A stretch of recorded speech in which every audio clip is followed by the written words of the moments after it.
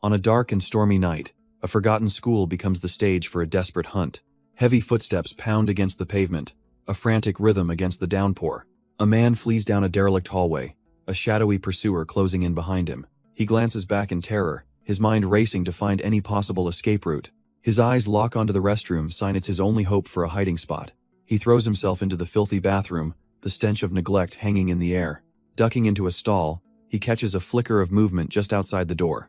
With a shaky hand, he slides the cheap metal lock into place, praying it holds.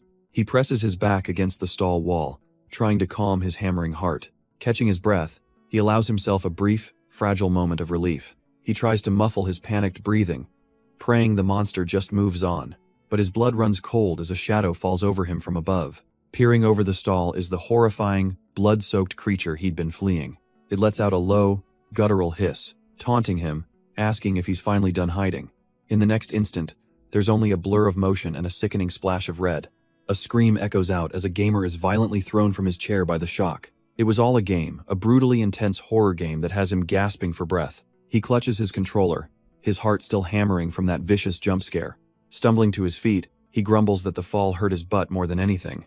And of course, his livestream chat is having an absolute field day with his reaction. He tries to plead with his viewers, insisting the sweat on his chair is proof this VR game is just too scary. This is Choi Doyeon, a variety streamer who somehow made a career out of this for 3 years. His chat, however, shows absolutely no mercy, spamming him to stop stalling and just finish it. He fires back, asking if they seriously want a repeat of last time when he literally passed out on stream, but he already knows the answer. His entire channel is built on viewers who enjoy watching him suffer. Pushing through, he finally makes it to the end of the stage. The exit is right there. It's finally over. He immediately brags to his audience, a smug look on his face as he asks if they saw him find it in one go. A huge donation rolls in, and he immediately pops a celebratory handstand to thank the generous fan. But once he's back in his chair, Hes still trying to convince them that his terror isn't just an act. He throws his hands up, exasperated, arguing that no matter how pretty the ghost is, it's still a ghost. He leaves his viewers with a final, chilling piece of advice. If a ghost seems pretty, you're already done for. Then, without much warning, he announces he has to head home and abruptly ends the stream. Later, during a new broadcast, a viewer asks about his friend, who's been worryingly absent for over a month. He remembers that same friend encouraging him to start streaming, telling him not to worry about family pressure. That push was exactly what he'd needed to hear back then. He tells his chat that he still can't get in touch, guessing that something urgent must have come up. Since he was planning to visit anyway, he signs off for the night, promising to update them tomorrow. With a soft click of his mouse, the broadcast ends, and his monitors go dark. He immediately tries calling, hoping to finally get through this time. But the number is disconnected. His optimistic demeanor fades as a deep sense of dread begins to set in. He scrolls through his messages, a desperate log of unanswered calls and pleas for a reply. The sheer length of the silence hits him, his eyes widening with a chilling sense of dread. Just then, his mother calls, and he quickly grabs a jacket, telling her he was just heading out. He tries to sound casual, explaining he's leaving at night to avoid traffic for his broadcast. He assures her not to worry, promising he's old enough to handle himself and will arrive by dawn. After promising to say goodbye to his dad, he hangs up, his mind fixed on the hour-and-a-half drive ahead. But as his computer screen fades, a strange notification pops up with a cryptic message. He pushes the thought aside for now and starts the long drive, pulling into a rest stop under the moonlight. After a much-needed bathroom break, he feels a brief moment of relief from the tense journey. But his expression shifts as he pulls out his phone, finally looking at that strange message he received. It's a message from his Hyung, but it's just a strange link. Annoyed, he tries calling back, but the number is off. His friend couldn't even bother with a real call? He taps the link, still confused why his friend would send a message, then immediately turn off his phone. It leads to an App Store page for a game he's never seen before, a ghost-themed romance title. The concept is absurd. Conquer ghosts with love to help them pass on peacefully. He recalls his friend, Woo Seung-jae, hyping up an incredible game right before he disappeared. Could this silly game be the reason? Amused, his finger hovers over the install button. The moment he taps it, a deafening crack of thunder echoes through the night. He jumps, startled by the sudden storm that seemingly appeared from nowhere. A flicker of unease crosses his face as the game begins to download. The installation finishes in an instant, presenting him with one final, ominous prompt. He shrugs it off. He's got nothing better to do, and if this weird game is fun, he might even stream it. As he gets into his car, the game pings his phone. The matching system is now activating. Outside, the storm he'd dismissed suddenly intensifies into a torrential downpour. He continues driving down the Yahello highway, a road infamous for its ghost stories. He grumbles to himself, confused by the sudden storm that wasn't in any forecast. Suddenly, his car's GPS chimes, announcing it's recalculating his route for a deviation he never made. The screen lights up with a new, bizarre instruction. Turn left in a moment. He scoffs at the idea, a left turn in the middle of a straight highway? The GPS must be broken. But the robotic voice repeats the impossible command. A cold sense of unease starting to creep in. The command changes again, now demanding a U-turn, and his face pales with dread. The system spams him with a chaotic mess of impossible turns, left, right, U-turn, over and over. He finally snaps, trying to regain control of his car from this cursed navigation. He frantically mashes the screen, trying to shut it off, but the system is completely unresponsive. Then, just as suddenly, a calm voice announces that he has arrived at his destination. He lets out a shaky breath, wondering if the nightmare is finally over. That was way too close. But as he looks up through the rain-swept windshield, a lone figure is standing in his path. A jolt of pure, ice-cold terror shoots through him, his eyes blown wide with shock. He instinctively slams his foot on the brake, the tires screaming on the wet asphalt. But it's far too late. A sickening impact sends the figure cartwheeling over his hood. The car skids to a halt, leaving the limp body of his victim behind in the rain. A heavy silence falls, broken only by the sound of the downpour on the asphalt. Inside, the driver is in a state of pure shock, his mind screaming that he just hit someone. His horrified gaze flicks to the rearview mirror, confirming the impossible truth. Against all sense, he bursts out of the car, shouting into the night to see if the person is okay. He rushes over and kneels down, desperately trying to get any kind of response. Total panic sets in as he pulls out his phone, unsure if he should call the police or an ambulance first. But as he looks at the screen, his blood runs cold. This isn't a phone call, it's a quest log, describing how he hit a woman who isn't from this world. And then it gives him choices, treating this life or death moment like some kind of twisted game. His thumb trembles over the only sane choice. Get her to a hospital. But the phone is completely frozen on this cursed interface, refusing to obey him. Then a voice cuts through the rain, a chilling question asking why he killed her. His pupils shrink to pinpricks, his mind refusing to accept what he's hearing. Because the woman he hit is now a monster, its bloody face asking why he let her die. A raw scream rips from his lungs as he scrambles backward, dropping his phone in terror. His mind is just a frantic mess of disbelief and pure, undiluted fear. With a sickening scrape, her broken feet drag across the wet asphalt towards him. Her ghostly voice pleads for him to help, asking if he can save her now. And as his hand touches the cold ground, an instinctual, dreadful truth dawns on him. That this thing was not of this world, and his only instinct was to run, leaving his phone behind. But on that glowing screen, a game-like choice appears, confirming his decision. It's a ghost, so run away. Somewhere else, our protagonist watches the scene unfold, his mind reeling in disbelief. He can see it clearly that shambling creature is obviously not human anymore. The ghost's voice is quiet now, filled with a cold realization he's just like all the others. A system window pops up, stating she's disappointed, and her affection level has crashed. As her sorrow turns to rage, a nearby streetlight bursts under the pressure of her despair. And with that, her status officially changes from neutral to hostile. A final warning flashes to escape, as the man finally reaches his car, fumbling with the handle. But the door is stuck. It won't open, and he's trapped with the monster he just created.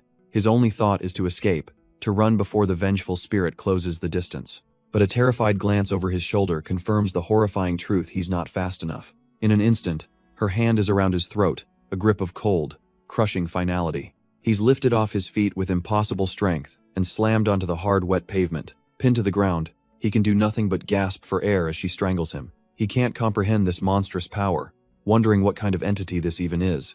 But through her rage, a sorrowful whisper cuts through the rain. Her voice cracks with agony, asking why he wouldn't save her. Just then, the entire scene is bathed in the harsh glare of approaching headlights. Lying helpless on the road, a single, horrifying question flashes through his mind. Was he ever really in control? For a split second, caught in the blinding glare of the truck, her expression seems to change. Then comes the sickening crunch of metal and bone as the truck plows right through them. A flash of lightning, or perhaps something else, tears across the night sky. And our protagonist's eyes fly open, filled with a terror that transcends the screen. In the real world, a raw scream tears from his throat, echoing through the rest stop. Back in the game, his avatar is nothing but a broken heap of shattered bones. He feels everything, an unbearable, phantom pain that's flooding his very senses. When a concerned man rushes over to help, he's violently shoved away in a blind panic. He's left gasping for air, his mind completely overwhelmed by the sensory feedback. He collapses to the ground as people just walk by, thinking he's just another troublemaker. He clutches his head, trying to make sense of it all. He was just on the highway. Was that whole nightmare just a dream? But his phone screen shatters that hope with a cold, digital message. He, Choi Do-yeon, has died and is restarting from a save point. As if that wasn't bizarre enough, another alert pops up about an ongoing date. A cold sweat breaks out on his skin. None of this is making any sense. He stares in disbelief at his own profile, laid out like some dating sim character. What kind of twisted game is this? Just then, the same concerned man from before approaches him, asking if he's all right. But Do-yeon isn't sticking around for questions. He shoves the old man aside and makes a break for it. He sprints across the parking lot, ignoring the man's shouts, his mind racing with one goal: escape. Peeling out onto the rain-slicked highway, the world blurs around him. This can't be real. A twisted grin forces its way onto his face. He's just seeing things, he tells himself.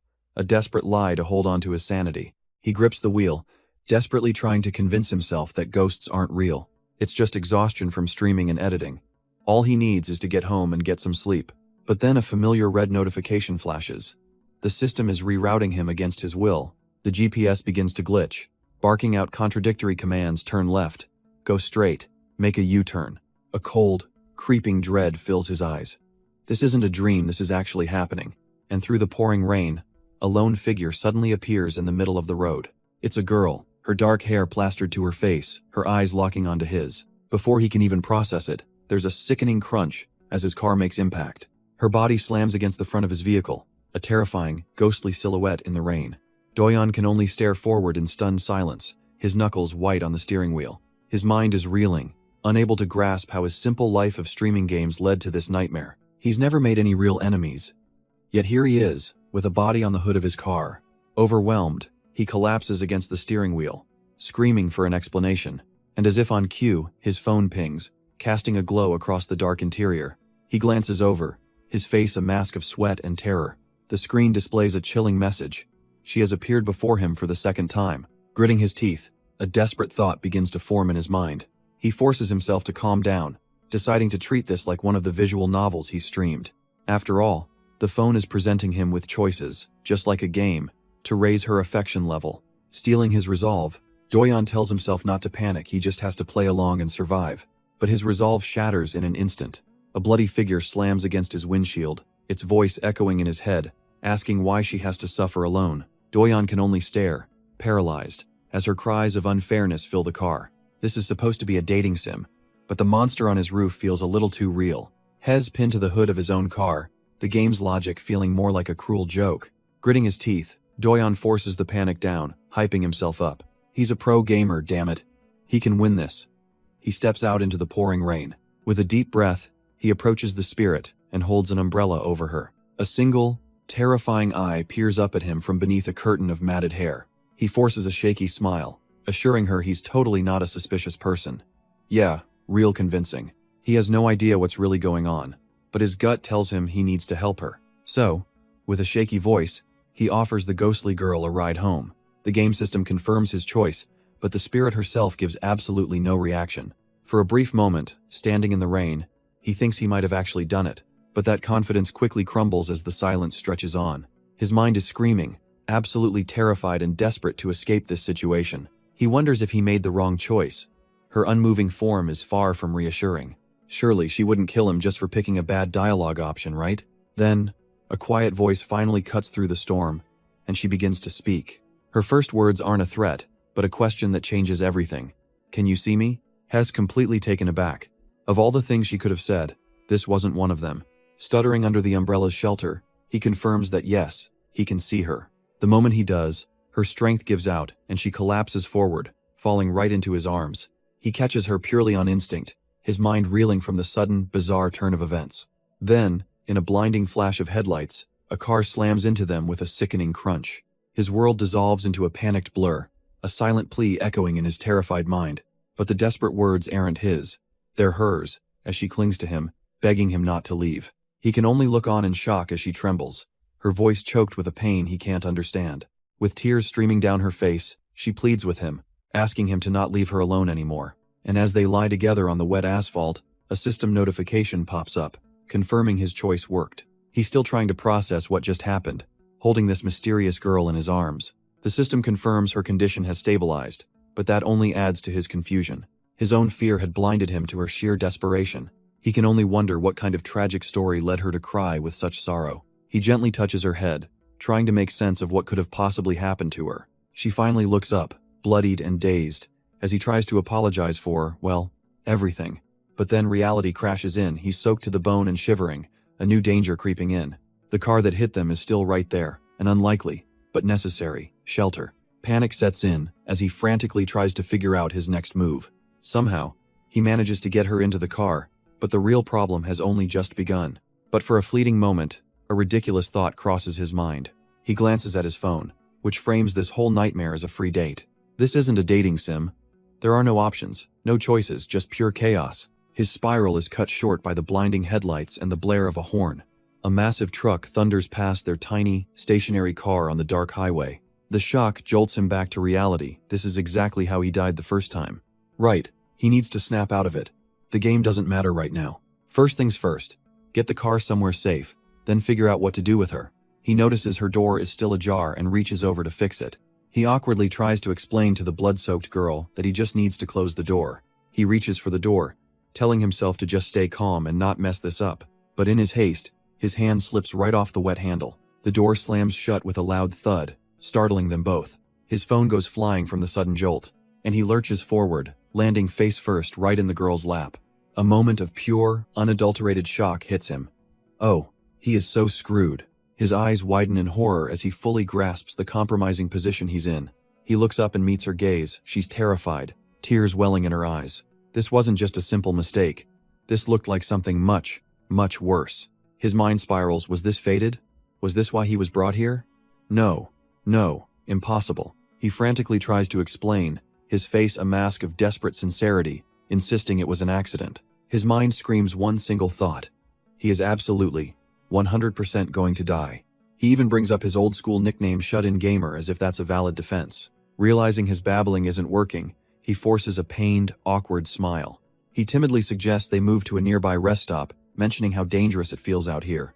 The girl slowly turns her head, and her cold, unreadable gaze falls right on him. And just like that, his pathetic attempt at confidence completely shatters. He immediately backtracks, stammering that it's totally fine if she doesn't want to go anywhere. But then, a small sound escapes her lips, as the corner of her mouth quirks up into a smile. And to his utter shock, the terrifying ghost girl just laughs.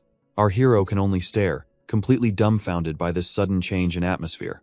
She explains that she laughed out of relief, admitting she was worried the first person she met would be a total weirdo.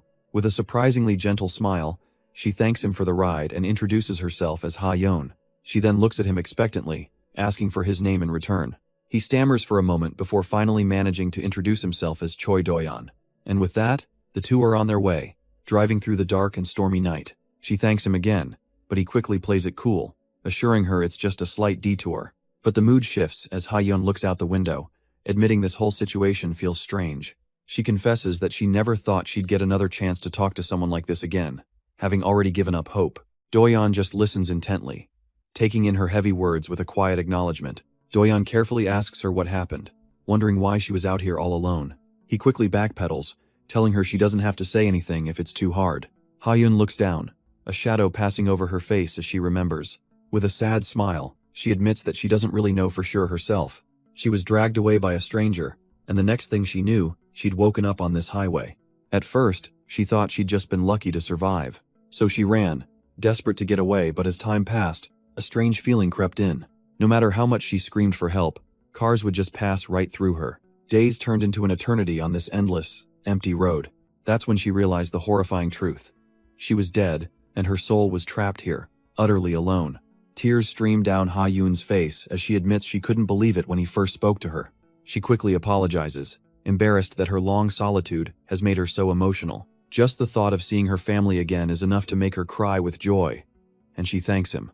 Doyeon listens quietly, a somber look on his face as he takes in her painful story. He racks his brain, trying to figure out how he can possibly comfort someone in her situation. As they drive on, he finally breaks the silence with a difficult, but necessary, question. He asks her to consider the possibility that her family might not be able to see her at all. Her hope falters, and she quietly asks if that's the case, could she stay with him longer? Seeing his shock, she gets a little flustered and offers an alternative, to just deliver a final message for her. Doyeon stares back, the weight of her ghostly request settling heavily upon him. After a moment of heavy silence, he makes his decision. Hell do it. Hell help her. The car continues its journey into the sunset. Looking over at her hopeful smile, he can't help but wonder if she's truly just a game character. He had so many questions swirling in his mind about who, or what, she really was. But all of that could wait. Right now, he just genuinely hoped she could find her family. Just then, a sharp ping suddenly alerts him. A notification flashes on his phone. The midnight date event is about to end. His calm demeanor shatters. He hadn't been keeping track of the time at all. As another alert rings out, the world around his car seems to waver. Doyeon's eyes widen in sheer panic as he realizes he's completely out of time. The world glitches around him, but his attention is drawn back to the girl in his passenger seat. Her hands clench as she apologizes, feeling she's been a burden after all his help. She explains that she only seems to regain her senses after the sun goes down. With a desperate plea in her eyes, she asks if he might be able to help her just a little longer. She'll be at her parents' house until tomorrow, so she believes they still have time. But Doyeon, with a surprisingly warm smile, suggests they meet again tonight at the same place. Ha-yeon looks up, a little taken aback by his sincere proposal. A thoughtful, almost shy smile touches her lips as she considers his offer. With a bright, hopeful expression, she accepts, promising to be there waiting for him. But just as their promise is sealed, a final notification confirms his worst fear. The midnight date has ended. A new notification pops up, calculating his romance score, and he got a death penalty applied. The system gives him a B- rank and 40 LP as he sits alone in his car. With the LP shop unlocked, the long, bizarre night finally gives way to the morning sun. Doyeon stares at his phone, his mind reeling. What in the world is all of this? It even gives him a tip about affinity, showing Ha-yeon's face. He can't believe it was this all just a game? His hand tightens on the steering wheel, an unsettling emptiness filling him. Was she even real? Overwhelmed by countless questions, he's just a guy parked on the side of a highway, lost. The suffocating frustration and unease finally crash down on him. He leans forward, utterly drained, when the sudden chime of a notification cuts through his thoughts. It's a message from his Hyung, simply telling him to come to his place. This might be his only key to unlocking the mystery, so Doyeon hits the gas. He tries calling his Hyung on the way, needing some kind of explanation, but the call goes straight to voicemail, stoking his frustration and anxiety. He finally pulls into the empty, quiet parking garage of his Hyung's building. Arriving at the door, he's out of breath, a strange feeling of unease settling in. He calls out, but the apartment is dark and silent. Stepping inside, he finds the door was left wide open. What is going on? His Hyung is nowhere to be seen, but the room is a chaotic web of an intense investigation. His eyes scan the wall, trying to make sense of the news clippings and photos. And then he spots it, a document that freezes him in place. A missing person alert for Ha-yeon. He stares, his mind reeling. Ha-yeon? The girl from the game? He thought he'd only installed a game, nothing more. Not some twisted horror story with grinning, bloody masked killers. Standing alone in the dark, he questions what he's even looking at. Why is a character from a video game on a real-world missing person alert? It makes no sense. Why would his Hyung, a shut-in gamer, be investigating this stuff? A sudden, chilling possibility makes his heart stop. He looks closer at the wall and realizes they're all real cases, murders, and disappearances. He remembers seeing some of these on the news, and a specific memory of Ha-yeon's in-game death surfaces. The pieces start to connect, painting a picture far more terrifying than any game. He flips open the notebook, and the first question sends a shiver down his spine. Could it be true? Do the unjustly murdered really become characters in this game? His eyes widen, the horrifying possibility settling in like a stone in his gut. The notes detail the chilling rules. Ghosts are bound to their death sites, and the game can't be deleted.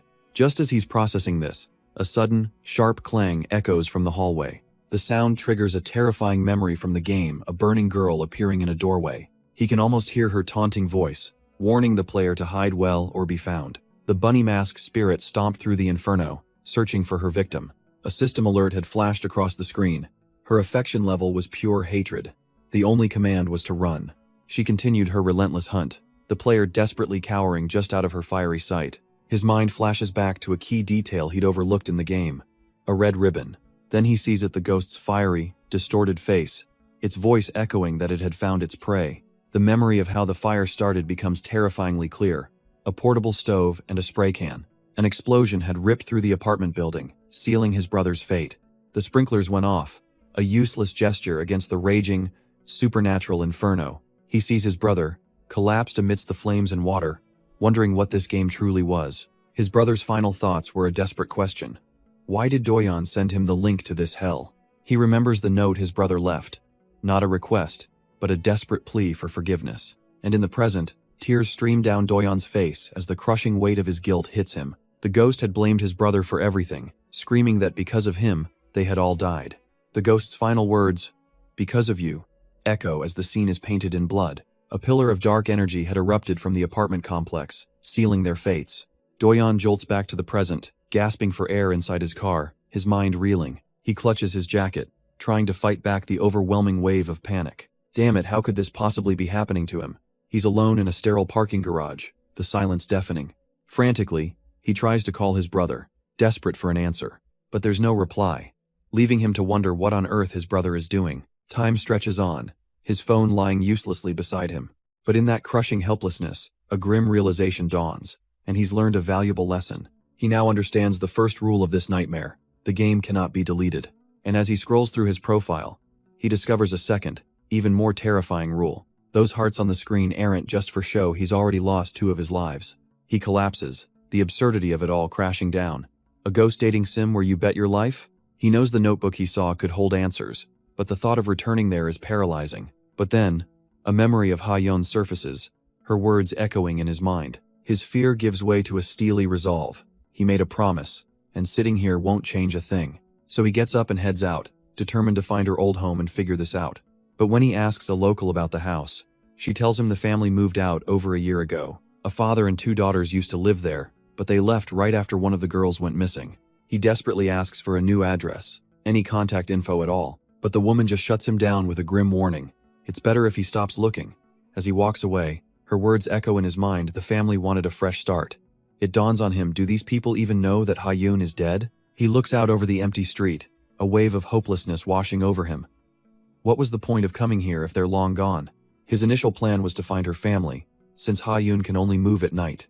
He thought he could somehow reunite them. But before he can sink further into his thoughts, his phone suddenly rings.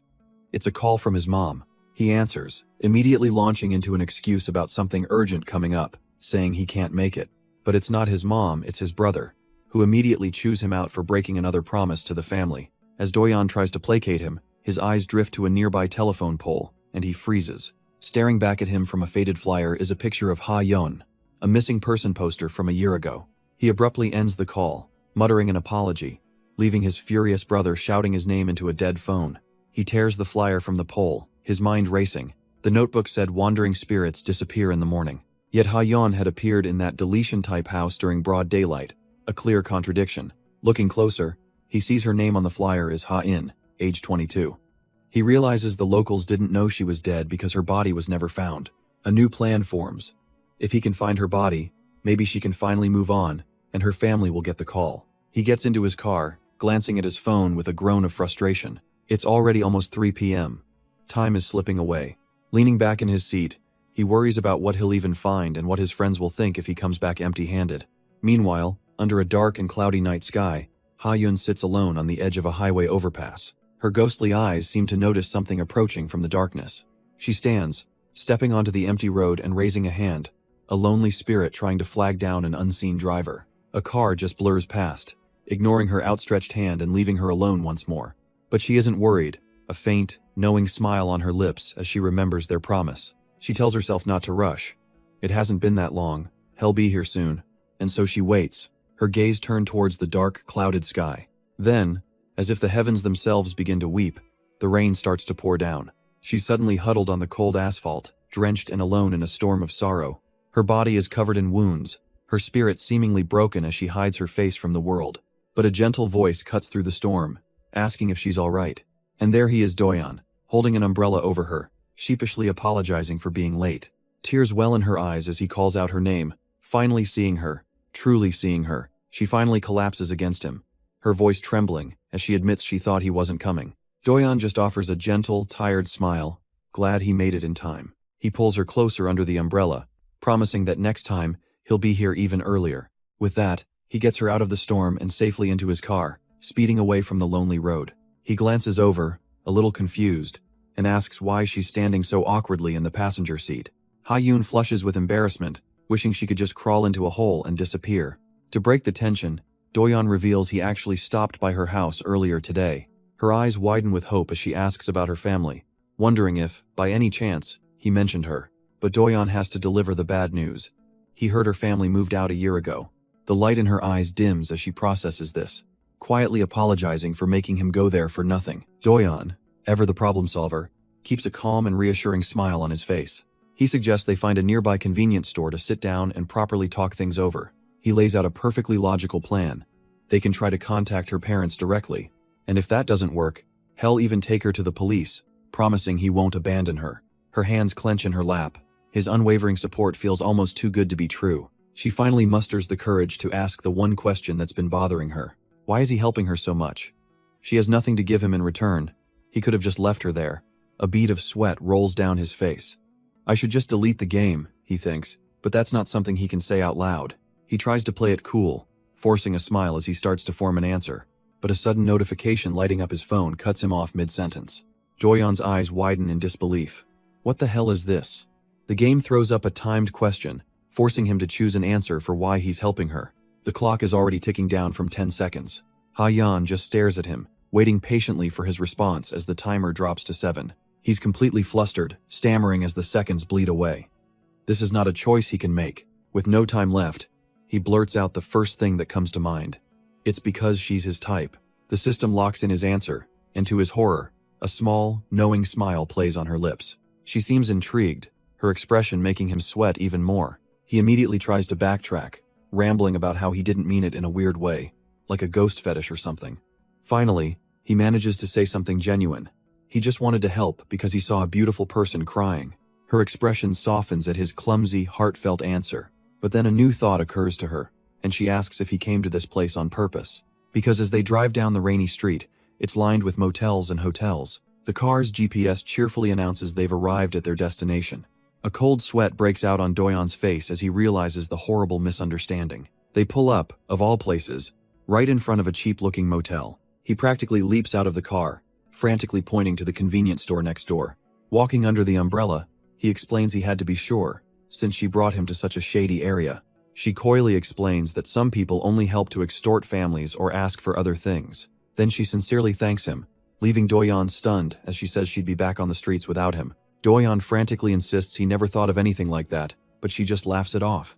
He's utterly flustered as she admits she just loves teasing him for his funny reactions. He begs her to stop, and she leans in with a cute, insincere apology. She then adds that, thanks to him, she feels a lot more at ease now, murmuring that he doesn't seem like that kind of person, which just leaves Doyeon confused. She quickly dismisses his question, claiming she was just talking to herself. Turning their attention to the store, they realize their immediate problem. It's closed. Doyeon pulls out his phone, suggesting they should probably find somewhere else to go. But Ha-yeon looks back at him with an idea, proposing that instead of leaving, they could just go into the motel to take shelter from the rain and have a chat. Doyeon is completely stunned, his mind blanking at her incredibly forward suggestion. Next thing he knows, they're in a motel room, and Ha-yeon dives onto the bed with pure joy. Watching her marvel at how soft it is, he can't help but let out a small, amused smile. He asks if she really came just for the bed, but she explains he wouldn't understand how much she missed it. After all, she'd been living on cold asphalt, seeing nothing but an endless highway and hearing the cries of deer. She then pats the spot next to her, telling Doyeon he should lie down too. He immediately flushes red, begging her not to say things that could be so easily misunderstood. Taking off his jacket, he decides to change the subject, explaining something he learned about ghosts. He pulls out a weathered flyer, revealing that spirits with bodies tend to linger where they died. It's a missing person report for her, from 2 years ago, which he found at her old house. He explains that even after calling the authorities, she's still officially considered a missing person. With a heavy heart, Doyeon gently asks her to tell him what happened. Ha-yoon's playful demeanor vanishes, replaced by a quiet, haunted sadness. She admits that even she doesn't fully remember the details of that night. Her memory flashes back to her walking home alone down a deserted street after her part-time job. In an instant, a speeding car barrels down the road, the impact sending debris flying. The next thing she knew, she was regaining consciousness on the cold, hard asphalt. The scene shows her broken form lying crumpled in the street. The The luxury car stopped nearby. A man stumbles out of the driver's seat, looking drunk and immediately reaching for his phone. But his call stops short, as a chilling realization dawns on him his victim is still breathing. He slowly approached her, not with concern, but with a terrifying darkness in his eyes. His hands found her throat, squeezing the last bit of consciousness from her. The next thing she knew, she was being thrown into the back of his car. And as he drove, she caught a glimpse of a single, damning clue. A rose tattoo on his hand. They arrived at a secluded, abandoned warehouse far from any prying eyes. But that's where her memory cuts off, a hazy fog she can't penetrate. Back in the present, she apologizes for not remembering more, but Doyeon reassures her. He asks if she knew her attacker, but she confirms it was a complete stranger. Doyeon's mind races, connecting the dots. A drunk driver panicked and tried to hide his crime. A quiet, burning rage settles in as his fist clenches tight. This wasn't just an accident anymore. With his course set, Doyeon lays out the first step. They'll use satellite maps to find abandoned warehouses and locate her body. He turns to her, a grim determination in his eyes, declaring that they will catch this criminal together. A murderer must pay. To speed things up, he asks if she remembers her family's contact info, since it wasn't on the missing person poster. But the question makes Ha-yeon falter, her hands clenching as a new anxiety takes hold. She looks down, the weight of lost time suddenly crashing down on her. A heartbreaking fear surfaces. What if her family stopped looking? What if her return would only cause them more pain? Doyeon immediately dismisses the thought. That won't happen, he says with certainty. He sits down beside her, gently explaining that her family went through hell trying to find her, even moving away because the old house held too many memories. He remembers talking to her old neighbors, who all said the same thing. Her family was incredibly close. Doyeon looks at her, a small, reassuring smile on his face. He tells her she's not the only one who wants to see her family again, and even if things don't go as planned, he promises he'll be there to help her. Touched, a tearful smile spreads across Ha-yeon's face. She realizes he went to all this trouble just for her, and she's overwhelmed with gratitude. Doyeon simply accepts her thanks, feeling both sorry for her past and hopeful for her future. And right on cue, a system notification confirms it. Her affection level has skyrocketed. His phone then displays a contact for a Ha Byumtae, with a grim status, a face he'll never see again. He turns to her, asking if that's her father's name, explaining it just appeared on his screen. Her eyes go wide with shock and hope as she scrambles toward him, desperate to see. But in her frantic rush, she trips over something on the floor, and she comes tumbling down, landing right in his lap in a heap on the ground. For a moment, the air is still, as she just looks up at him from his lap. Doyeon is completely frozen, caught off guard by the sudden, awkward closeness. But her shock quickly melts away into a sly, playful little grin. She starts laughing at his flustered face, ignoring his complaints that she's heavy. Oh, she's not letting him off that easy, immediately pointing out his bright red ears. That's his limit. He gives her a light push on the head to get her to stop. But even as he acts tough, he can't quite hide the blush creeping up his neck. He points out that he knows that look in her eyes. It's the one she gets right before she starts teasing him. Deciding to retreat, he grabs a towel, announcing he needs a shower after the last 2 days. As he walks off, he brings them back to reality. They need to figure out what to message her family. With him gone, Ha-yeon finally takes a moment for herself. She collapses onto the bed, sighing in pure bliss. It's been so long since she felt this comfortable. A smile creeps onto her face as she thinks about how fun it is to be with him. Curling up, she quietly wishes that this peaceful night would never end. Meanwhile, Doyeon finally gets a chance to wash up. He lets the hot water run, trying to wash away the exhaustion of the last 2 days. But even the shower can't seem to cool the blush, still lingering from her teasing. Suddenly, the silence is shattered by the ringing of a phone on the table. Ha-yeon's eyes snap towards the sound, her quiet moment interrupted. She slowly approaches the table, wondering who could possibly be calling. The screen lights up with an incoming call from Sakye-hyung Doyeon's older brother. But on the other side of that call, his brother is huddled and broken in the pouring rain. He clutches his phone, his last lifeline, desperately begging for Doyeon to pick up. A sickening crawl sounds out, as something drags itself across the floor, leaving a bloody smear. Sakye's face contorts in pure, undiluted terror at the sound he hears right behind him. A chilling, distorted voice whispers out, calling him Appa.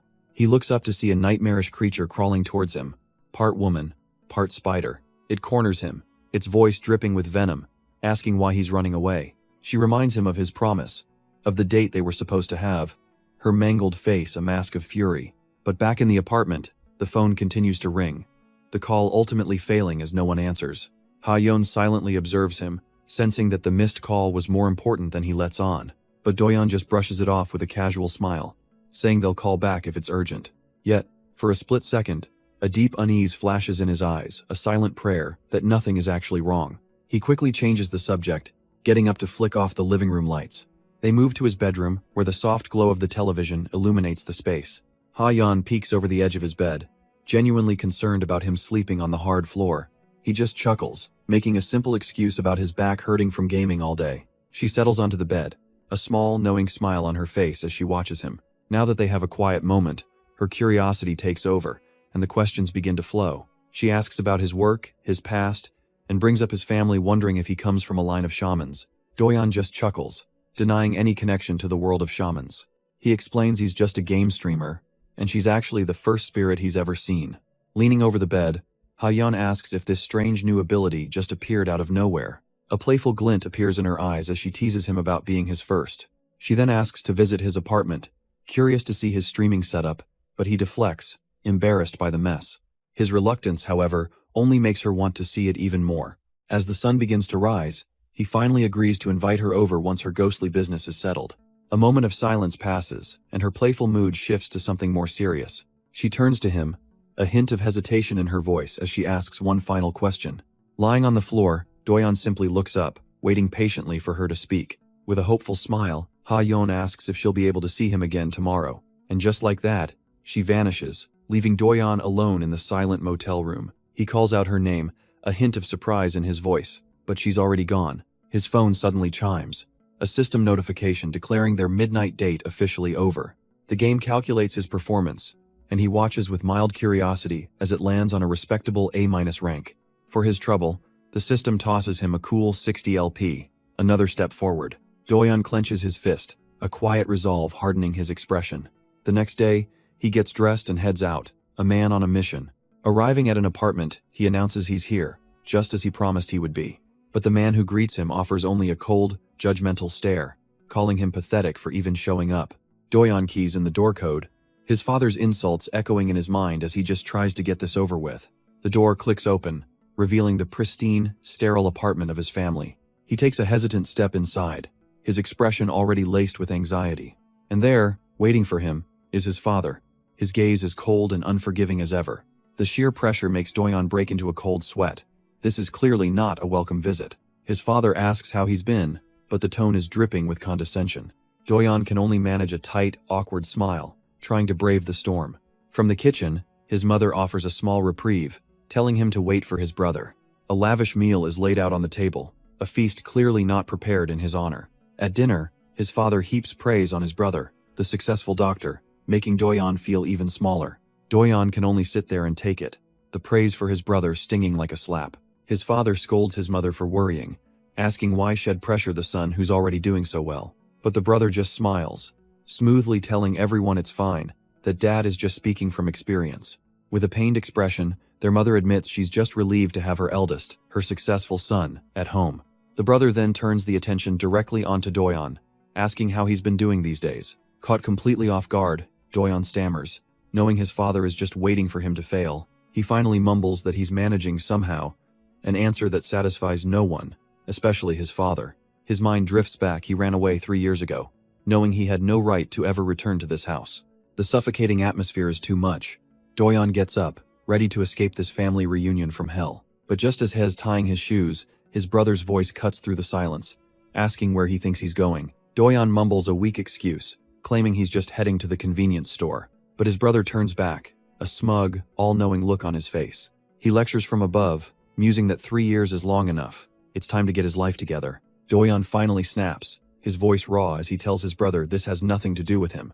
He'll handle his own life, he declares, his hand tightening on the doorknob. With a click, he's out the door and in the hallway, finally free of the suffocating judgment. But then his phone buzzes, and what he sees stops him dead in his tracks. A message history, one side desperately pleading for him to call, that his daughter is waiting, and a cold, cruel reply sent from his number, telling them to leave his new family alone. A jolt of pure panic hits him, and he breaks into a desperate sprint down the corridor. His preparations flash through his mind, a stop at a lonely hardware store for a single, grim purpose. He'd tallied up the costs, gas, money, motel fees, and now a shovel. It was going to be a rough month, but his date had granted him an unexpected resource: love points. awarded based on his relationship score. These points could be spent in the system's strange little store, filled with mysterious items, and one in particular seemed perfect for this situation. A magnifying glass that could reveal information. He remembers sitting alone in his room, deciding to use the item just in case. Now he's back in the car, phone mounted on the dash, navigating toward the unknown. The system's voice chimes in, he's arrived at his destination. His eyes sharpen with focus. He pulls up to a desolate area, surrounded by rundown warehouses and shipping containers. With the shovel firmly in hand, he knows this is the place. There are 3 warehouses here, just like where he first met Ha-Yun. He checks his phone, confident that photos from 2 years ago confirm this is the right place. The problem, however, is the only clue he has is a single, vague picture of some trees. Still, he hardens his resolve it's better than nothing, and he'll search the whole mountain if needed. But as the sun hangs high in the sky, the sheer scale of the forest is daunting. After hours of fruitless searching, Doyon is exhausted and panting, sweat beading on his face. The crushing realization hits him this task is completely impossible. How is he supposed to find one specific tree with a hole in a place that's full of them? He questions why he has to be the one to do this impossible task. A new thought surfaces. Maybe he should just convince Ha-Yun's family to get involved instead. But he pushes on, determined that first, he needs to meet Ha-Yun one more time. But his body gives out before his will does, sending him tumbling down the wooded slope. He lands in a heap, mocking himself for how pathetically out of shape he is. And in that moment of weakness, the memory of Ha-Yun's desperate plea cuts through his thoughts. Her face, her tears, it all comes flooding back, silencing his own complaints. He pushes himself up from the ground, a single question echoing in his mind. What is he even doing here? As the sun begins to set, he continues his search, wondering why he's going this far for her. His own life, his own problems, suddenly feel a lot more pressing. He checks his phone, looking at a social media post about the very ghost he's trying to help. He has rent to pay and no time for this, and yet, he raises the shovel and plunges it into the dirt. He digs into the cold earth, all while questioning why he's doing this for someone he met just 2 days ago. With every heave of the shovel, his mind races, trying to find a logical reason for all this. Surely, he thinks, there must be an easier way to just delete the game. And then, in a flash of dawning horror, he understands. He stumbles back from the hole, the dirt scattering around him. It clicks into place. This was never about him, or his game, or his problems. Deep down, he just couldn't stand the thought of leaving her to suffer alone. As he kneels by the disturbed earth, the weight of his discovery settles in. But a gentle voice suddenly calls his name, cutting through the night. He looks up, and there, stepping out from behind a tree, is the girl herself. It's Ha-Yun, but her appearance is clean, whole, so different from the ghost he knows. She smiles gently, explaining that when she awoke, she was simply back to normal. But her gaze quickly fills with concern as she looks at him. She points out that he's the one who looks like a mess, covered in dirt. Doyon panics, trying to pull her away, insisting they talk somewhere less dangerous. But his frantic movements only draw her attention past him. Her eyes widen in shock as she finally sees the freshly dug grave. He can't find the words, but she understands now he was the one who found her. She explains that this was the first time she'd woken up here, in the forest. With a reassuring smile, she tells him it's okay. She was always aware that she was dead. She just asks him not to make such a pained face on her account. Her hand gently cups his face as she asks him a simple question. This isn't his fault, is it? Seeing his tears, she tells him not to cry, because his pain is only making her heart ache. And with that, she's gone, leaving Doyon to do the right thing and call the police, who now swarm the scene. He stands by the flashing lights, having given his initial statement to the first responders. An officer approaches, confirming he's the one who first reported the body. But then, a man in plainclothes steps forward, flashing a badge, Detective Han Young-cheol, Violent Crimes Unit. The detective's smile doesn't quite reach his eyes. He's just come from the scene and has a lot of questions. He recounts Doyon's story. He just happened to be passing by and found a body? The detective points out how unbelievable that sounds, especially since he somehow had a shovel with him. The air grows heavy as the detective asks the one question Doyon can't easily answer. Why was he here so late with a shovel? The detective's gaze is sharp, claiming this is just simple curiosity for now. But he corners Doyon, pointing out how suspicious it is that he knew the exact burial spot. Flustered, Doyon blurts out that he did it because he felt bad for Ha-Yun. The detective latches onto the name. Ha-Yun? The body isn't even identified. He scoffs, asking if the dead victim told him her name. Doyon's mind spins. He can't show him the game. He'll just be labeled a lunatic. Suddenly, Ha-Yun's spirit appears, desperate to tell them Doyon was only trying to help her. But her voice is lost as an older man bursts through the police tape, calling out frantically. Haeyeon looks over, her expression frozen in utter shock. A single, whispered word escapes her ghostly lips. Dad? The man, her father, points at Doyeon, confirming he's the one who contacted him about his daughter. A flashback reveals the desperate call Doyeon made, telling the man had found his daughter's body. Back in the present, the grieving father grabs Doyeon, demanding to know where his little girl is. Doyeon's eyes widen in panic. He can't exactly explain how he knows all this. He almost blurts out that Haeyeon is standing right there beside him, but catches himself just in time. But Detective Han steps in, coolly informing the man that the victim's identity hasn't even been confirmed. Doyeon can only watch, trapped between the father's grief and the detective's cold logic. Unseen by the others, Haeyeon's spirit clenches her fist, overwhelmed with emotion. Tears well in her eyes as she whispers her father's name, a sound only Doyeon can hear. Her own tragic memories begin to surface. She's been wandering completely alone for 2 long years. All that time, she never gave up, believing her family was still searching for her, even in death. A chilling thought grips Haeyeon.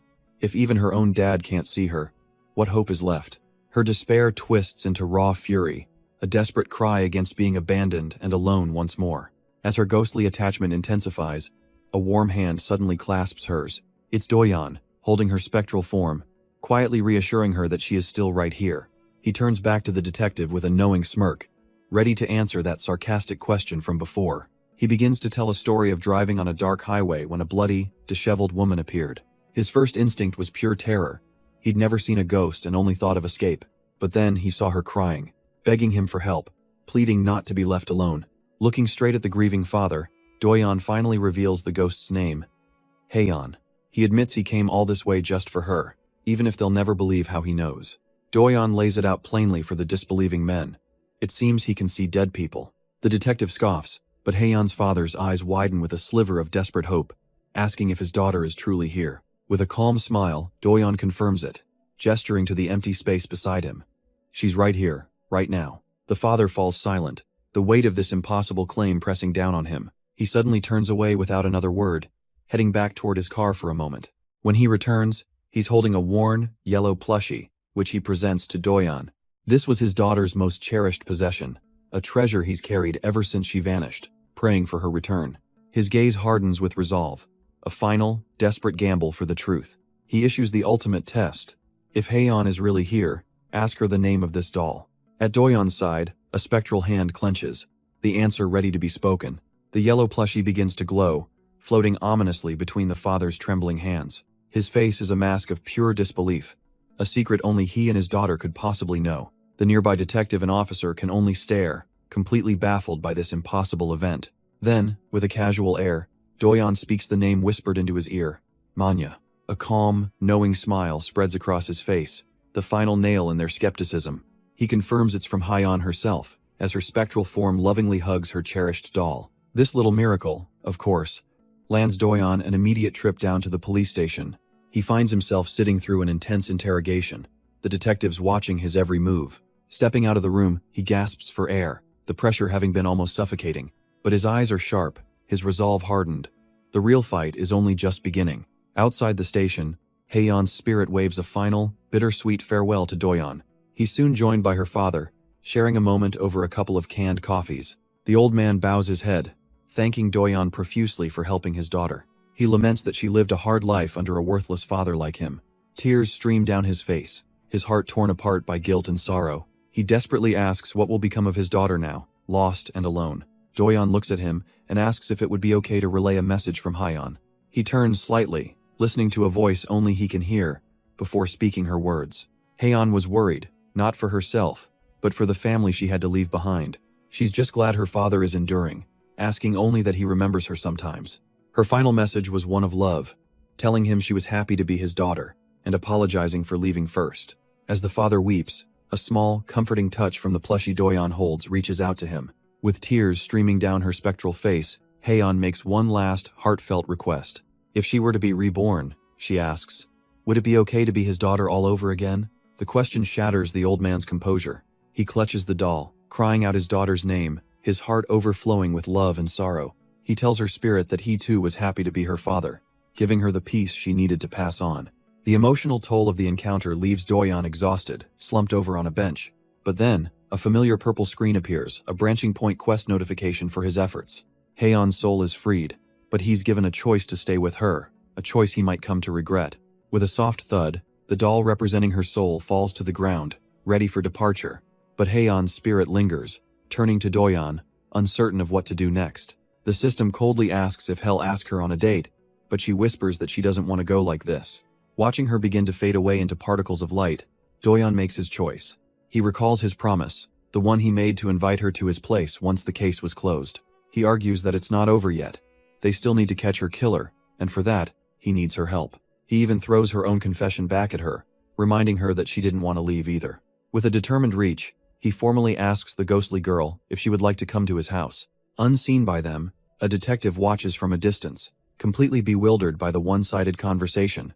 While Doyeon second-guesses his emotional decision, Haeyeon is left blushing, completely overwhelmed by his offer. With a radiant smile, Haeyeon eagerly accepts, admitting she never wanted to part ways like this. And so, the two of them head back towards his apartment complex.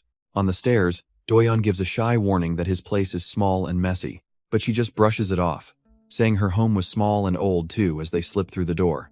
She looks around his place, surprised to find it's actually much cleaner than he led her to believe. With a happy blush, Haeyeon announces she's looking forward to living together, and so their peculiar cohabitation begins. But sharing a space with a spirit isn't so simple, as strange things begin to happen in the dark. A textbook poltergeist event occurs, with objects floating on their own, moved by an unseen force. It seems Haeyeon is struggling, panting heavily as she tries to rein in her own spiritual energy. As she glitches through a door, Doyeon rushes to help, telling her to hang on as she cries out that she's trying her best. He reaches for the doorknob, guiding her hand as she struggles to manifest her will. With a final jolt, the lock clicks and the door swings open. She did it. But her victory is short-lived as the unstable energy sends her flying into the room. Doyeon rushes to check on her, only to find Haeyeon beaming with pride over her success. She admits her control is still weak, but hopes to practice enough to at least help him with cooking. He finds her abilities curious for a ghost, but gently tells her she doesn't need to worry about housework. She insists, saying she just wants to contribute somehow, especially since she heard he lives off ramen. A warm smile crosses his face. He appreciates her stubborn kindness more than she knows. But as another object on the desk begins to rattle, he reminds her they should be careful. He tells her not to overdo it, and to just let him know if she ever needs anything at all. He gently reminds her that he's the only one who can see her, so there's no need to feel burdened. Whatever challenges come their way, he promises they'll figure them out together. His words catch her completely off guard, leaving her flustered and speechless. Then it hits her together? The implications of that word send her mind spinning. She realizes with a jolt that this is essentially cohabitation. They're living together now. Doyeon reflects on how Haeyeon stopped returning to the highway after her body was discovered. Since she's no longer bound there, she should be able to walk around freely now. He also recalls meeting her father, who expressed his immense gratitude and apologies. The man had pressed a wad of cash into his hand, insisting he couldn't accept the help for free. Back in the present, he opens his fridge, finally feeling like he can take a moment to breathe. He scrolls through his phone, but there's still no word on the game, and that deleted version is a puzzle he can't solve. A far more pressing issue, however, is his bank account, which is bleeding money. On top of that, he's got to revisit the police station and work overtime just to catch up. Exhausted, he turns to Haeyeon, suggesting they get some rest before his broadcast tonight. Her eyes light up, and with a sly smile, she asks if he means they should sleep now. The single bed in his small room suddenly feels charged with unspoken meaning. But Doyeon grabs a blanket, announcing he'll take the kitchen floor so she can have the room. He flicks off the light switch, leaving her in the dark. Peeking back in, he insists it's fine. She's the guest and should be comfortable. As he closes the door, a faint, touched smile graces Haeyeon's lips. She realizes he left the door slightly ajar, a small gesture of consideration. Nestled in his bed, Haeyeon smiles, thinking that this is just the kind of person Doyeon is. The subtle scent of fabric softener and the neatness of his room feel surprisingly comforting. It's a peace she hasn't felt in a very long time, and her mind begins to drift. She's pulled back into a memory of her past life, sitting with friends in a cafe. One of her friends gives her a knowing look, tired of hearing her relationship troubles. They ask her what happened with that handsome senior who had a crush on her. Haeyeon calmly explains that she rejected him, much to their shock. Her friends can't believe it, protesting that he was rich and good-looking. But she just smiles, explaining she had too much to do, study, work, and get a scholarship for her family. She admits that just like anyone else, she wanted to date and travel, keeping a secret bucket list of her own. But reality was long hours at the convenience store. A never-ending cycle of work and study. In the quiet of her room, she'd collapse, wondering if all her hard work would ever truly pay off. A bittersweet smile crosses her lips as a different memory surfaces. Her thoughts drift to her old graduation album, a relic of a life left behind. The flashback fades, and she finds herself back in the present, watching Doyeon sleeping peacefully. She quietly kneels down beside him, a silent guardian in the dim light of his room. Her mind wanders again, to a time a friend asked her what kind of guy she was even into. Her friend was completely bewildered when Haeyeon admitted her type was maybe a bit of a nerd. She happily listed the traits. Someone innocent, kind only to her, and a gentle soul she could lean on. Her friends just laughed, doubting a guy like that even existed in the real world. As she gently brushes his hair back, she can't help but smile. Against all odds, she realizes she actually found one. She thinks he looks much better with his bangs up, silently thanking him for saving her. But a wave of guilt washes over her. She feels like she's only ever been a burden. If only she were an ordinary person, she could repay him somehow.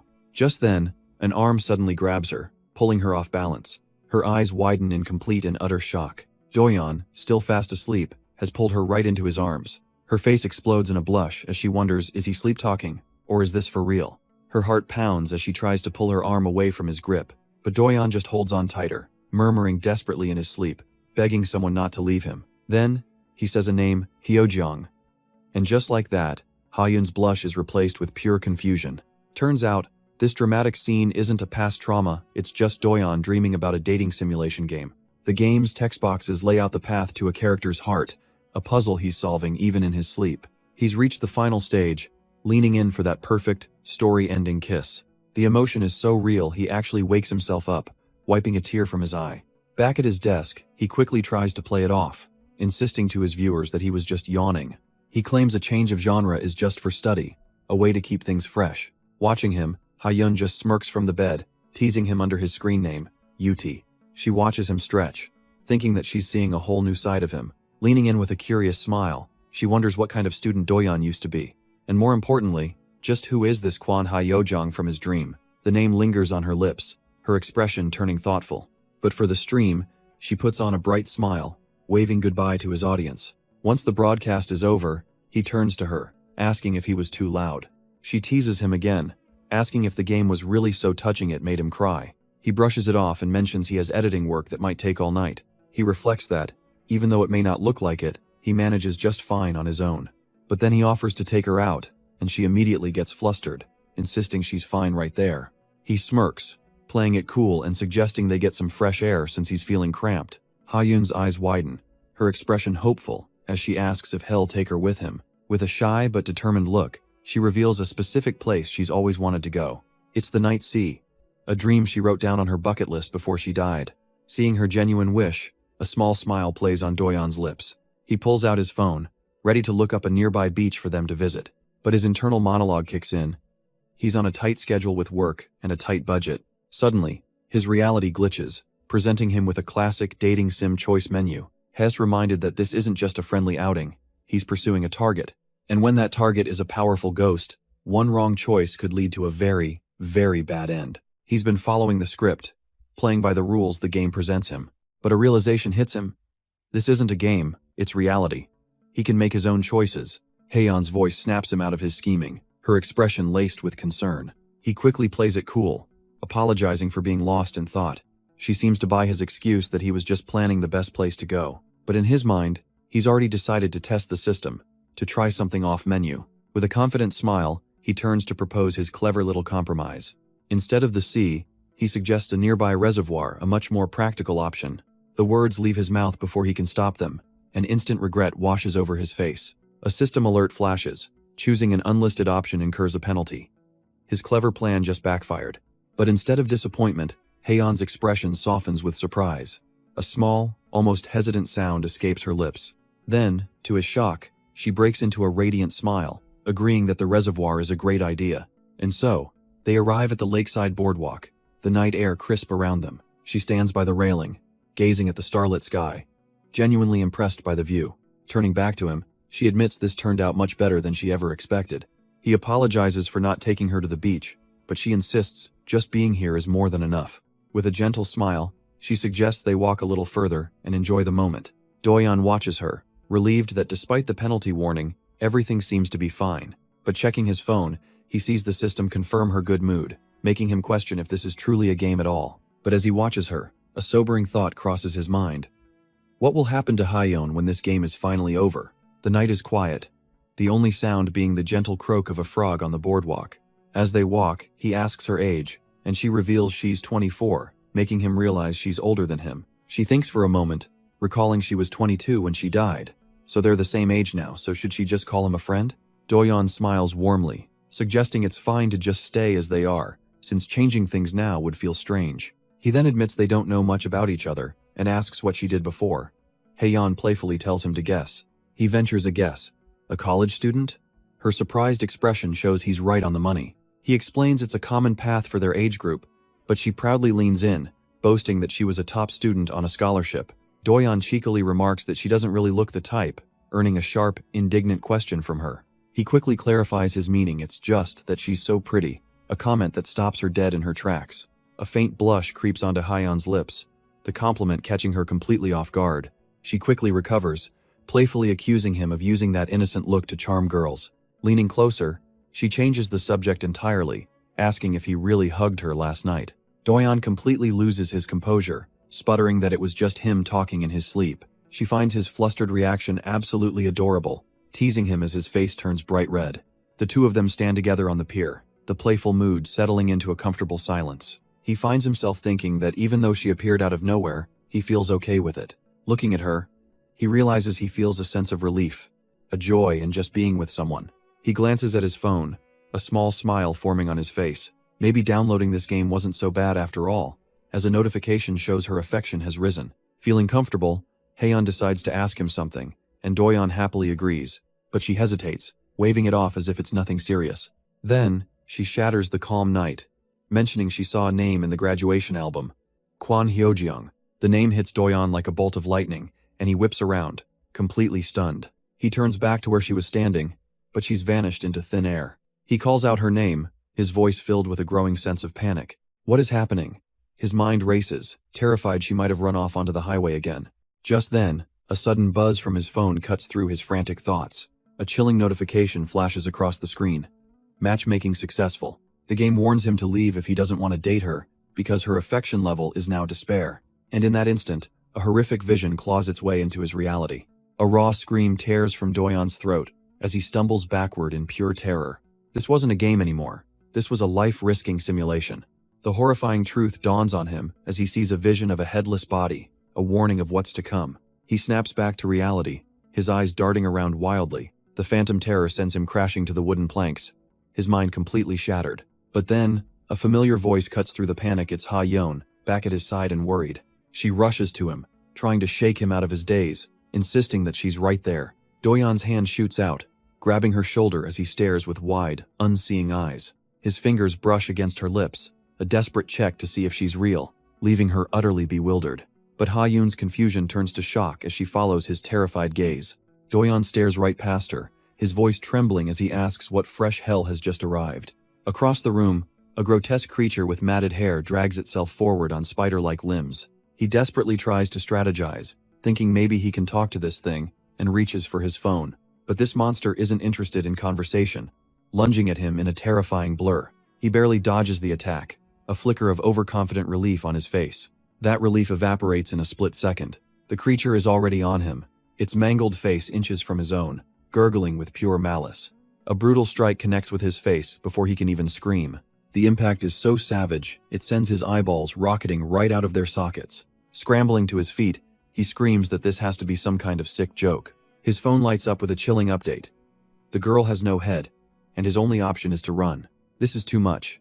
He admits to himself that a coward like him can't handle this level of horror. He remembers he can just leave the date, deciding to escape now and worry about Hyeyeon later. But as he turns to run, his foot snags on something dark and slick on the pier. He tumbles forward, landing hard and realizing he just tripped over a severed head. A system alert chimes in, informing him his choice to flee has turned her despair into raw hatred. The head on the ground lets out a choked gurgle, its mangled eyes staring right at him. Vicious tendrils of hair lash out, ensnaring his leg as a final warning flashes. Get out immediately. Trapped, he desperately backpedals, pathetically trying to apologize and calm the vengeful spirit down. In a blind panic, his only instinct is to lash out, kicking wildly at the horrific face. But his frantic struggle is useless, as he's violently dragged backwards across the pier. He screams for it to just get away, to leave him alone, kicking at the source of his terror. The spectral hair tightens its grip, yanking him clean off the wooden planks. His world flips upside down, terror seizing him as he plummets toward the dark water. A heavy splash echoes in the night as he's swallowed by the cold lake. Immediately, he's pulled under, sinking rapidly into the crushing abyss. His lungs burning, he claws desperately at the tendrils wrapped tight around his ankle. He begs for release, the pressure building as his vision starts to blur from the lack of air. But his strength is fading, and the vengeful spirit just keeps pulling him deeper into the darkness. His hand reaches desperately for a surface that's already gone. Water rushes into his lungs, a burning pain that fills him with paralyzing fear. As his consciousness fades, he almost wishes for death to come quickly. His body goes limp, his eyes roll back, and he finally succumbs to the crushing depths. The system calmly announces his death, and his avatar dissolves into red mist. But in the next instant, his eyes snap open with a jolt of pure shock. Hez back on the wooden planks, gasping desperately for air he didn't have a moment ago. He violently coughs up the very water that just claimed his life. Staring at the puddle, he admits a dark thought. He almost welcomed it, to be with Ha-yeon. But he quickly scolds himself for such an arrogant idea, remembering this is a game to be won. But as he regains his composure, a horrifying sight peeks through the railing, a disembodied head. And a chilling realization dawns on him if he's back at the start. Then that means the monster is back too, its headless body shambling just feet away. He grips his phone, the memories of dying over and over again flooding his mind. Was it really a sin to just install a game? Why was this happening to him? The system cuts through his panic, summarizing his last pathetic attempt and offering him a new choice. He knows running will just lead to another meaningless death. Communication seems like the only real option. But his mind starts to spin. Who does he even talk to? The head? The body? Taking a shaky breath, he forces himself to think rationally. Okay, let's just take this slow. He cautiously approaches the floating head, trying to appear as non-threatening as possible. With a strained, sweaty smile, he tries to sound friendly, asking if it needs any help. His plan is simple. First, he needs to reassure this terrifying head and show he means no harm. But the silence is deafening, and his forced composure begins to crumble as he begs for any kind of response. Suddenly, a muffled whimper escapes from behind the tape as the head's eyes glow with an ominous red light. It then lurches forward, floating menacingly just inches away from his face. But as the whimpering continues, he realizes it's not a sound of aggression, it's a sound of pain. Doyeon's expression shifts. That wasn't a monster's growl, it was a desperate cry for help. A bead of sweat rolls down his face as he asks again, this time with dawning understanding, if it wants to talk. He carefully kneels down, reaching for the grimy tape, and gently asks if it's okay to peel it off. With the gag finally removed, he looks down with genuine concern, asking if she's alright. But the moment it's free, the head lets out a raw, guttural scream of pure agony. The game system chimes in, offering him a tempting choice. Now's his chance to run. But a much crazier option pops into his head should he try sticking it back on her neck. He realizes his repeated deaths have numbed him, and his curiosity is starting to outweigh his fear. Looking into her tormented eyes, he needs to know what story led her to this terrible fate. So, with a deep breath, he picks up the head and walks it over to the waiting, headless body. Gently, carefully, he places her head back upon her shoulders, hoping he's made the right call. And instantly, the system confirms it.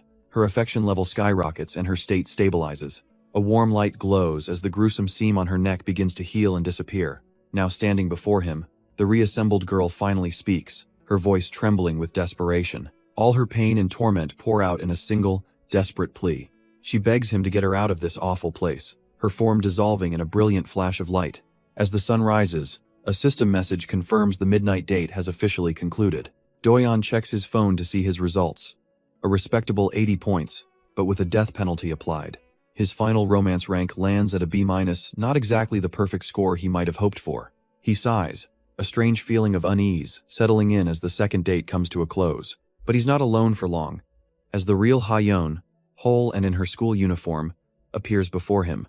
Tears stream down her face as she looks at him, her eyes filled with a story of their own. The emotional weight of the quest finally crashes down on Doyeon as tears stream from his eyes. But this isn't just sadness, a sharp pain lances through him, and he collapses to the ground. Ha-yeon is startled by his sudden breakdown, her concern breaking through her own tears. She rushes to his side, pleading with him to calm down and tell her what's wrong. Instead of answering, Doyeon's hand slowly reaches out, asking if there's anything she wants to say. She freezes, completely bewildered by his strange, disconnected question. Her world seems to fracture as she realizes he isn't seeing her at all. He's completely unresponsive, his gaze fixed on a point somewhere past her shoulder. Her face is a mask of confusion and growing fear. Why can't he hear her? Then he speaks, not to her, but to the empty space, offering help to a suspicious person only he can see. Her mind races with questions. Is he talking to that dark orb? Is there another spirit here? Then, a devastating realization crashes down on her. She knew this day would come. Hez alive and she's not. As he stands there, lost in his own world, she collapses, the chasm between them now absolute. Her spirit drifts back in time, remembering how she was losing herself after death, just wandering aimlessly. She was a fading soul, swallowed by despair, just another forgotten ghost in the dark. But then he was there, shielding her from a rain she couldn't even feel, and for the first time in ages, things felt enjoyable. She was so grateful for the purpose he gave her, for the simple fact that he could see her. His kindness was so overwhelming that she began to loathe herself, feeling like a burden on his life. Even after he helped her find her family, a selfish part of her just wanted to stay by his side a little longer, but she never imagined it would end like this. Is she truly invisible to him now, all of a sudden? She refuses to accept this, desperately trying to hold on, not wanting to fade away without a word. With a voice he can no longer hear, she cries out his name one last time. But Doyeon's attention is fixed on something else entirely, a massive, shadowy horror materializing before him. Ha-yoon's own fear is forgotten as a new terror takes hold. What in the world is that thing? She scrambles toward him, screaming for him to wait, to see the danger right in front of him. He doesn't even flinch, taking a steady step forward, completely deaf to her warnings. And in that moment of helplessness, a sudden, chilling thought ripples through her mind. Looking at that dark being, she begins to wonder if she herself is any different. If that monster shouldn't be near him, then maybe neither should she. What is she supposed to do? But she pushes the thought down, knowing full well the truth that her desire to stay is nothing but pure, selfish greed. But his voice cuts through the chaos, snapping her back as he finally sees her, calling her name. In an instant, the horrifying monster vanishes, replaced by the soft, warm light of a setting sun. He rushes forward, grabbing her shoulders, his voice filled with relief and worry. He asks why she's crying, if she's okay, completely oblivious to the danger she was screaming about. She can only cover her mouth, overwhelmed by his sudden closeness and her own swirling fears. With a trembling hand on his chest, she asks the one question that haunts her. Isn't he scared of her?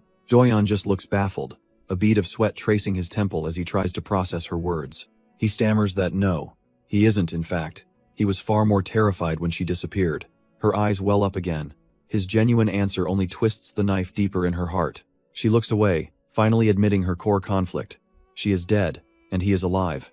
Is it truly okay for her to be here? She tries to push him away, saying she'll handle things alone if she's just a burden. But Doyeon's quiet voice cuts through her turmoil, telling her that he actually needs her. He admits he can't explain it all, but he needs her unique help to solve his own ghostly problems. Offering his hand, he suggests they can talk about everything on their way back. She looks at his outstretched hand, her heart aching with the thought that their story seems fated for a sad end. But for this one moment, a small, selfish desire blooms within her. She wonders if it's okay to be a little greedy. Just this once, as her hand finally takes his. With a quiet yes, she agrees, and they walk together across the bridge into the sunset. An otter, a seemingly random spectator, watches them go with a cheerful expression. And with their silent pact made, they drive off, their shared journey finally beginning. Now in the car, Ha-yeon finally breaks the silence, her curiosity getting the better of her. Doyeon confirms her question about the headless woman, casually asking if she didn't see her too. She has to admit that she did see something, but it was just a vague, dark lump. She recalls him trying to reassure the terrifying shadow, which only made it more bizarre, and so she asks him the one question on her mind. Wasn't he scared? He looks at her, his expression softening as he admits that of course he was afraid. Seeing things like crawling heads and headless bodies is terrifying for anyone, but he confesses that what truly scared him was the thought of her disappearing again. Hearing his genuine concern for her, a small, knowing smile touches her lips. Now feeling more confident, she leans in, ready to get down to business about the help he needs. But when she asks for the details, Doyeon suddenly gets evasive, saying it's a bit hard to explain. His reluctance only piques her curiosity, and as they drive, she promises to help with anything, but he just brushes it off. Doyeon's expression hardens as his mind drifts to the real reason he's so troubled. He's thinking of a case, a body wrapped tightly in tape, with cuts all over, and the even more horrifying image of a victim's severed head and torso. Ha-yeon watches him, her own thoughts racing as she connects his distress to the dismemberment murders on the news. She knows it's dangerous, but the thought of abandoning someone in fear is something she just can't do. Do-yeon, however, is lost in his own despair, feeling utterly useless when he can't even manage his own life. She gently breaks the silence, asking if he's thinking about that person again, and he quietly agrees. With a soft smile, she tells him he's far too kind, and that his steadfast nature is a weakness that will only hurt him in the end. Do-yeon can hardly believe her words as Ha-yeon scoffs, asking who would seriously worry that much about a ghost. She tells him it's okay to step back from things he doesn't want to do. His own well-being is the most important thing. She knows it sounds strange, especially coming from someone who was saved by his kindness, but she urges him to stop shouldering everything alone and just be a little more honest with his feelings. Do-yeon's hands tighten on the steering wheel as her words sink in. He still has life points left. He admits to himself that it's scary, but if he can pull someone out of hell, isn't that worth trying? With his resolve renewed, he just hopes that some good luck is waiting for him after all this hardship. He arrives home, only to be stopped cold right at the entrance to his apartment. His landlady is there waiting, and she wastes no time telling him she's raising the rent. Do-yeon is stunned, protesting that the increase is way too sudden and expensive, while Ha-yeon just watches on. She lays down the law. If he can't match the new price, he'll have to find another place to live.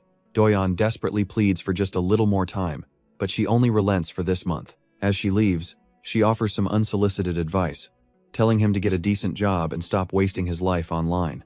The door clicks shut, leaving him standing there in stunned silence. Inside, Ha-yeon is absolutely fuming on his behalf, calling the landlady's tone nothing short of bullying, but Do-yeon can only manage a weak, defeated smile, asking her what on earth they're going to do now. The harsh reality hits him hard. If he can't make more money, he's going to be kicked out. With no other options, he sits at his computer, looking at a long list of unanswered job applications. He gets on the phone, hustling for any work he can find, promising he can handle ad editing or anything else they need. Ha-yeon just watches him, her expression softening with worry as he fights to stay afloat. Seeing his desperation, Ha-yeon offers a solution: contact her dad or use her savings. But Do-yeon shuts it down immediately, putting on a brave face and insisting he's got it handled. He grabs his jacket, telling her he's just stepping out to the convenience store for a bit. As the door clicks shut, Ha-yeon can only watch him go, her heart aching for him. She feels utterly useless, a ghost unable to do anything to ease his very real burdens. Do-yeon, meanwhile, stands in the pouring rain outside the brightly lit store. He grabs some instant food, making sure to snag a 2-for-1 deal to save every penny. The total comes to 8,500 won, a small but significant purchase. Stepping back outside, he immediately pulls up his phone to check the damage. The withdrawal notification flashes. His balance now under 100,000, won a dangerously close call, but maybe just enough to survive the month. He clutches his small bag of food, grimly noting that at least Ha-yeon doesn't have food costs. For a fleeting, desperate moment, he wonders should he call his mom for help, but the thought instantly triggers a bitter memory of her standing outside a police station. He remembers his younger, battered self, begging her to leave his friend alone, feeling nothing but shame. A heavy sigh escapes him in the present. No, he can't ask for help now. Not with an upcoming police investigation hanging over his head. His attention shifts to the game's new notification. A grim new date has just appeared. He decides to deal with what's right in front of him first. The game takes priority. Worrying can wait. He's held on by himself this long, he can keep going. But even in his memories, old chat logs remind him of past failures and blame. Meanwhile, Do-yeon is losing his mind over a game, insisting it's his team's fault, not his. Elsewhere, Ha-yeon glances at the clock. It's already 9 p.m. She curls up on her bed, consumed with worry for him. He hasn't slept, and the broadcast is looming. Do-yeon, however, stretches and tries to brush it off as simple bad luck. He rubs his tired eyes, deciding it's probably best to stop for the night since he's not feeling it. Hearing this, Ha-yeon quietly gets up from her bed. She appears in his doorway, a worried look on her face as she holds her stuffed animal tight. Her gaze falls upon an empty cup, noodle by the sink, all he's had to eat. She knows he's going to collapse. She looks at her own ghostly hands, wishing desperately she could interact with the world to help him. But even so, she drifts towards the kitchen stove, determined to try something, anything. With a desperate cry, she pours all her ghostly energy into lifting the heavy frying pan. But it just clatters uselessly, a testament to her powerlessness. Her eyes widen in shock. Wait, did she just hear that? Focusing with everything she has, she tries again, and this time the pan actually lifts. For a fleeting moment, she's actually interacting with the physical world, but she realizes it's incredibly difficult. She can't even lift a simple pan as she wishes. Standing there, a wave of despair washes over her. If only she had a body. The thought sends a shiver through her ghostly form. No, she can't think like that. If she were alive, she could have helped him more. She has to be stronger. Meanwhile, elsewhere, a streamer named Mong reads a text, a flicker of concern on his face. He still can't reach Soon-jae. He sighs, telling his audience he doesn't know what's happened either. He tried visiting, but no luck. Ever since that day, Soon-jae has been completely unreachable, and all Mong can do is hope he's okay. His chat starts buzzing with theories, when one message catches his eye news about a corpse found in the mountains. The story gets even crazier. Someone claims a ghost led them right to where the body was buried. Mong freezes, the absurdity of the rumor suddenly demanding his full attention. He clicks on the article, and the details send a chill down his spine. A body found, with the discoverer named Mr. Choi. Wait a minute, his mind races, trying to piece together what he's reading.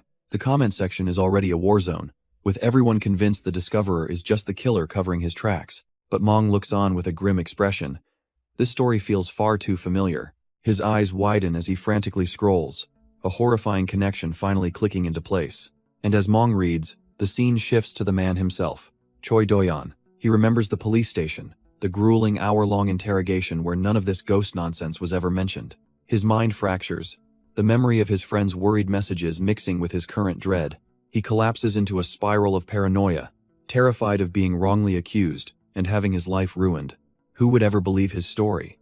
What if the impossible was actually real? But his panic is suddenly interrupted by a cheerful voice calling his name. A little yellow dinosaur plushie waddles towards him, declaring that it's possessed. Do-yeon just stares, completely frozen by the absurdity of what he's seeing. But it's not a hallucination. His livestream chat is exploding. His viewers saw the doll move and heard a voice. Because in his panic, Do-yeon forgot one crucial detail. His webcam is still on. The little plushie offers a nervous, toothy grin, completely unaware of the chaos it's causing. It clumsily introduces itself as a doll, while Do-yeon's viewers spam the chat with confusion and disbelief. Suddenly, the reality of the situation hits Do-yeon like a truck, and he lunges towards his monitor in pure panic. With a desperate click, he slams the stream offline, plunging his room into a sudden, awkward silence. The little dinosaur plushie looks up with teary eyes, thinking it's completely ruined everything.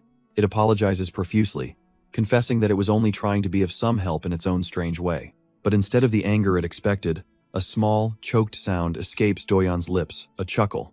The sheer absurdity of it all breaks through his despair, and he scoops up the doll, a real laugh finally breaking free. He realizes that even in their own terrible situation, his ghostly friends are trying so hard for him. Had been so lost in his own paranoia, had forgotten he had such a dependable, if ridiculous, ally right beside him. With his mind suddenly clear, Do-yeon turns to his one strange ally and asks for a little consultation. The plushie practically vibrates with excitement, overjoyed at the chance to prove its worth. It makes him wonder when was the last time he ever actually asked anyone for help. His mind drifts back to a rainy day, sheltering Ha-yeon under his umbrella, assuring her it would all be okay. Back then, he simply couldn't leave someone in need. It was just how he was wired. Snapping back to the present, he tells Ha-yeon's spirit to wait at home, but she just gives him a knowing smile. Without a word, she latches onto his arm, making it very clear she isn't going anywhere. Now, outside, she clings to him under the umbrella, cheekily complaining that she doesn't want to get wet. Leaning in closer, she suggests they just head straight for the car, her forwardness catching him completely off guard. A blush creeps up his neck as he stammers out an agreement, totally flustered by the sudden turn. Still clinging to his arm, she cheekily asks if the ghost he's going to meet is pretty, a question that completely short-circuits his brain. But while they share this moment, elsewhere, in a lavish penthouse, a much darker scene is set. A man stands alone, gazing at the city lights, surrounded by wealth and an air of untouchable power. He doesn't even turn as a soft knock echoes through the room, simply inviting his guest inside. A subordinate enters, reporting on an investigation he was ordered to conduct. The subject is Choi Do-yeon, a 24-year-old streamer who seems, on the surface, completely insignificant. But this nobody managed to find a certain woman's body, claiming a ghost led him directly to it. And that's not all. Insiders at the scene reported something else. Something impossible. The man with the scar confirms it. A doll took flight right before their very eyes. The powerful man, a rose tattooed on his hand, slowly processes this. Could his victim have truly become a ghost at that very moment? A twisted smile forms on his face as he gives the order. Send an advertisement to this streamer and bring him in. Hess just so curious to see if it's all true. Meanwhile, Doyeon is driving through the slick, rain-soaked streets of the city. Hayoon gazes out the window, remarking how this rainy night reminds her of the first time they met. She confesses that back then, it all felt like a dream. He found her when she was at her absolute limit, ready to give up on everything. She believes the new ghost they're helping is just as lost as she was. And just as Doyeon saved her, he can save this new spirit too. Doyeon simply looks ahead, telling her not to push herself too hard. He admits he's been thinking a lot lately about how lucky he was that she was the first ghost he ever met. Hayoon is touched by his sincerity. Their first meeting was tense, but now, she can't imagine a world without him. But the sweet moment shatters as she suddenly leans forward, demanding to know if the new ghost was pretty. Head avoided the question before, but she's not letting it go this time, her eyes boring into him, waiting for an answer. Doyeon stammers, his mind racing for the one and only correct answer to her question. He blurts it out with the desperation of a man on trial. Hayoon is the prettiest person he's ever seen. A tiny, satisfied smirk crosses her lips. The perfect answer has been delivered. Her jealousy vanishes, replaced by a pleased smile, as a system notification confirms her favorability has shot up. Doyeon looks away, a faint blush on his cheeks, feeling like he just disarmed a bomb. He watches her giggle to herself and thinks, well, as long as she's happy, it was worth it. With the mood settled, his focus returns to the rain-slicked road and the grim task ahead. His plan is already in motion. He's contacted the victim's father, who has agreed to cooperate. Catching the perpetrator is the #1 priority, and he's already browsing his systems shop for tools to help. Hess at 180 LP, just shy of the magnifying glass that can reveal a target's, desires a crucial item he'll need to earn. To calm his nerves, Doyeon frames the whole thing in his mind. This is just another live broadcast. The car's navigation system chimes. They've arrived at their destination. He tells Hayoon not to worry, trying to convince her that this is just a game, and he's good at games. Stepping out into the downpour, she immediately clings to his arm under the umbrella. She looks up at him, her voice filled with concern, asking if he's sure about this. He puts on a brave face, stammering that he's practiced the simulation and can definitely do this. But his frantic expression gives him away, and Hayoon sees the truth in his eyes. She knows how much he's suffered for her sake, how much torment this must be for him, and even so, a selfish part of her wishes he wouldn't push himself so hard. She looks away, ashamed of her own feelings, thinking to herself how awful she is. He tries to pump himself up, insisting that he needs to be confident now that he's made up his mind. Turning to Hayoon, he tells her that if they go back now, she'll just keep worrying anyway. He forces a smile, determined to see this through and finally put her spirit to rest. But in a flash of lightning, his inner doubt screams at him, wondering if they should have turned back. Suddenly, his eyes widen in shock. The warmth on his arm is gone. Hayoon has vanished from his side. A chilling notification appears on his phone. The second midnight date has begun. He clamps a hand over his mouth, the message's terrifying implications sinking in. Left utterly alone on the bridge, he takes a shaky step forward into the rain. He recalls something he read online, that a strong ghost's energy can make a weaker one disappear. A notification confirms the new ghost's favorability is normal, and he vows not to run, no matter how terrifying she is. He looks up and sees not Hayoon, but a headless woman, and someone else is already walking towards her. His mind races. He needs to gather information, fast. The man with white hair, Soon Jae, holds his umbrella over the gruesome figure, trying to start a conversation. Doyeon steps in, trying to gently remind the headless ghost that they met yesterday. He asks what's wrong, hoping for a clue, just as a new notification declares the midnight date has officially begun. Without warning, the headless woman violently smacks his umbrella away. Doyeon stands there, completely taken aback, wondering what he can possibly say now. This whole situation feels eerily familiar, but the ghost's lack of reaction is strange. He checks his phone in dawning horror. There are no dialogue options, and the free date is somehow still active. He tries to calm himself, thinking he just needs to start a simple conversation.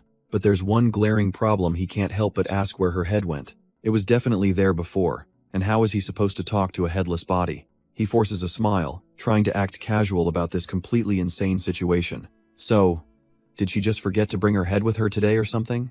In response, a bloody, mangled hand slowly lifts and points into the darkness. A tiny, shrunken head suddenly materializes, floating eerily by the umbrella. Doyeon's face twitches, a cold sweat breaking as he tries to process this. The head drops to the ground, and he immediately turns to address it. "Ah, there you are." He asks if it remembers him, hoping he can finally get some answers from it. But instead of answering, The tiny head sprouts hair-like legs and scurries away into the rain. Doyon is left completely dumbfounded, wondering what he just witnessed. The head peeks from behind a support beam, asking why he didn't hear its voice before. Unfazed, he turns to the headless body and politely asks if it can hold his umbrella for a moment. He tries to reason with the skittering head, promising he's not a bad guy and just wants to help. But as it continues to flee, his patient facade begins to crack. He watches it retreat further down the dark, rainy pier. Taking a step forward, he begins to get genuinely annoyed, asking if he's done something wrong. As far as he's concerned, he hasn't done anything to offend this thing. So why is it running away from him when he's just trying to get some answers? A system window chimes in, confirming his intent to help the lonely girl whose head is now hiding. His phone presents two options: wait patiently for the shy girl, or actively try to calm her down. Deciding not to push his luck, he figures the gentle approach is the safest bet. But the moment he makes his choice, a penalty is activated, and the options on his phone are wiped. He can only stare in disbelief as the system reloads. The new choices are a nightmare. Shout at her, threaten her, belittle her, or take her body hostage. A grim memory flashes through his mind. He's been in this penalty situation before, and it never ends well. Every single option is insane, designed to escalate the situation into chaos. As if that wasn't enough, a countdown timer appears, ticking down from 9 seconds. With no good choices and no time left, he looks back at the hiding head, forced to make a terrible decision.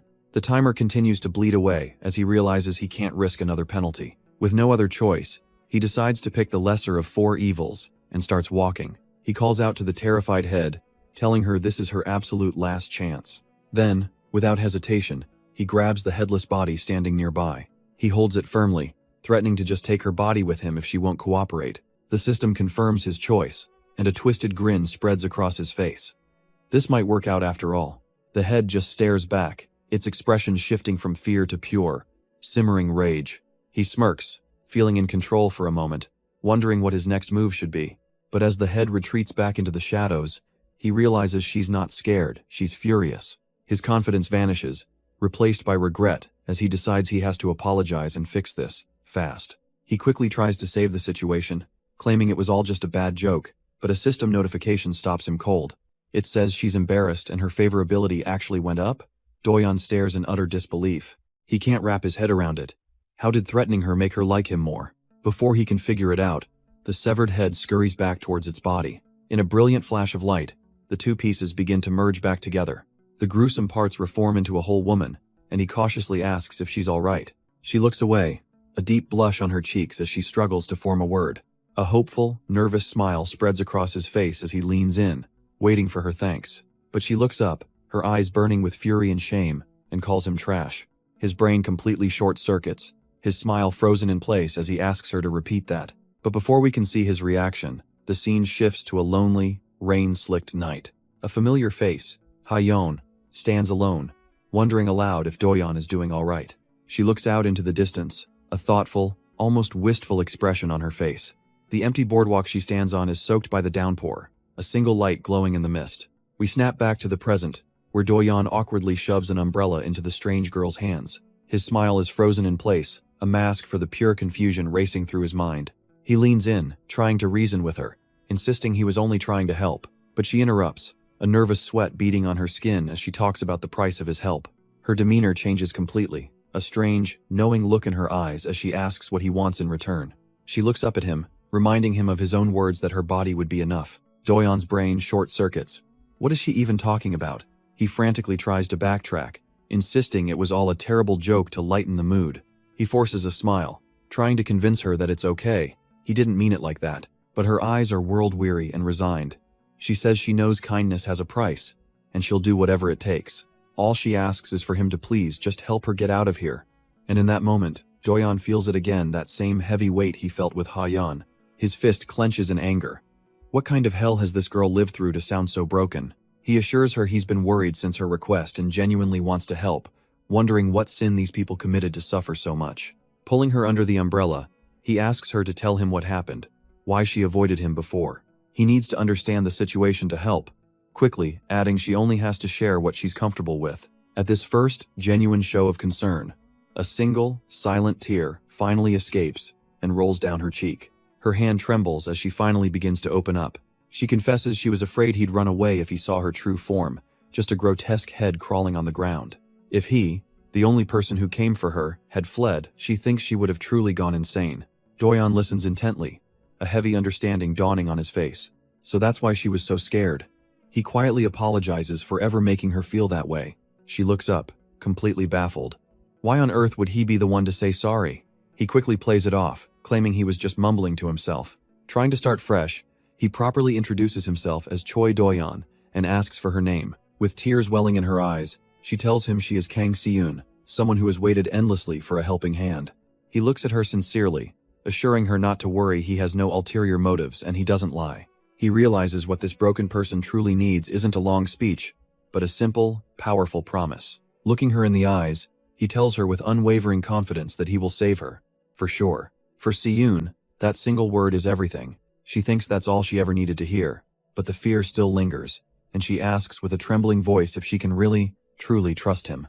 Doyeon gets a little flustered, admitting he might not seem like much, but he swears his promise is real. She stands before him, barefoot and battered on the cold, wet ground, a picture of pure misery. Then, in a rush of desperate hope, she collapses into his arms, clinging to him for dear life. He holds her steady under the rain, his gaze firming as he sees the crude tape still binding her. Finally, feeling a sliver of safety, all her pent-up terror and loneliness comes pouring out in a flood of tears. Doyeon remains still, a quiet protector letting her release all the pain she's been holding in. He gently pats her head, a silent promise of safety in the pouring rain. Doyeon's eyes narrow with a quiet resolve. He's made his choice. The night is cold and wet, but under the umbrella, a small sanctuary forms. When her sobs finally begin to quiet, he carefully wipes a tear from her cheek. She flushes, startled by the kindness, and mumbles a thank you. He gives her a soft, reassuring smile, trying to convey that it's all going to be okay. Seeing her shiver, he suggests they get out of the rain and find a nearby pavilion to talk. She agrees, and he can't help a slightly awkward but genuine expression of concern. As they walk, he notices the bindings and gently asks if the tape is uncomfortable. The intimate question makes her blush deeply, unsure how to even respond. He offers to help her with it, saying he'd appreciate it if she let him. Looking up with a deep blush, she admits that it's actually quite suffocating. So, in the pouring rain, he reaches around her back to start unwrapping the tape. He fumbles for a moment, complaining that it's too dark to see properly. With her heart pounding, she has to tell him it's not on her back. His hand lands on her shoulder, and he finally finds the loose end with a surprised "ah." A bead of sweat rolls down his face as his eyes widen in sudden, awkward realization. He quickly retracts his hand, stammering that since it's near her chest, maybe they should just leave it. But she just turns her head, a quiet determination in her gaze. She tells him she's fine with it if he is, because she simply can't remove it by herself. He clenches his fist, steeling his resolve in the pouring rain. Right, he has to put his private feelings aside. It would be rude to hesitate now, but as he reaches for her, a familiar voice cuts through the storm, calling his name. He looks up to see the ghost of Hayeon standing there, watching him. Her eyes are wide with a heartbreaking question. What exactly is he doing? The scene then flashes away, to a rainy night outside a police station. We're at the scene of a call, a grim reminder of the real world's dangers. Inside, Detective Han Young-cheol clicks his pen, lost in thought. His younger colleague, Mong, approaches from behind, offering to grab a coffee. The detective scoffs, asking if the junior is paying and mocking his ill-fitting jacket. Outside, the rain continues to fall on a bin overflowing with cigarette butts. Mong asks his senior if everything's all right, noticing how busy he's been lately. The detective sighs, complaining that it's been a year since the incident, and the pressure from above is driving him crazy. Mong looks at him with a critical eye, wondering why he's so fixated on this particular case. He's heard the rumors that Detective Han pushed their team to take it, a case that could easily blow up in their faces. But the detective's conviction is clear. You don't frame an innocent person just to close a file. He smirks, telling his junior that the one thing he knows for sure is that the real culprit is still out there. Head checked the alibi of the first caller, who was confirmed to be on a military base at the time, which perfectly matches the victim's testimony. Mong's glasses glint as he pulls out his phone, a sly look on his face as he mentions the strange doll the detective had described. He holds up the screen, showing a picture to the stunned detective, and asking, "Is this it?" Mong explains he found a video from a live stream where the doll was seen moving on its own. He even floats the wild theory that the victim's spirit might have possessed it, leaving Detective Han stunned. Before they can process this supernatural lead, Mong's phone rings. It's their captain. He answers quickly, confirming he's with his senior, and that they're heading over immediately. The news is grim. A suitcase has washed up at the reservoir, and inside was a human head.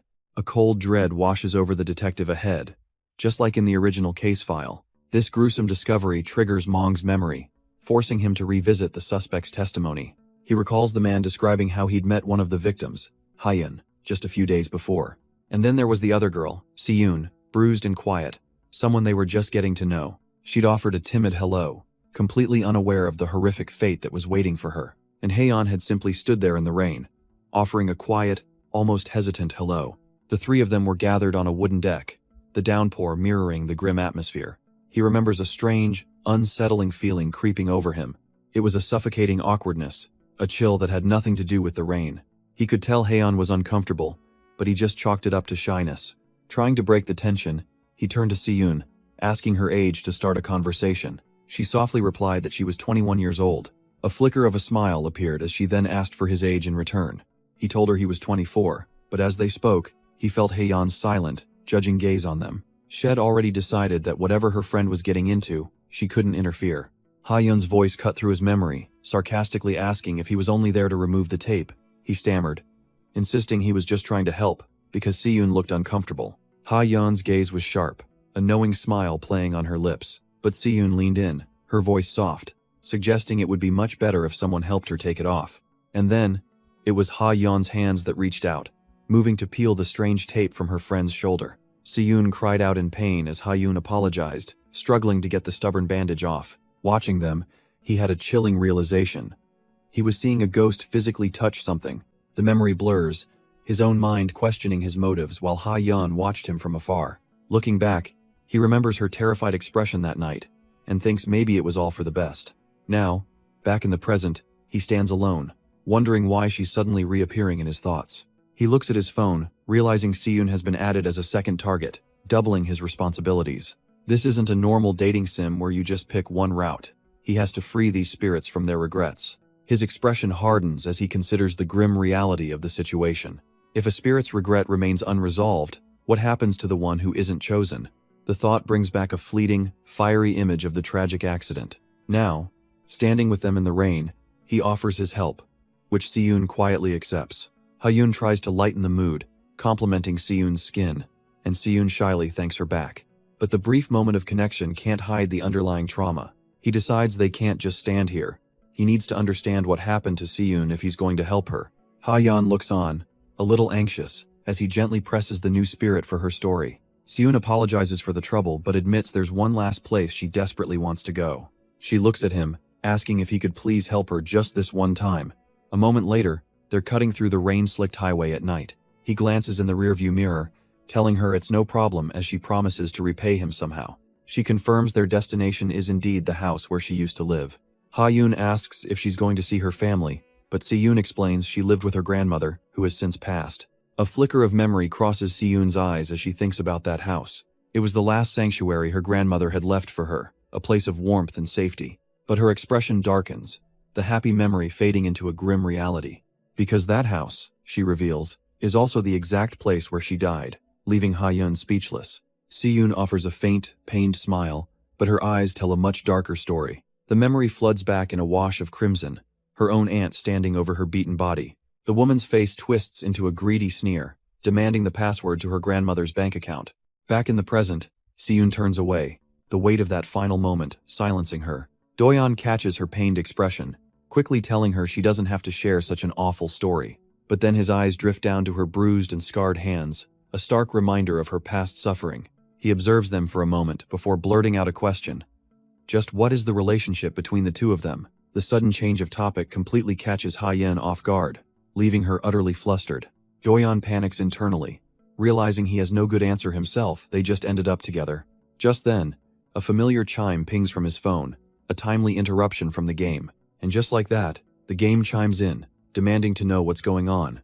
Doyeon nearly chokes. A subjective question? After penalizing him for every little detour from the script, the notification flashes on his screen. A timed mission with that one dreaded question. What are we? His mind races, he has to be careful. The game warned him his answer will affect both sides' affinity levels. He realizes it's a trap. No matter what he says, one of them will lose points. He just needs to blurt something out. He turns to Haeyeon, trying to play it cool with a shaky smile. But she's completely flustered. her own heart pounding from the sudden, intense atmosphere. Trying to ease his burden, she tells him to just answer comfortably and not worry about her feelings. But as Doyeon stares at the road, he understands this isn't about game mechanics anymore. They're not just characters. A quiet resolve settles in his eyes. They were alive, and in a way, they still are. He tells himself not to be conceited, not to worry about affinity points. From the very beginning, he wanted to help them sincerely, not just for the game. He finally answers, admitting it's hard to define what they are, but he enjoys being with them. After years of streaming alone, he'd almost forgotten what it felt like to have company. And now, he confesses to Ha-yeon, it feels strange when they're not around.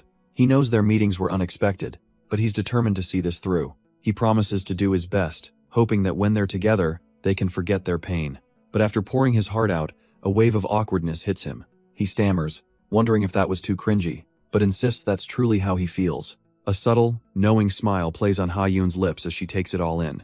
Ha-yeon cuts through his embarrassment, cheekily remarking that he's surprisingly smooth. But the teasing immediately escalates as both she and Si-yoon appear, demanding to know who Kwon Hyo-jong is.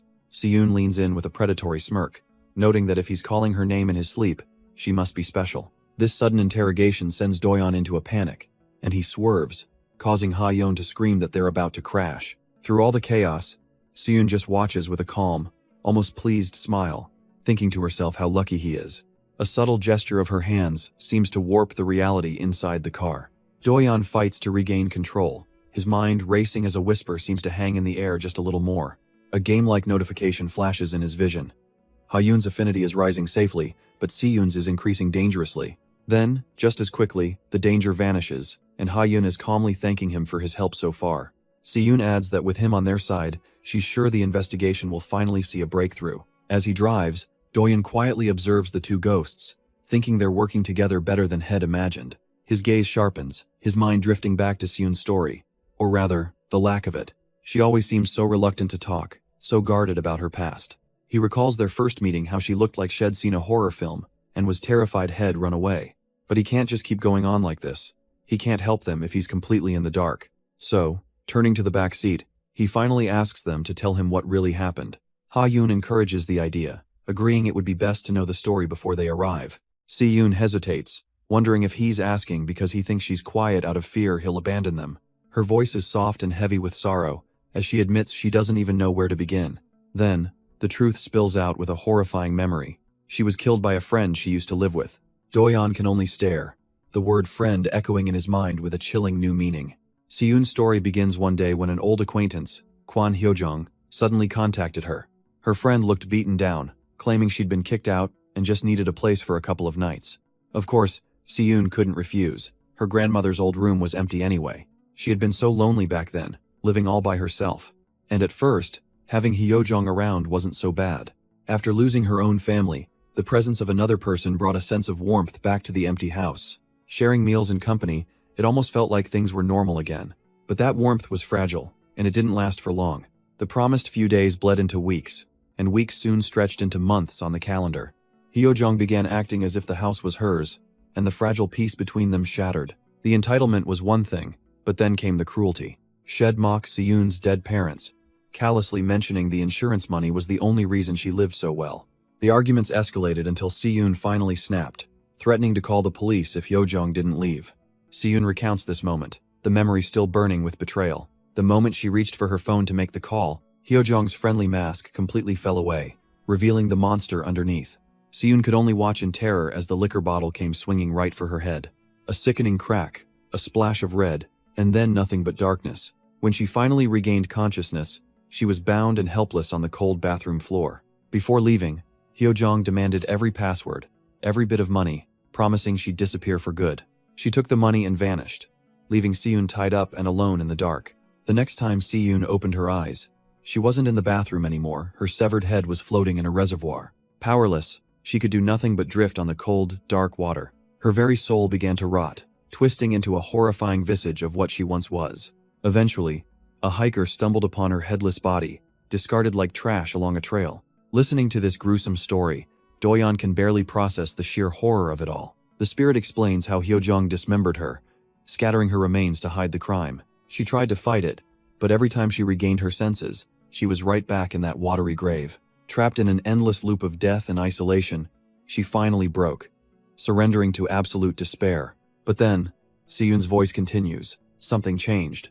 In her darkest moment, Doyeon appeared, a sudden light in her endless abyss. She was overjoyed, but also deeply afraid that her monstrous appearance would scare him away. Now, sitting beside him, she promises him anything he could ever want in return. Her voice cracks as she swears she'll disappear forever once her murder is solved. She just begs him, please, please don't leave her behind. Doyeon takes in her desperate plea, his expression hardening with resolve. Driving through the rain, he thinks about how difficult it must have been for her to say that. He grips the wheel, furious that the one suffering the most is forced to feel even more miserable. He turns to Ha-yeon in the passenger seat, reminding her of the promise he made that she would help. And with her human form restored for now, Siyun tells him not to worry about any reward. Doyeon just smiles, saying he never expected one. Seeing this case resolved is all the payment he needs. His simple, selfless kindness is overwhelming, and she can't stop the tears from welling in her eyes. Soon, they arrive at their destination, a rain-drenched apartment building shrouded in the night. Doyeon steps out first, holding an umbrella and gallantly offering her his hand. She looks up, her expression soft and trusting as she prepares to follow him. But as they walk under the umbrella, they're joined by Ha-yeon, who clings tightly to Doyeon's other arm. A flicker of insecurity crosses Ha-yeon's mind. She knows she doesn't truly belong in this moment. Siyun is just as self-conscious, all too aware of the gruesome scars that mark her neck. She holds on to him, realizing he's helping her simply because that's the kind of person he is. Still, despite everything, Ha-yeon finds herself clinging to his arm, a strange warmth in the cold night. Siyun watches the rain, thinking how funny it is that she doesn't want to get wet, even though she's already dead. But just this once, she allows herself to be a little needy. Doyeon rings the doorbell to her apartment, a chime echoing in the empty hall. Inside, the entryway is dark, cluttered, and utterly silent. Ha-yeon peers through the window, confirming that it seems no one is home. Siyun then asks him a small favor. If she gives him the code, could he input it for her? Doyeon hesitates, looking into the dark apartment, noting that it's definitely empty. But it is her house, so what could be the harm in letting her in? With his decision made, the electronic lock beeps and unlatches, granting them entry.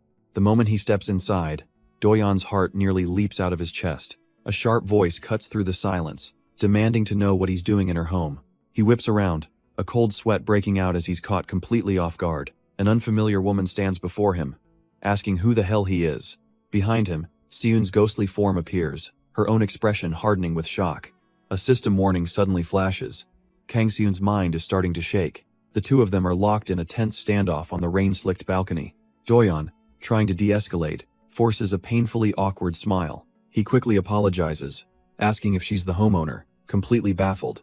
He stammers that he must have the wrong place, but asks to confirm if this is Kang Siyun's house. The woman tightens her grip on the metal bat, her knuckles white. She introduces herself as Kang Siyun, demanding to know who he is and how he got in. Doyeon's mind grinds to a halt that name. It can't be right. He glances back, only to see the ghost of Siyun materialize, her own expression one of pure shock. His eyes dart between the living woman and the spirit, completely lost in this impossible situation. The ghost's confusion turns to cold fury, wondering how this stranger dares to live in her home. Her tragic past flashes before her eyes, a memory of her sick grandmother in the hospital. A memory that ends with her grandmother's funeral portrait, marking the moment she lost everything. She remembers the crushing loneliness, the only person who loved her unconditionally, gone forever. And even then, at the funeral, relatives stormed in, harassing her for money her parents supposedly owed. They told her it was a loan from her father, a debt she knew nothing about. The law was cruel. Fail to renounce the inheritance, and you get everything, the assets and the liabilities. And because she'd withdrawn a little money, her fate was sealed, her phone falling from her numb fingers. But she couldn't give it up, not the house filled with her grandmother's memories. So, alone, she began to pick up the pieces, trying to build a new life for herself. It was then that she found a forgotten envelope tucked away. Inside was a letter, a final message left just for her. Her grandmother's words reached out from beyond, apologizing for her son's failures, and revealing a secret savings. A bank book showed countless small deposits, a lifetime of love saved up penny by penny. Clutching this last gift, Siyun wept, vowing that even with no one left, she would live on. And so she studied, pouring everything she had into her new life, convinced her grandmother was watching over her. But that quiet resolve is shattered when Doyeon's brother arrives, confronting the person living in her house. He calmly introduces himself, explaining he knows her name is Kang Siyun and just wants to know what happened. The imposter freezes, stammering and asking who he thinks he's talking to. In a panic, she grabs her phone to call the police, but he just tells her it's all a misunderstanding. Suddenly, the imposter fades from his sight, replaced by the ghost of the real Siyun, battered and bleeding. Her spirit whispers how Shed hoped for some guilt, how she might have even forgiven them if they'd just repented. But before he can act, Ha-yeon appears, grabbing his arm and screaming Siyun's name. She begs him to run, sensing the immense danger, but his face is set with cold determination. As she pleads with him not to get closer, a system warning screams that Kang Siyun's mind is beginning to collapse. Doyeon stares at his phone, his expression unreadable as the system goes wild. The warnings flash across his screen: despair, fury, self-blame, a storm of agony from Siyun's collapsing mind. He sees a vision of a battered girl, realizing this must be the friend she mentioned, just as the system screams she's losing control. Elsewhere, one of the accomplices looks up from his phone, his face a mask of sudden confusion and dread. An invisible force slams into him, sending him flying backwards across the room. But Doyeon just watches it all unfold, a faint, knowing smirk playing on his lips. His eyes widen, not with shock, but with the intensity of the psychic assault he's witnessing. Hess pulled into the Phantom's perspective, feeling her rage as she grabs her target, demanding he feel her pain. The accomplice is now paralyzed on the floor, staring up at the source of his terror. It's the ghost of Hyeojong, coldly informing him that she'll be waiting for him in hell. Suddenly, a car screeches to a halt on the wet, rain-slicked street. Nearby, a woman on the phone stops dead in her tracks, sensing something is wrong. Her eyes go wide with pure, undiluted terror at the scene unfolding before her. A body smashes onto the pavement in a bloody heap as her scream pierces the night. Watching through the Phantom's eyes, Doyeon calmly notes that her method was a little reckless. Still, as he stands beside a worried Ha-yeon, he can't help but feel satisfied. This game was a good install, but the vengeful spirit, Siyun, crumbles in the aftermath, trying to convince herself it wasn't her fault. Elsewhere, a dropped phone continues to ring, the voice on the other end growing more frantic. Doyeon muses that this game's heroine is far more than just a simple ghost trapped by regret. Then, she's kneeling right in front of him, suddenly timid and apologizing for the scare. Doyeon's cool facade shatters, his mind racing. Police? How can he possibly fix this mess? But before he can spiral, a firm hand grabs his wrist. It's Ha-yeon, her voice urgent, telling him to stay calm and just run. But as she pulls him, her own spiritual form begins to decay, a dark energy corrupting her. With a desperate cry of his name, she's violently ripped away into the shadows. Doyeon is left standing alone in the hallway, his hand still outstretched. He turns, his face a mask of disbelief. What just happened? And then he sees it, the headless, bloody form of Siyun, lamenting how pointless her life was. A system notification flashes in his mind, confirming his worst fears. She's completely losing control. Her voice echoes in his head, revealing that she likes him because he saved her when she was all alone. Before him, Siyun's headless body spasms and collapses onto the cold floor. Her limbs twitch erratically, and a chilling thought surfaces in Doyeon's mind. He's heard this before. He stumbles backward, slumping against the wall, the gruesome reality of the situation crashing down on him. He recalls the grim legend: a ghost who takes a life is cursed to become a malevolent spirit, wandering forever. And in his mind, he hears her desperate, final plea, asking if she too can stay by his side. A single tear escapes his eye as his expression hardens with a terrible resolve. He turns and bolts, sprinting down the hallway without a second thought. From the floor, Siyun's severed head watches him go, her eyes wide with the shock of abandonment. His own promise to Ha-yeon echoes in his memory, his vow that he would never run away. But he did run, and in that moment of betrayal, Siyun's fragile spirit finally shatters into madness. A system notification flashes in his mind. Her affection has plummeted, her rationality has collapsed, and love has twisted into pure obsession. He doesn't look back, sprinting down the darkened, empty apartment hallway. Reaching a door, he frantically tries the handle, desperate for an escape, telling himself that someone died and he had no choice. But a tide of darkness floods the corridor behind him, and a chilling voice whispers his name. A cold sweat breaks out on his skin as he realizes he's been caught. The monstrous spirit of Siyun manifests directly behind him, her voice laced with betrayal as she asks why he's running. Her face is a terrifying vision of agony and rage, blood weeping from her eyes as she demands an answer. Doyeon stumbles back against the door, completely trapped, the looming specter of his broken promise before him. Shadowy tendrils erupt from her form, grabbing hold of him as her question echoes in the hall. She reminds him of his vow to never run, her voice mocking him, asking if he's leaving just because she killed that man for him. Her shadowy form apologizes, claiming her anger was just too much to control. Doyeon, trapped and sweating, listens as she admits she simply couldn't hold back. Her terrifying face materializes right behind his head, asking if he doesn't feel that same righteous fury. His hand trembles, pinned against the door by the encroaching darkness. He understands her feelings, he really does, but all he can think is that now he's the one taking the fall. If only she'd explained things better. But as that thought crosses his mind, her expression softens ominously. A tendril of shadow gently caresses his cheek, making him flinch as she inspects their new home. A deranged, almost loving look fills her eyes as she decides this place is big enough for the two of them and for Haeyeon too. But then she reconsiders, suggesting maybe it should be just the two of them, promising to love him enough for both girls. The chilling implication of her words finally hits him, and his eyes widen in pure, unadulterated terror. His mind is racing. She doesn't get it. If the police show up, he's going to be framed for murder, but he knows he can't run. The shadows of his fate are already wrapped around his ankles. The piercing wail of sirens cuts through the night, confirming his absolute worst fears. Down below, the street is already a chaotic mess of police cars and ambulances in the pouring rain. He stares out the window, Seyoon a silent specter at his side. It's too late. He's already a killer in everyone's eyes.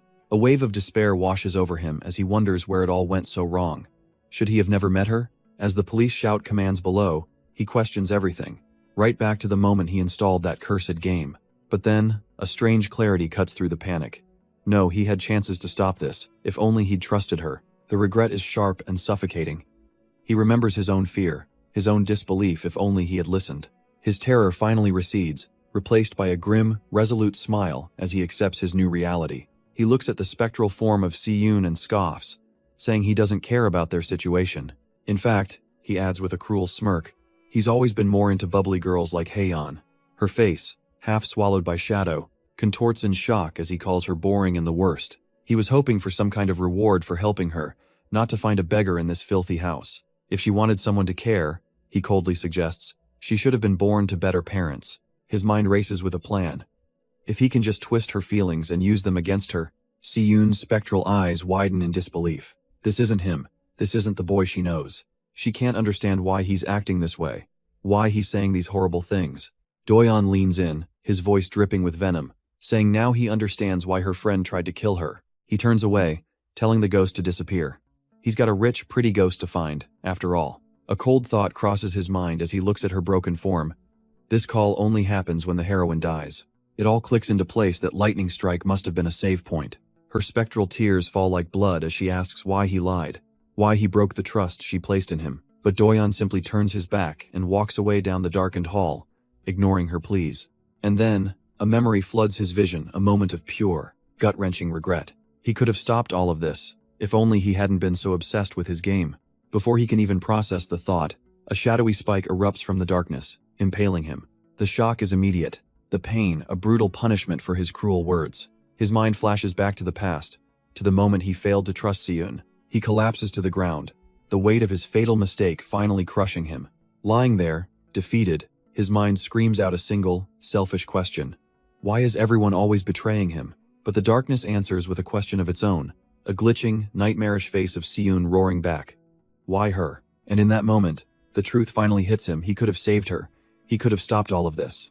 Haeyeon can only watch in horror as the shadows consume him, a silent witness to his in-game demise. His hand goes limp, a final apology on his mind as the system coldly announces his death. A sudden crack of lightning rips through the night sky, jolting the world back into focus. Doyeon gasps. Back in his room, the phantom pain of his virtual death clinging to him. His hands tremble, the shock of the experience still coursing through his veins. He whips his head around, a flicker of movement catching his eye, and he can't believe who he sees. It's a memory the day he first met Seyoon, standing right there beside Haeyeon, before everything went so wrong. The memory version of Seyoon notices his distress, asking if something is wrong.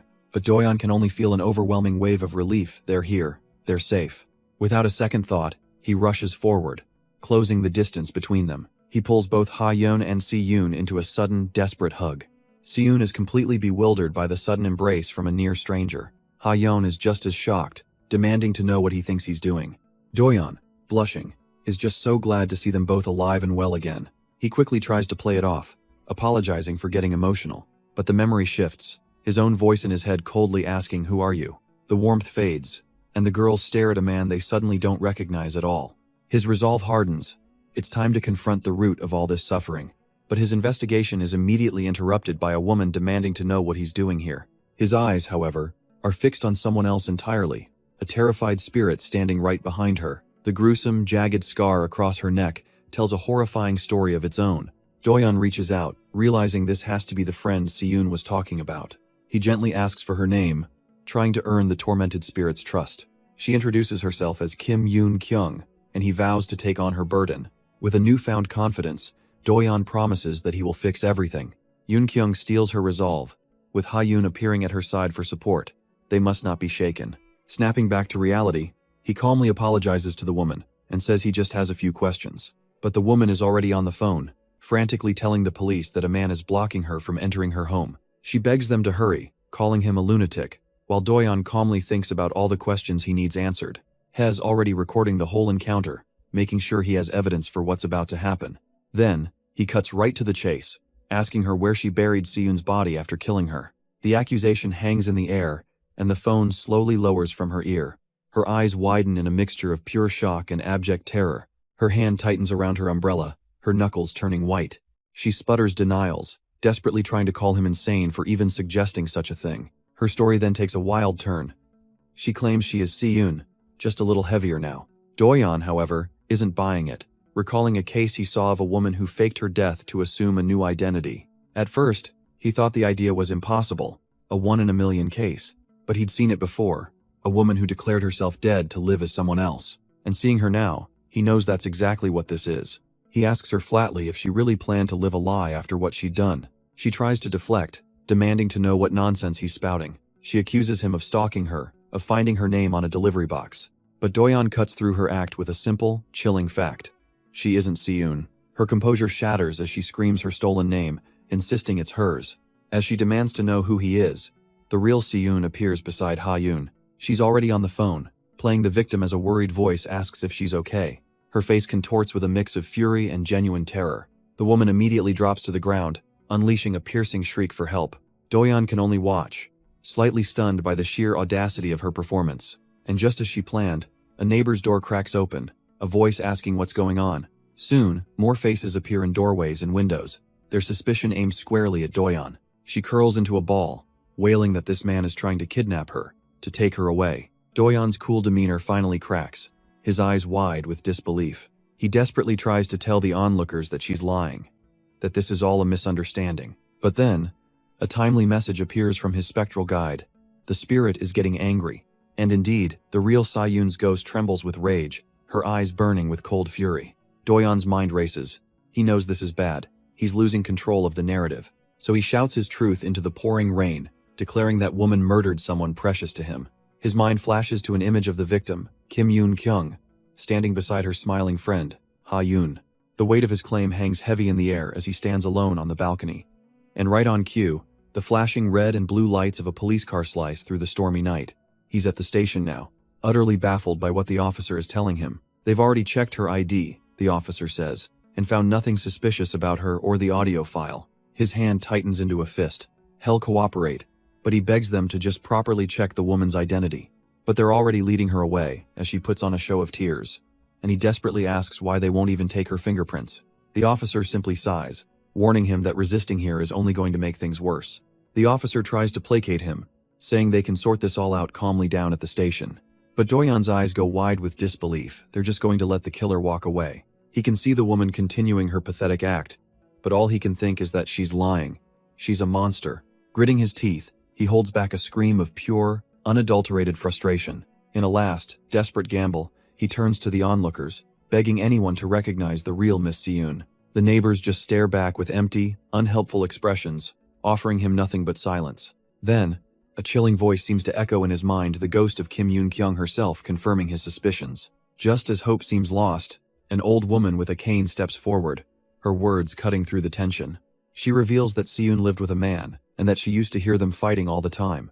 The confrontational woman's face freezes in absolute terror as her carefully constructed lie shatters around her. Cornered, the woman starts screeching, trying to discredit the old lady as senile and confused. A policewoman tries to calm her down, but she only gets louder, playing the victim for all it's worth. She demands the police arrest Doyeon, her face contorted with a desperate, ugly rage. And just like that, Doyeon has had enough, silencing her with a sharp slap across the face. In that instant, he sees the spirit of Kim Yoon-kyung, her eyes filled with a sad understanding. The police immediately move in, grabbing Doyeon and telling him he's under arrest for assault. But our boy doesn't even flinch, a cold, calculated look on his face as he accepts his fate. Fine, he tells them. Arrest him. But that makes him the accused, and her the victim, and since they have a witness right there, they have no choice but to properly investigate his claim. The officer sighs, defeated by his logic, and orders them both down to the station. And as the reality of his plan sinks in, Doyeon can't help but sweat, a manic grin plastered on his face. He finds himself in a holding cell, wondering if he really made the right call, and he's not alone. He remembers Seun suddenly throwing herself into the police car as they took him away. But his thoughts drift to Hayeon, left all alone in the rain, looking lost and worried. He lets out a heavy sigh, remembering his promise to come back for her after the questioning. Seun's voice cuts through his thoughts, apologizing and blaming herself. But Doyeon won't have it. He tells her not to worry. They just have to wait for an investigator, and his plan to get her heard is working. Hearing this, her gaze softens with a hint of gratitude. She confesses that when she's with him, she feels a strange sense of peace. She had been consumed by hatred, but seeing him get angry for her sake is finally calming her heart. Doyeon returns her gaze, apologizing for ever dragging her into this mess. He quickly changes his tune, insisting he's the one who should be sorry for not being more helpful. Seun won't hear it, but Doyeon is focused on the one promise he made to her. He promised to take her home, but instead, they've ended up in a holding cell together. But then he looks at her with a renewed determination, promising to come get her tonight once everything is sorted out. Her eyes widen, clearly moved by his unwavering conviction. A faint blush warms her cheeks as she softly agrees. In the quiet moment that follows, her pinky finger gently hooks around his. She then leans her head against his shoulder, wishing they had met a little earlier in life. The sudden closeness catches Doyeon completely off guard, and he can only stammer her name in surprise. She wonders how long it's been since she could just lean on someone like this, begging for the moment to last. Inside her head, she apologizes to Hayeon, asking for just a little more time just until sunrise. As the clock ticks, a deep fear settles in her heart. What if this is all just a dream? What if this person, this one hope she has, ends up hating her for everything she is? They sit together in the quiet of the holding cell, a fragile peace between them. She's terrified that if she accepts this kindness, she'll only start to want more. But Doyeon, feeling her anxiety, promises her that no matter what, he'll definitely come for her. He then looks at her, a little shyly, asking if she promises not to hate him or run away. Seun is taken aback by his thoughtfulness, a gentle smile gracing her lips. With a newfound resolve, she assures him she won't run. With their promise made, Doyeon sits alone, a quiet thank you hanging in the air. But of course, the game system just has to chime in, beginning a love score assessment. Hez earned 90 points, but with a death penalty applied? His romance rank is a C, but he's more confused about how he even has his phone. It seems Seun's affection has skyrocketed, granting him bonus LP as his phone mysteriously rests beside him. Standing up, a wave of unease washes over him as he looks out from the cell. Why does this victory feel so hollow and wrong? Just then, his phone vibrates with an incoming call from a deleted contact. A jolt of pure dread shoots through him as he stares at the screen. With a trembling hand, he raises the phone to his ear and cautiously answers. A weak, familiar voice crackles through, asking if it's Doyeon, and he can only whisper back in disbelief his brother. His brother's voice, frail and distant, apologizes for everything. He had no choice. He explains he did what he had to do to survive. But then, a sudden, violent noise erupts from the other end of the line. The voice turns frantic, warning that time is up, this will be his last call. As Doyeon stands on the edge, the whole world blurring, he clings to his brother's final words. A chilling instruction cuts through the static. Whatever you do, don't you dare be good to them. Miles away, Hayeon watches the same rainfall, her heart heavy with an inexplicable dread. She prays that Doyeon is okay, that nothing terrible has happened to him. A nervous tick reveals her growing anxiety as her thoughts spiral. She recalls Seun's promise to come back, and an uneasy feeling she just can't shake grips her tighter. Then it hits her, the Goyang police station. She realizes Doyeon might be there, and he could need her help. Sure, not having a phone is frustrating, but she's confident she can make the journey on foot. She steels her resolve, only to find her path immediately blocked by a very unusual obstacle. A tiny dog in a panda hoodie, baring its teeth and growling as if it can sense she isn't human. It lunges forward, barking wildly, its fury keeping her from moving a single step. Ha-yeon tries to plead with it, promising she's not a bad ghost and just needs to catch a bus. The little beast, however, is having none of it, its barks echoing in the rain. Suddenly, the dog's owner rushes in, trying to figure out why her little Uni is in such a frenzy. She crouches down, completely unaware that the target of her dog's rage is standing right there. A thought crosses her mind. They say white dogs can see ghosts, maybe there's some truth to it. But the rumbling sound of an engine pulling away snaps her back to reality. Her eyes widen in panic as she realizes her bus is leaving without her. She makes a desperate dash towards it, pleading for it to wait after she's been stuck here for an hour. But it's too late. The bus disappears down the road, leaving her completely stranded. Being out here alone, she's hit with a crushing wave of self-doubt. Without Doyeon, she feels utterly pathetic and helpless in the cold, pouring rain. A ghost no one wants to see, she wonders why she's even trying to hold on anymore. Then, a memory of Doyeon's smile cuts through the despair, reminding her of a time she brought him joy. That simple memory of his happiness is all she needs. Clenching her fists, she tells herself to stay strong and not lose heart. At that very moment, Doyeon receives a shocking call from his brother with a chilling warning. He is told to never keep ghosts by his side. Doyeon is completely bewildered, asking why his brother is only calling now. His brother explains there's no time, and that the more ghosts rely on him, the more dangerous it becomes. He must never open his heart to them, because if their affection drops, the line crackles and dies. The call abruptly ends, leaving Doyeon shouting his brother's name into a dead phone. He stares at his screen in shock as the contact for his brother is deleted right before his eyes. A voice suddenly calls his name, snapping him back to reality. An officer informs him that the investigator is here and it's time to come out. Doyeon follows, his mind still a whirlwind of confusion from his brother's call. Clutching his phone, he asks for a quick detour to the restroom first. He needs a moment alone, a chance to process the chaos. Inside, he frantically tries to call his brother back, but the call won't go through. What in the world is going on? What has his brother been doing all this time? The fragmented warnings echo in his head. Don't keep them close. Affection levels? A game? He grinds his teeth in frustration, wishing his brother had just explained properly. Stepping out of the restroom, his thoughts are cut short when a voice calls his name. He looks up to find the lead detective waiting for him. Soon, he's sitting in a sterile interrogation room as the rain pours down outside. The detective sits opposite him, the air thick with unspoken questions. The man's gaze is sharp, calculating, missing nothing. But their conversation is interrupted by Detective Han, who finds this case far too interesting to ignore. Doyeon can barely hide his annoyance, wishing the guy would just go back to his own department. His mind, however, drifts back to his brother's cryptic call.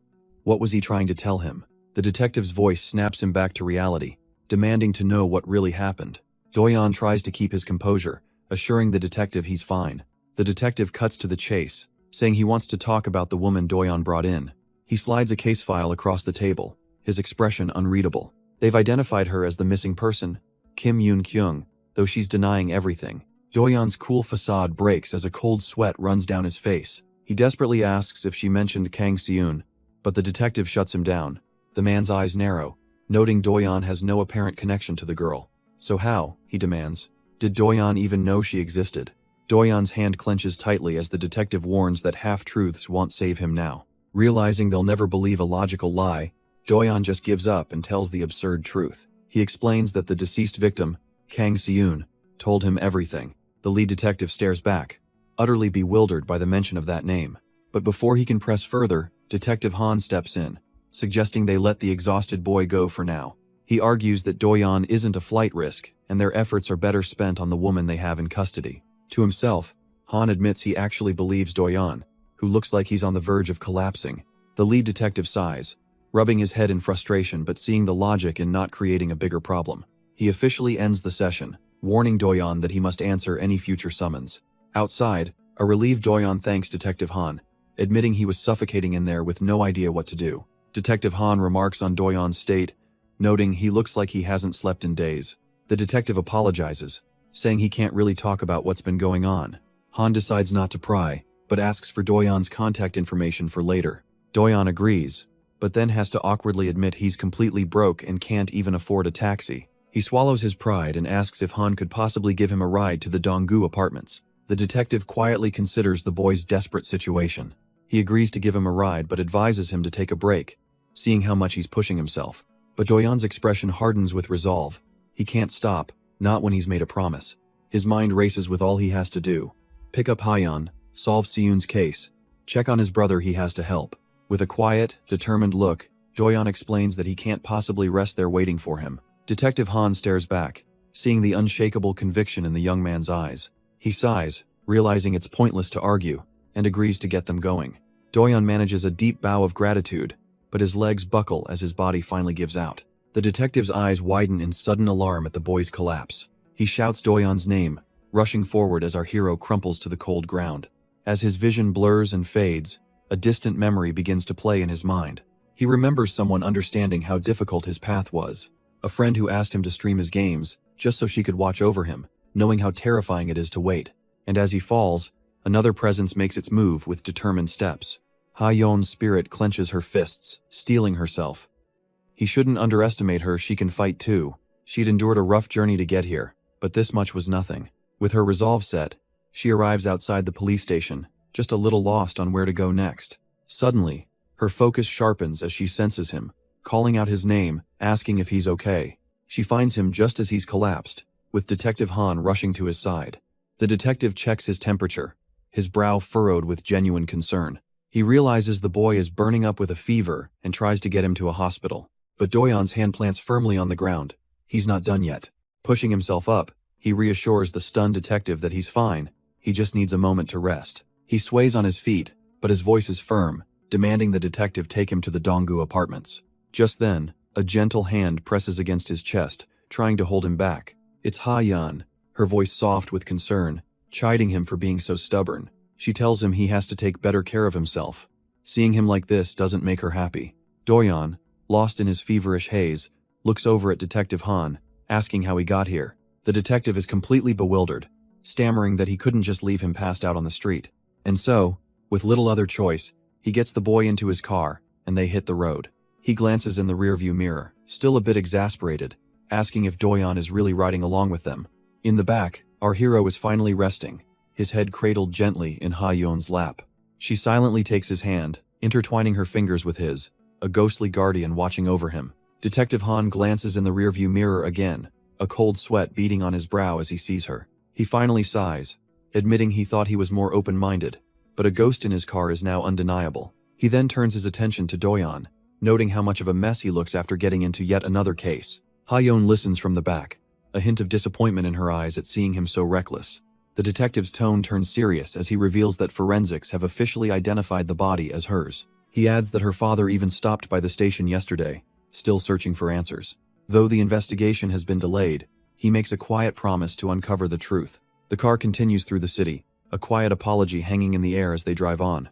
Arriving at their destination, Detective Han helps the barely conscious Doyeon out of the car. He supports the boy, leading him towards the safety of a nearby apartment. Gently laying the feverish boy down, Detective Han makes sure he's comfortable. With a heavy sigh, he straightens up, deciding it's finally time for him to leave. He speaks to the sleeping Doyeon, but his real message is for the ghost he knows is listening. Glancing at the gaming setup, he hopes his plea to Ha-yeon reached her. He asks the empty room, a bit nervously, if she heard what he said. Giving a final wave, he turns and announces he's really leaving this time. But a quiet voice from behind tells him to wait. He turns to see Doyeon standing, a small, unfamiliar spirit floating beside him. The detective's eyes widen in utter shock as he realizes what's happening. The little creature speaks, promising to finally tell him everything he wants to know. Speaking through the tiny creature, Ha-yeon's voice finally reaches him, pleading for his help. The detective's composure completely shatters, and he lets out a strained, disbelieving laugh. He's clearly under immense stress, trying to process this impossible situation. The story unfolds. Ha-yeon explains that Doyeon only got involved to help another ghost, Kang-seun. Detective Han listens, the gravity of the supernatural tale finally sinking in. She recounts a chillingly familiar police report about a suitcase with a head found by the reservoir. He immediately connects the dots that unidentified victim must have been Kang-seun. He asks if Seun is here with them, but the spirit sadly confirms she is not. Ha-yeon reveals that spirits like her cannot leave this world until their bodies are recovered. While Doyeon saved her from that fate, Kang-seun must have returned to that hellish reservoir, all alone. Detective Han takes a moment to compose himself, admitting this is the craziest case he's ever seen. But now they have a plan. Review the CCTV of the hit, and run and reinvestigate the fake Kang-seun. Ha-yeon's spirit form suddenly looks menacing, not liking his wish to grill the still unconscious Doyeon. The detective quickly throws his hands up with a nervous laugh, insisting he was just thinking out loud. His expression sobers, his gaze fixed and determined. He seems to be weighing his words carefully, knowing this next part is delicate. He turns to the little spirit, asking what she plans to do now that Doyon has helped her. He gently explains the harsh reality that she can't stay by Doyon's side forever. In the end, he warns, this attachment will only bring pain to them both. Ha-yoon's expression softens into sadness. She knows he's right, she doesn't belong here. With her friend still unconscious, Ha-yoon gently places a cool towel on his forehead. The detective sits for a moment, processing everything he's learned, his gaze fixed on his phone. Finally, he rises to his feet, deciding it's time to go, thanking her for giving him so much to investigate. But as he puts on his coat, he pauses at the door with one last, strange request. He asks if it would be okay to just touch her once, his curiosity getting the better of him. But he quickly dismisses the idea, leaving the little spirit alone with her heavy thoughts. She floats solemnly through the apartment. She doesn't need to be told, she already knows. Her presence here means Doyon can never live a normal life. She is dead, and he is alive. A soft light begins to shimmer around her as her true form starts to re-emerge. She just wants him to be happy, to meet people, to live normally, and even to fall in love again. The thought of him with someone else, that part, she admits, she doesn't like. She knows it's what's best for him, but her selfish heart just wants to stay a little longer. As morning light finally streams into the quiet apartment, Doyon begins to stir from his feverish sleep, a cool patch on his forehead, and his mind drifts back to the very first time he ever saw Haeyeon. She had quite literally fallen into his life, landing right on top of him. He remembers seeing her then, a beautiful woman despite the bloody gash on her head. She was so unpredictable, always full of surprises that kept him on his toes, so playful and vibrant, just brimming with an infectious, boundless energy. But he also remembers that little by little, that bright light of hers began to change. She became his shadow, her world slowly starting to revolve around his. He remembers how she would just watch him, gauging his every little reaction. Then she began to lean on him, finding comfort and safety by his side. Lying in bed, he thinks if she were alive, their paths would never have crossed. And yet, this impossible girl told him she wanted to stay right here with him. What kind of man wouldn't be moved by that? But as he thinks, he feels a sudden warmth and a weight pressing against him under the covers. His eyes snap open in utter disbelief. There she is, curled up and sleeping peacefully right next to him. His mind short-circuits as she snuggles in closer, completely oblivious. He's completely flustered, his face burning up from the unexpected closeness. It feels so real. How could he possibly not be aware of her presence right beside him? His brother's warning echoes in his mind. Never get too kind, or they'll start to rely on you. But looking down at her, the memory feels distant, and his resolve wavers. Her hand rests on his chest, and he's at a total loss. What is he supposed to do now? He escapes to the bathroom to get his head straight, the quiet morning light doing little to calm him. He realizes that ever since Ha-yoon entered his life, he's barely logged into the game. Later, he calls his brother, asking what happened with the investigation that had stalled. The news is frustrating. Kim Yoon-kyung is refusing to admit anything, denying all evidence. His brother speculates it could be a psychological issue, like a dissociative identity disorder. His brother explains that due to overwhelming trauma, her mind has literally fractured. Because of this, the entire investigation is now officially on hold, and Doyon can't believe what he's hearing. She'll have to undergo a full psychiatric evaluation to determine if she's truly broken or just putting on an act. And that, his brother states grimly, is precisely why he's turning to Doyon for help. These kinds of cases can drag on for ages. Their only shortcut is to get help from the other victim, Kang Seun. The call ends, leaving Doyon with a heavy new task and a clear destination. He and Ha-yoon arrive at the meeting spot, a quiet pier under the vast night sky. His brother is already there waiting for them, along with another familiar face. Cutting straight through the silence, his brother asks him a question no one else could. What is it really like to see ghosts? Hes heard the stories, but he admits he just can't understand why Doyon is going to such lengths to help them. His brother's question hangs in the air. Doesn't Doyon have his own life to live? Doyon's gaze drifts to Ha-yeon. He couldn't just turn away when someone was desperately waiting. His eyes hold a deep, painful understanding. He knows exactly what it feels like to wait for someone with everything you have. But as he reminisces, Ha-yeon suddenly clutches her chest, a sharp, unfamiliar pain seizing her. The detective notices, asking what's wrong, but she quickly dismisses it as a personal matter.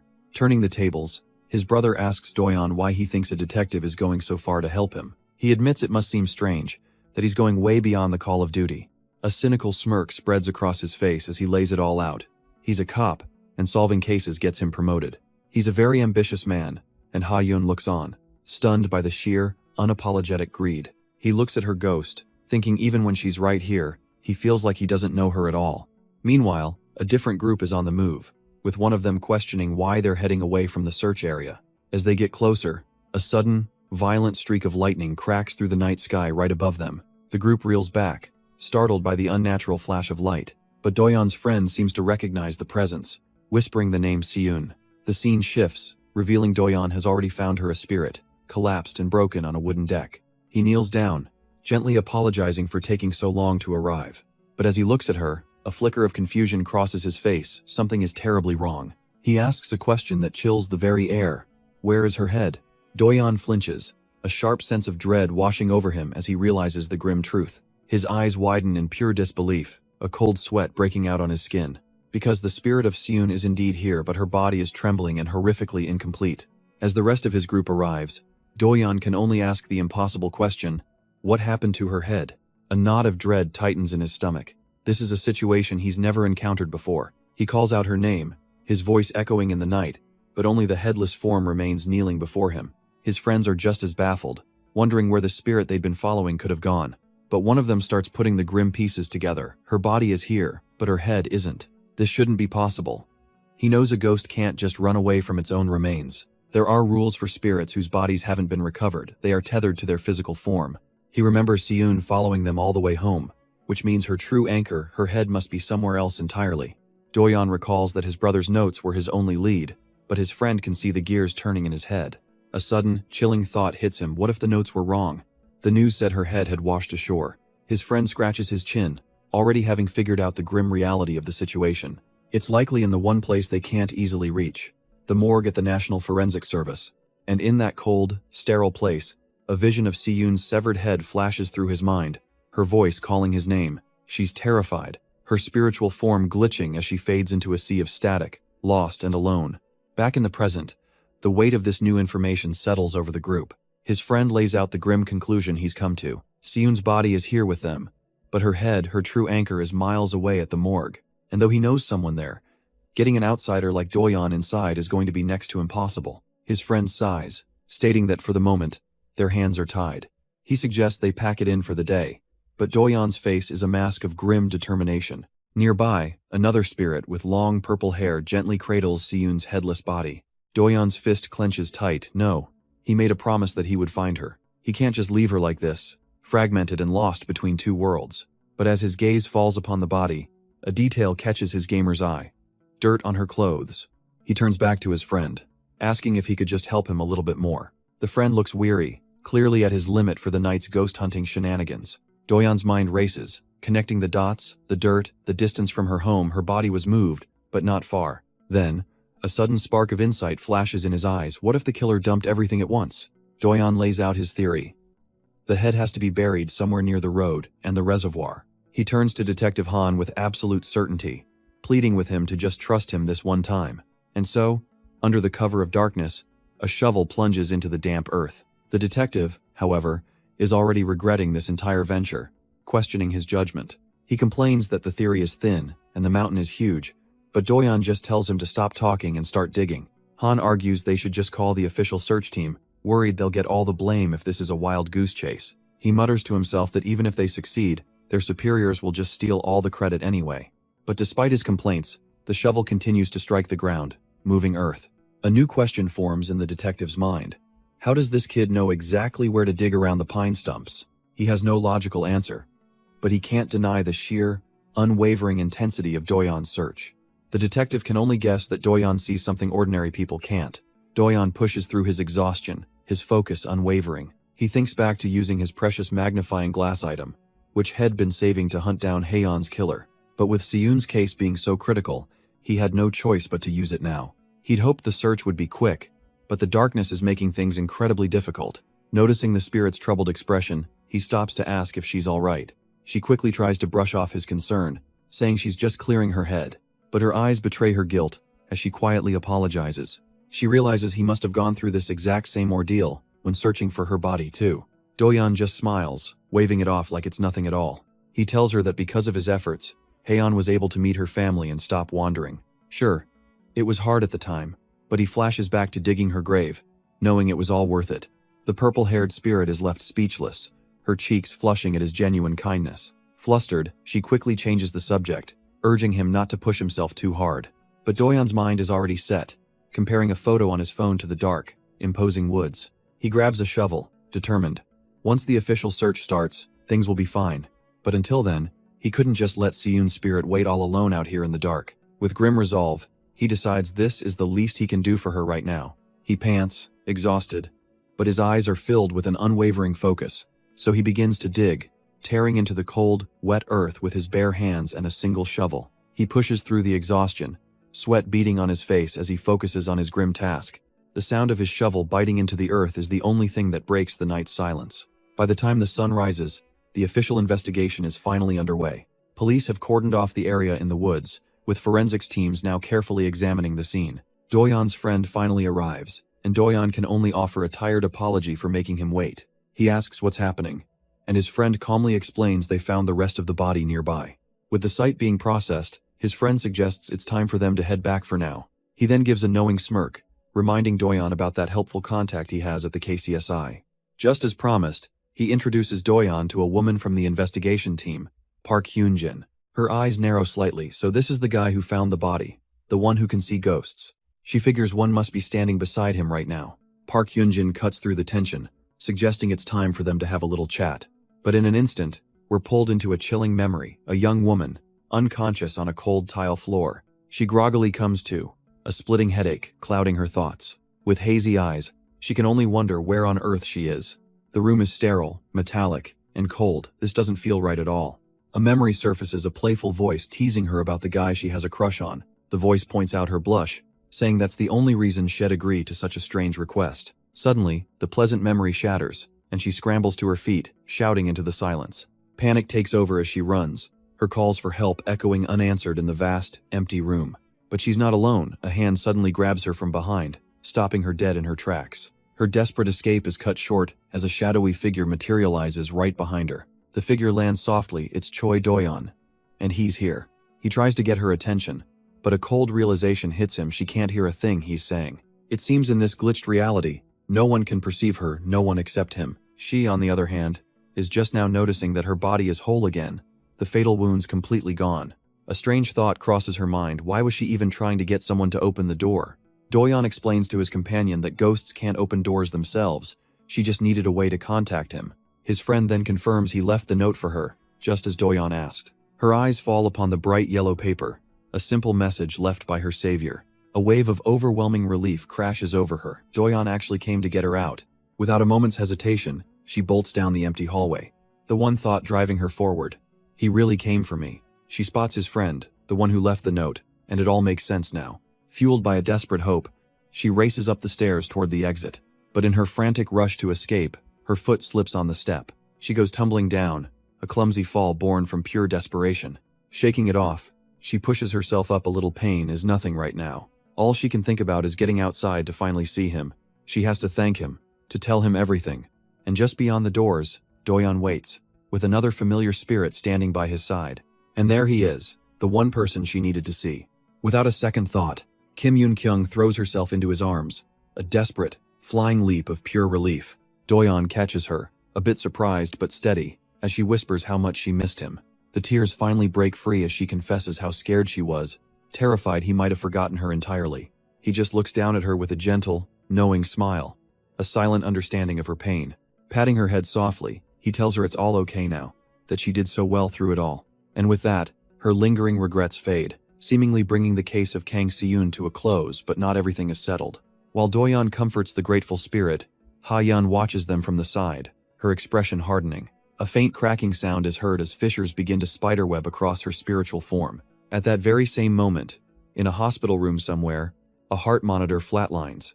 Doyeon's mother sits beside her son's lifeless body, asking why he made such a reckless choice. She clutches his hand, her own knuckles bruised and raw from her desperate grief.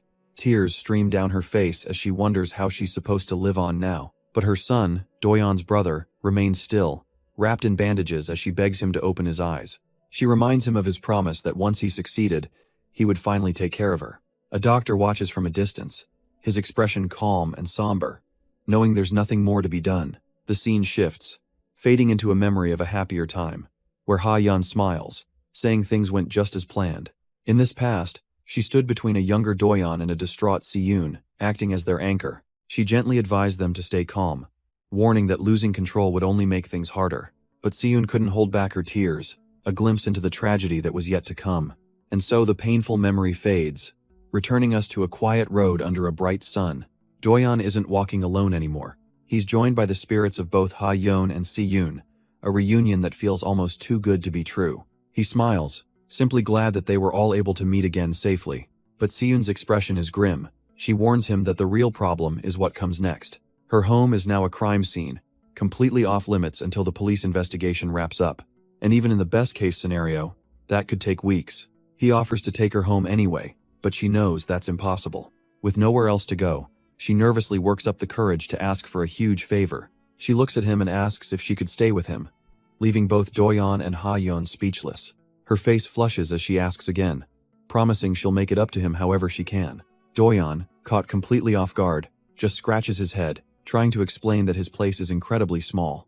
But seeing her desperation, he relents, telling her she's welcome if she can put up with it, and her eyes widen in disbelief. Overjoyed, she immediately checks with the other girl, wanting to make sure Ha-yeon is okay with the arrangement too. Ha-yeon simply offers a calm, placid smile in response. But behind that serene expression, her true feelings are a cold, blunt rejection. She bites back the words, reminding herself that she's also just a guest before forcing a smile and saying she doesn't mind. Siyun is ecstatic, completely unaware of the inner turmoil, as Ha-yeon tells herself it's only temporary. And once they arrive, Siyun is immediately impressed, looking around his tiny room with pure wonder. She then spots Ha-yeon in her tiny spirit form, gushing over how unbelievably cute she is. Siyun asks if Ha-yeon is really going to clean like that, finding the sight completely endearing. Watching from the side, Doyeon figures she must be trying to help out in her own little way. He knows he could do it faster, but seeing Siyun so happy, he decides to just let her be. It's a relief, he thinks, that they're getting along so well right from the start. So he announces he's going to wash up, telling the two of them to chat for a bit. Once he's gone, Siyun's playful demeanor shifts to something more serious. She nervously clasps her hands, steeling herself to ask something important. Ha-yeon, oblivious, has armed herself with a toothbrush, ready for the next cleaning task. But then Siyun's voice cuts through the silence, asking what Ha-yeon truly thinks of Doyeon. The sudden, direct question leaves the little spirit completely stunned and at a loss for words. Flustered, Ha-yeon stammers out that she thinks he's a good person, but Siyun immediately cuts her off. That's not what she means, she asks. A knowing glint in her eye, does Ha-yeon see him as a man? The question sends Ha-yeon's little spirit mind into a complete tailspin. She admits that she's not sure. Her head tells her she shouldn't, but her heart is getting confused. Siyun smiles gently, assuring the little spirit that she just wants to get along. To her, Ha-yeon is like a sister, another soul saved by Doyeon, a friend who understands her pain. So, she offers some quiet advice. If Doyeon isn't pushing her away, then maybe it's okay for Ha-yeon to follow her own heart for once. Siyun confesses she spent her whole life holding back, telling herself love was a luxury she couldn't afford. But all that restraint led to nothing but an early grave, never getting to live the future she dreamed of. But while she's still here, Siyun has one last thing on her mind. With a slight blush, she asks if it's okay for her to be honest about her own feelings now. Elsewhere, Doyeon tries to wash away the grime and stress of the recent chaos. For a fleeting moment, a sense of peace washes over him. He can finally breathe.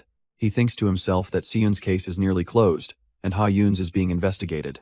But as he steps out of the shower, he knows this game is threatening to destroy his normal life. His phone screen reveals a flood of worried messages from his father, demanding answers about the game. The desperate texts leave him with a heavy thought. He might have to go back to his brother's house. A flash of memory hits him, the overwhelming pain he suffered. There is something he can't forget, but he can't just sit around and wait. He grabs his clothes, resolved to act. He pushes aside the thought of his family drama. Right now, the most urgent problem is money. He hasn't streamed or uploaded anything in ages, and the fear of his channel dying is very real. Hearing a voice from his room, he cautiously peeks around the doorframe, wondering who's there. A new face, a young woman, is kneeling on the floor, awkwardly trying to make conversation with Ha-yeon. She startles when she sees him, quickly insisting they were just chatting about nothing. But Doyeon isn't suspicious at all. Instead, a faint, warm smile plays on his lips. He was so used to working completely alone, the constant cycle of streaming and editing. Looking at them, he realizes that maybe he'd actually been pretty lonely all this time. Then, a brilliant, almost mischievous idea begins to form in his mind. If people saw a ghost possessing a doll to play video games, his channel would absolutely explode. But he quickly dismisses the thought it's too risky and could easily backfire. First things first, he needs to check his revenue. Money is getting dangerously tight. It feels like it's been ages since he's even turned on his PC to work. But as the monitor lights up, something on the screen makes him pause. His jaw drops. His channel gained nearly 19,000 subscribers, a ridiculous increase. The views, he realizes, are just as insane. And there it is. A video of Ha-yeon has somehow reached over 1 million views.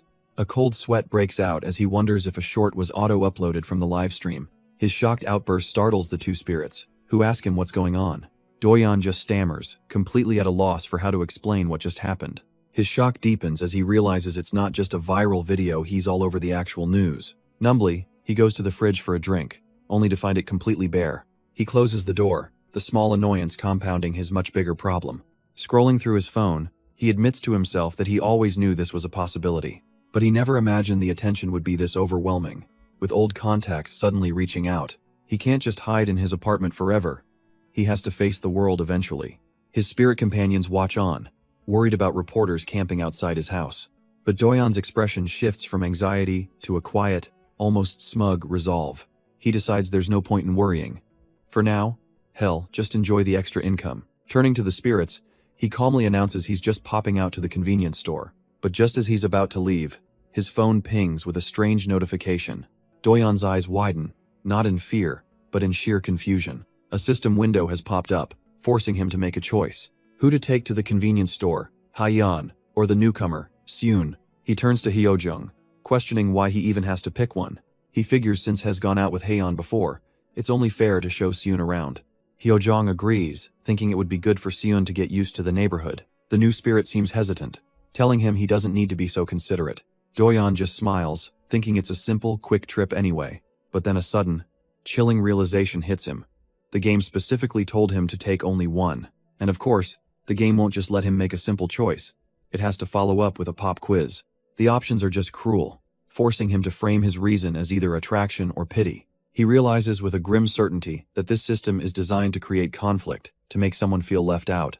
Trying to manage the situation, he turns to Hyojung to explain his plan. He'll take Haeyeon out later, he promises, mentioning they needed to discuss scheduling anyway. Hyojung seems to understand, knowing he's just trying to do the best he can in a twisted game. With the awkwardness temporarily settled, he and Seun finally head out into the city. The new girl seems a bit quiet, but then her eyes light up with excitement. She spots a small black cat, charmed by its seemingly innocent presence.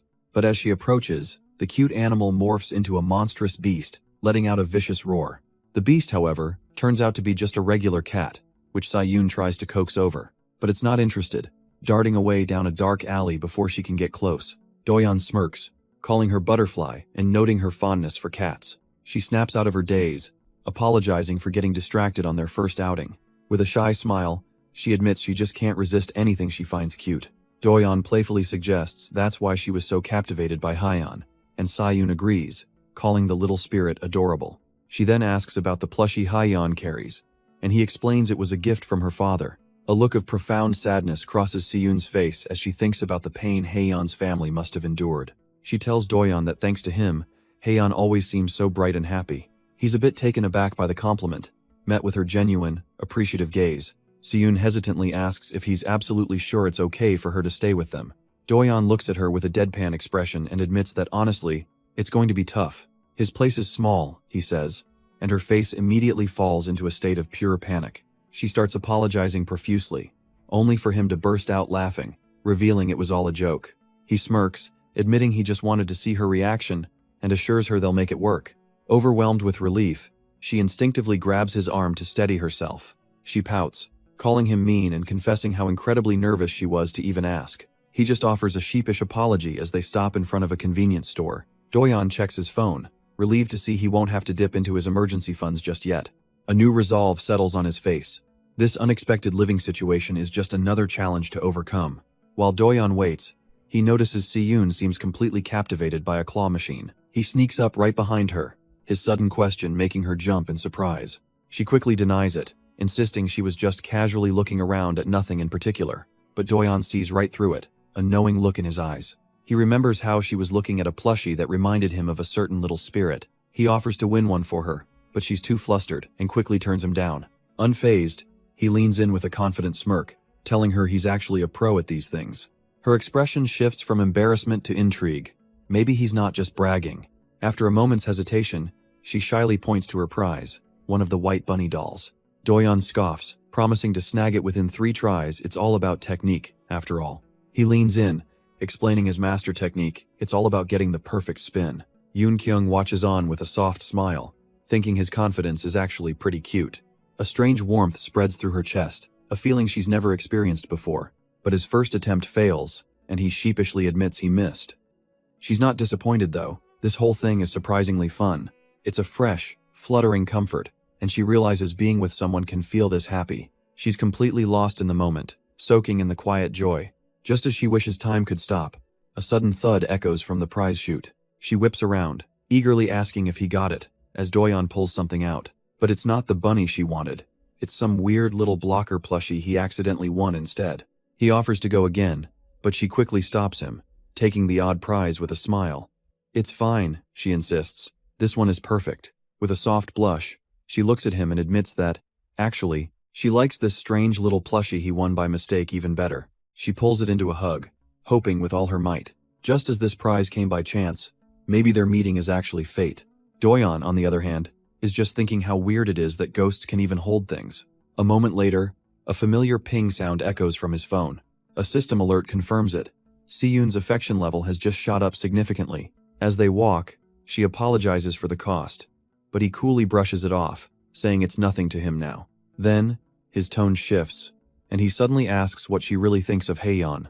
He presses, asking if, after all their time living together, she ever saw Haeyeon as more than a friend. Doyeon doesn't even try to deny it. He admits he'd be lying if he said no. The confession hangs in the air, and Siyun admits that his answer scares her. But he quickly downplays it, claiming he's no great guy, just a mediocre person helping out of circumstance. He even confesses he ran from his parents and only started streaming because of a girl. He's just a coward, he says, terrified of acting recklessly and hurting someone through a misunderstanding. But before his self-deprecating spiral can continue, her hand gently covers his. He looks up, surprised, as she tells him he's wrong, that he's a good person, and Haeyeon knew it too. She smiles, saying she's just glad she got to meet him, and that ghosts can see a person's true character. Her fingers interlace with his, a silent promise as she tells him it's precisely because it's him that she keeps wanting more, her own feelings now laid bare. She wants him to see them for who they truly are, beyond just people he's helping. The reason hits Doyeon hard. After all, she reminds him, they're already dead. So with what little time they might have left, isn't it better to live without regrets? The question hangs in the air, weighing on Kwon Hyojeong as well. Meanwhile, back at the apartment, Hyojeong waits alone in her quiet room. She keeps her eyes on the door, expecting to see them any moment now. But the clock on the wall keeps ticking, and they're running later than she thought. She tries to reassure herself, thinking Doyeon must be carefully guiding Yoon Kyung. Still, as she stands and faces the empty entrance, an uneasy feeling takes root. A cold anxiety begins to creep in, a sense of dread she just can't shake off. Her feet pace restlessly, the waiting becoming almost unbearable. She reaches for the doorknob, a desperate wish forming in her mind. To her absolute shock, the lock actually clicks open under her ghostly hand. Hyojeong freezes in the doorway, trying to process what just happened. How is this possible? Since when could she interact with the world so easily? But there's no time to ponder it. The suffocating silence is pushing her out. The small Haeyeon plushie tumbles to the floor as she rushes to leave. She figures it's better to just meet them halfway than to wait any longer. Her steps are firm as she walks out onto the sunlit street. Now she can only hope that they don't somehow miss each other on the way. She reasons that if they were going to the convenience store, they should be just up ahead. But as she rounds the corner, she freezes, spotting Doyeon with another girl. A cold dread washes over her. She knew something felt terribly wrong. Hez holding the blonde girl's face, a shockingly intimate gesture. What are they doing? Is this what it means to be honest with your feelings? Her heart clenches with a suffocating pain she's never experienced before. From her rival's perspective, the moment is perfect, bathed in a soft glow. But Doyeon isn't looking at the girl in his hands. His focus is somewhere else entirely. His eyes lock onto Hyojeong, and he seems to mouth a single, familiar name. He thought he was seeing things, stunned to find her standing right there in the open. Flustered, Hyojeong stammers that the door opened, so she just came out to meet him. But her attention is immediately drawn to the little bear plushie he's carrying in a bag. She confronts him, asking why he has a doll when he was supposed to be buying supplies. He explains with a smile that he won it for Siyun, who seemed to really like them. Siyun then pipes up, innocently suggesting Hyojung should teach her how to possess dolls too. The comment lands like a lead weight. He had no money, but he still won a gift for someone else? Doyeon is completely caught off guard, trying to awkwardly explain that it just happened. But he stops when he sees the tears welling in her eyes, and softly asks if she's crying. Embarrassed, she looks down, insisting she was just worried. That's all. He asks why she's acting so strange, but she can only wonder why this hurts her so much. She tries to hold back the tears, refusing to let them see her like this, especially not in front of Siyun, who watches with a gentle smile. She tells herself to just act normal. Maybe she's just being overly sensitive. Her hand trembles as she questions why she's even feeling this way at all, and without another word, she abruptly turns and runs, leaving Doyeon stunned. He calls out for Hyojung as she flees down the street, completely bewildered. But before he can even think, the world glitches out, presenting him with a critical choice. Doyeon's eyes widen in disbelief. He's never had back-to-back prompts like this before. Without a moment's hesitation, he drops everything in his hands. He bolts after Hyojung, leaving a surprised Siyun calling his name from behind. Siyun can only watch, completely baffled by the sudden chaos. Everything happened so fast, leaving her standing alone with the dropped gifts. Meanwhile, Hyojung is consumed by regret, calling herself pathetic for running. She's terrified that this bizarre behavior will completely ruin things with Doyeon. But he's right behind her, his hand outstretched as he closes the distance. He screams for her to wait, desperate not to let her disappear like this. She glances back, tears welling in her eyes, shocked that he actually followed her. He yells out an apology, admitting he was clueless and begging her to just talk to him. She tells him to stay back, but he calls her bluff. Why run if she wants to be alone? Then, in a moment of sheer desperation, he shouts the wrong name. Haeyeon, please wait. The wrong name hangs in the air, and Doyeon freezes, the realization dawning on his face. He looks up, but she's already gone, vanished as if she were never there. How was she so fast? Elsewhere, Hyojung collapses to her knees, clutching herself, unable to breathe. Her mind is thrown into a memory of a sunlit playground.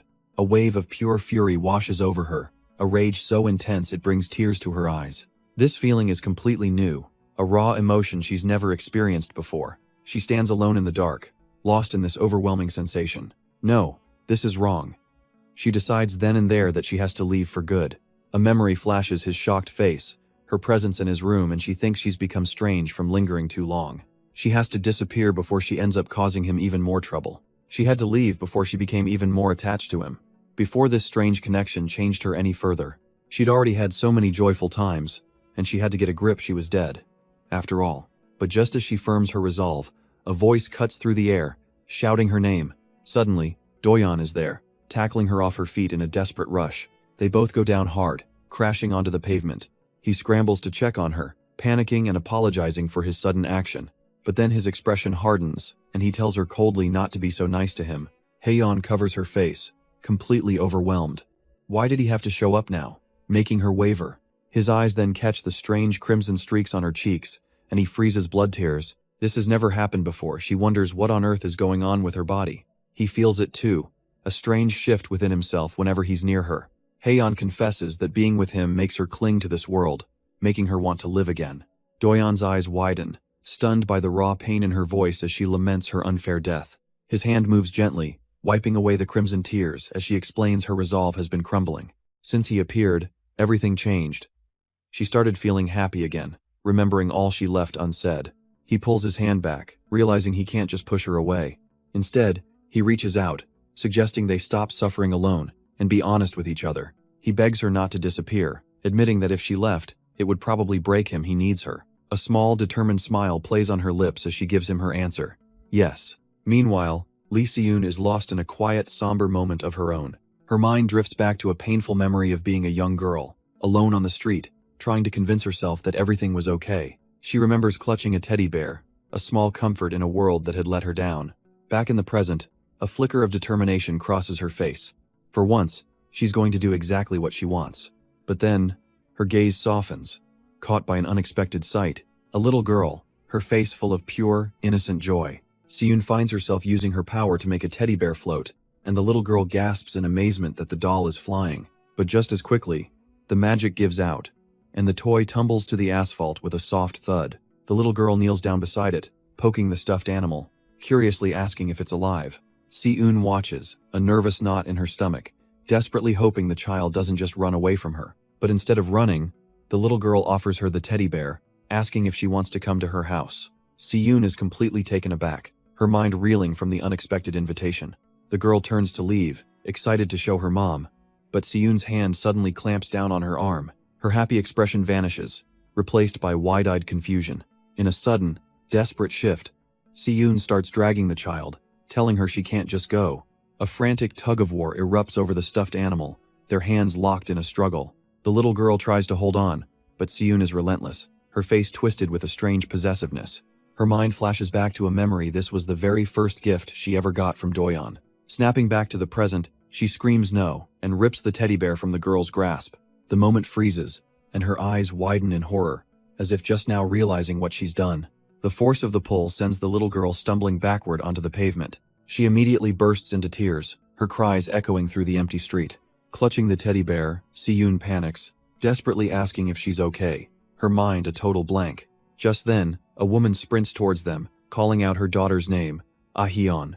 Si-eun is frozen on the spot, the mother's arrival making this 100 times worse. The mother kneels to comfort her crying child, who points and sobs that the doll trusted her. The mother looks up from her daughter, her face a mask of utter confusion. A doll? She follows the girl's gaze but sees nothing there, just a strange little charm left on the ground. Overwhelmed by guilt and fear, Si-eun makes a split-second decision and runs for it. She doesn't stop until she's in a secluded alley, admitting to herself that she just ran away.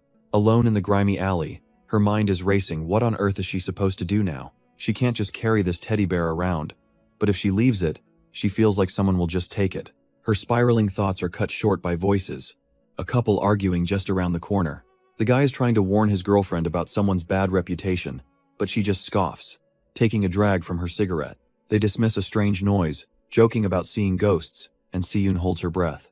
The sudden sound had her heart leaping into her throat, thinking for a second that it had found her. Peeking through a gap, she figures she'll be safe enough if she just waits here for a while. She sits down, clutching the teddy bear tightly to her chest, a strange comfort in this mess. Okay, new plan. Hide it between the food trash bins and lay low. Holding the doll close, she can't help but wonder how her day became one disaster after another. The scene shifts to a memory of another girl, Ha-yeon, huddled alone in an alley, just hoping someone would return. And someone did. It was Doyeon, a flicker of concern on his face as he finds her. He gently asks her why she was crying, but she quickly denies it, saying she was just sulking by herself. But he presses on, telling her not to bottle things up. It hurts him more to find out later. Her resolve wavers, and she agrees to talk, but only if she can ask him a question in return. She looks him dead in the eye, asking if his strange ability to see ghosts is why he needs her. Doyeon is completely floored, the unexpected question leaving him speechless. He starts to stammer, trying to find an excuse, but his nervous sweat gives him away. His mind races. How did she figure it out?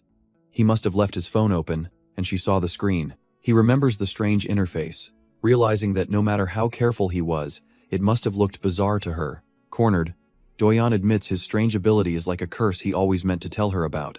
But instead of shock or fear, a soft, understanding smile spreads across Ha-yeon's face. She simply says that whatever the reason, it means he needs her, and that can be their little secret. He watches her, completely taken aback by her simple, unconditional acceptance. He thought she'd be far more curious about his entire situation, but she let it go so easily, almost as if she already understood.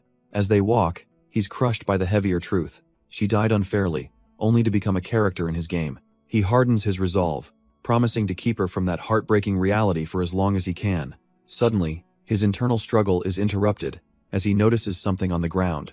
It's the groceries he dropped, a jarring reminder of the panic he was in just a short while ago. Doyeon and Haeyeon arrive at the spot, but something is wrong. Both Si-eun and the doll are gone. A flicker of worry runs through him. He hopes nothing bad happened. Haeyeon watches him, her expression mirroring his concern. Suddenly, they hear a desperate shout for Si-eun from a nearby alley, but the voice is her own, as she finally spots Doyeon from her hiding spot. He turns, surprised and relieved to finally hear her call his name. Si-eun hurries over, clutching the bear and apologizing for disappearing. She explains she was just afraid someone would take the doll and was watching over it. She mentions a little kid showing interest in it, and Doyeon freezes in his tracks. Haeyeon smoothly steps forward, apologizing to Si-eun for Doyeon running off and leaving her alone. With a disarming smile, she tells Si-eun the doll is cute and that it really suits her. Si-eun, still a bit shaken, can only manage a flustered agreement. Later that night, the city lights paint the empty streets. Doyeon is already tying his shoes, his mind made up. Hyun watches him, suggesting that maybe he should rest and wait until tomorrow. But he's adamant, insisting he needs to go now, promising to be back quickly. He goes to hand her the doll, but it slips right through his fingers, tumbling to the floor. Inside, Haeyeon groans in frustration. Possessing this plushie is way harder than it looks. It seems moving so naturally is a skill she hasn't quite mastered yet.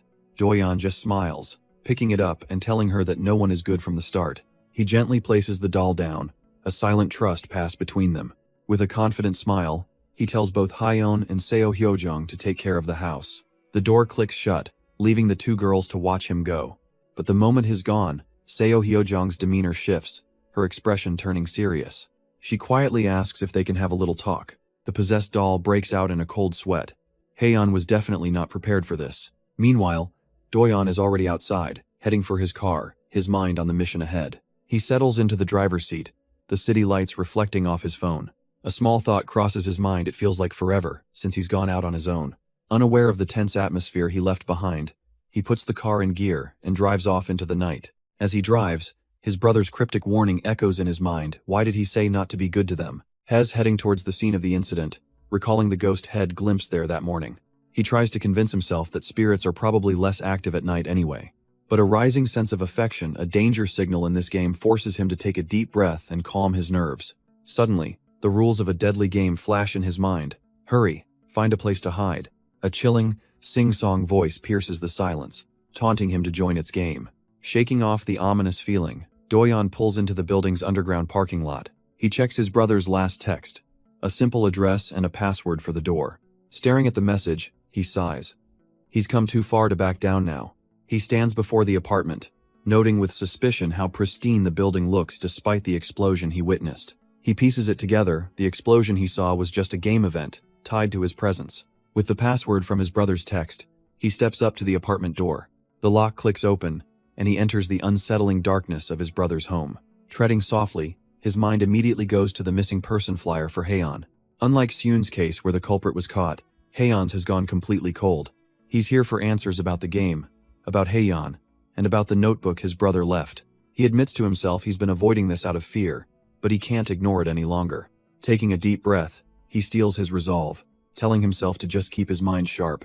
Besides, if things get too crazy, he can always just turn around and run. But the moment he opens the door, his eyes widen in pure, unadulterated shock. A sudden clap of thunder rings out, lightning flashing across the sky. Because standing in the room with him isn't some monster, but the ghost of Ha-yeon. She breaks the silence, her voice soft as she asks if they can talk. She's been carefully thinking over what he said to her before. He told her to do whatever she wanted, and now she needs to know exactly what he meant. Speaking through his little spirit avatar, he says there's no need for her to suppress her true feelings. He just wants her to feel free to smile, cry, and express herself like a normal person would. But she completely misreads the room, bluntly asking if this means he wants to date her.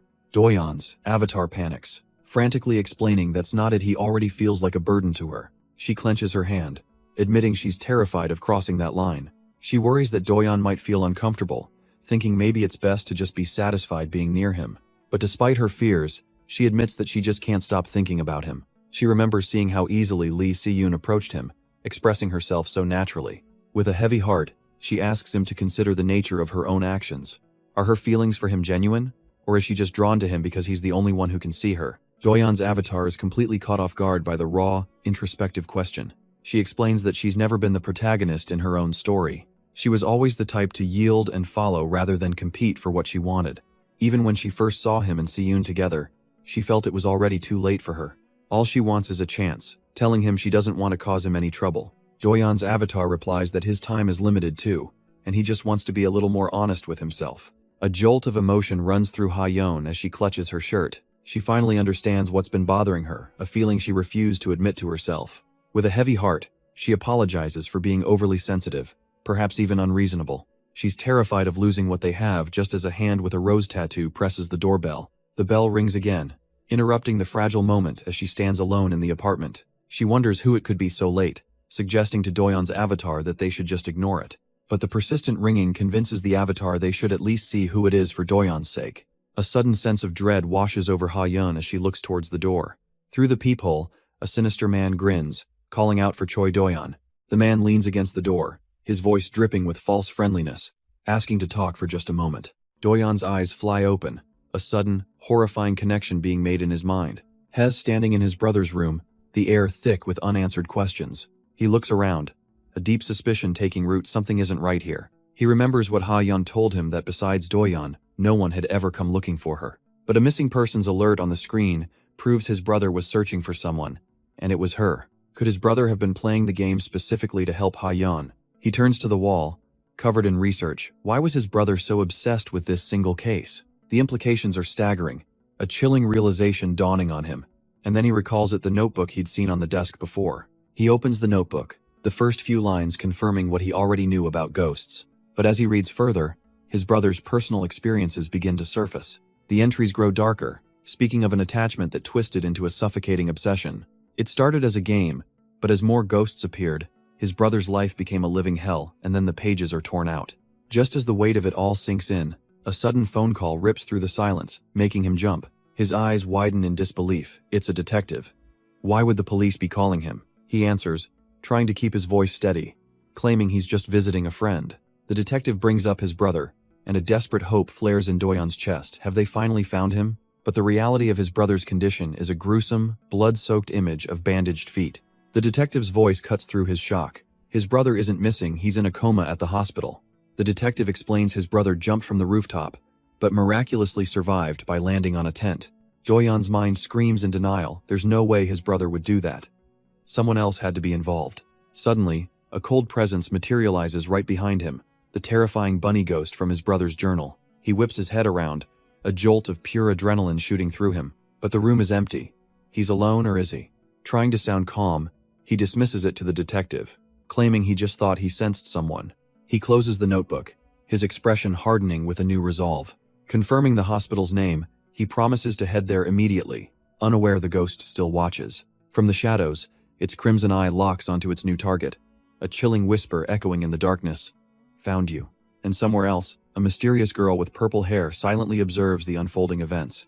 But Doyon is not the only one being hunted, as a man with a familiar rose tattoo peers into his apartment. He calls out Doyon's name, knocking on the door and asking for just a moment of his time. Inside, Ha-yeon listens intently, her spirit plushy form by her side. She can't see, but the voice sounds like a man's. She presses her hands to the door, a flicker of uneasy recognition crossing her mind, that tone she's heard it somewhere before. A sudden jolt of realization hits her, her eyes widening in shock. Outside, the man with the tattoo sighs in frustration, wondering aloud what to do since no one is home. He reaches into his pocket, and his companion, Doyon's own father, suggests they just leave a message. But the man smirks, dismissing the idea. No, he's just had a much better one. As they turn to leave, he mentions a certain Kim Yoon-kyung is undergoing a psychiatric evaluation. A wicked grin spreads across his face as he suggests they should pay her a little visit. The man with the tattoo smirks, thinking about his new toy, and how it'd be a shame to break it too soon. Inside, Ha-yeon can barely register Doyon's presence, lost in her own thoughts. Her eyes widen in dawning horror. No, it couldn't possibly be him. She tries to dismiss the chilling familiarity in that voice, telling herself it must be a mistake. As the night deepens, Doyon drives, his mind haunted by the past. The official story just doesn't add up. His brother jumped on his own? He remembers that desperate phone call, his brother claiming it was the only path to survival. A vivid, fiery memory surfaces of his brother cornered by the rabbit-masked ghost. He had arrived just in time to watch him die on the spot. The sickening realization hits him. His brother sent him that game link to pass the curse on. He remembers his brother's notebook describing how the game was once fun. But then the ghosts began their rampage, and things went horribly wrong. It happened to Si-yoon before, and now Doyon worries Ha-yeon might suffer the same fate. If her resentment builds, will she transform into a monster from which there's no return? He stares at his own weary reflection, the weight of it all pressing down on him. His brother's last words about not treating the ghosts well still echo in his mind, a riddle he can't solve. Shaking off the confusion, he pulls up to the hospital, determined to find answers here. He waits in the quiet, sterile lobby, a lone figure in the dead of night. Suddenly, a voice cuts through the silence, calling out for the detective. It's the man he came to see, who seems surprised he arrived so quickly. The detective brushes off the late hour, saying he found the case interesting anyway. He invites Doyon to talk on the way up, and Doyon agrees, eager for answers. He has so many questions, but he keeps his composure, a flicker of anxiety on his face. The elevator doors slide shut, sealing them in for a private conversation. As they ascend, the detective reveals the target. A man who jumped from a 10-story building. He's alive, but barely trapped in a vegetative state with no hope of waking up. The victim was a popular streamer, whose behavior grew erratic, like he was being hunted. The detective explains that since the case is outside their jurisdiction, it's about to be dropped. He then turns the tables, casually asking if Doyon has any leads he'd like to share. But Doyon deflects, making a simple request. He needs to see the man's condition first. But they aren't alone. A twisted spirit in a bloodied bunny mask phases into existence. Also curious to see. Its single glowing eye promises nothing but malice, watching them from the corner. The elevator continues its ascent, finally reaching the 6th floor. As the doors slide open, the cold, sterile air of the hospital ward greets them. Doyon stares at the scene before him, finding it all so hard to believe. The streamer is just as the detective described, unconscious, bandaged, and hooked up to life support, a vegetative state. He falls to his knees at the bedside in disbelief. The detective standing silently behind him. Looking at the man's gaunt frame, a cold sweat forms on Doyon's brow. The sight triggers a powerful memory of his brother, Ki-young, encouraging him to succeed so others wouldn't regret their sacrifices. He remembers his brother's kindness, offering him a place to stay, sharing a meal, a warmth that feels worlds away from this cold hospital room. His brother had been so supportive, even offering to cover his deposit. He'd told Doyon not to worry, that he was smart and would surely succeed. But that kindness only twists the knife now, making him ask why did he jump. Ki-young was doing so well, earning good money, none of it made any sense. As Doyon relives that moment, the question still burns in his mind. Then, a chilling thought surfaces. It had to be, because of the ghost story. He remembers that last, urgent phone call, his brother's panicked voice. Doyon knows that in the game, death just means returning to a save point. But the system's warning flashes in his mind. His consciousness is at risk. He stares at his brother's still form, realizing with horror what that truly means. The official story just doesn't add up, and his brother's last words echo in his mind. Suddenly, a firm hand rests on his shoulder, pulling him from his dark thoughts. It's the detective, urging him to calm down and just take a deep breath. He explains the grim reality. If this is ruled a suicide, the investigation is over. His hands are tied. Standing over Ki-young's bed, he looks at Doyon, sensing there's far more to this story. He promises to help in any way he can, but he needs to know what is really happening. Doyon is caught off guard, the weight of the insane truth pressing down on him. He can't carry this alone. He has to trust someone, and the detective might be his only chance. Steeling his resolve, he finally begins to speak, the words spilling out. His mind flashes back to that moment, to his brother's hand grabbing him with desperate strength. Ki-young's voice echoes in his mind, a desperate, chilling warning not to speak the truth. The memory is so powerful it sends Doyon crashing to the floor with a scream. The detective rushes to his side, startled by the sudden breakdown. Doyon's vision blurs, and he sees his brother in the bed, reaching for him. But just as quickly, the vision fades, leaving only his brother's still, comatose body. He stares, utterly bewildered. It felt so real. How could he be lying there so peacefully? Was it just a hallucination? His hand trembles as he tries to process what just happened. No, he decides. It was far too vivid for that. Something is wrong.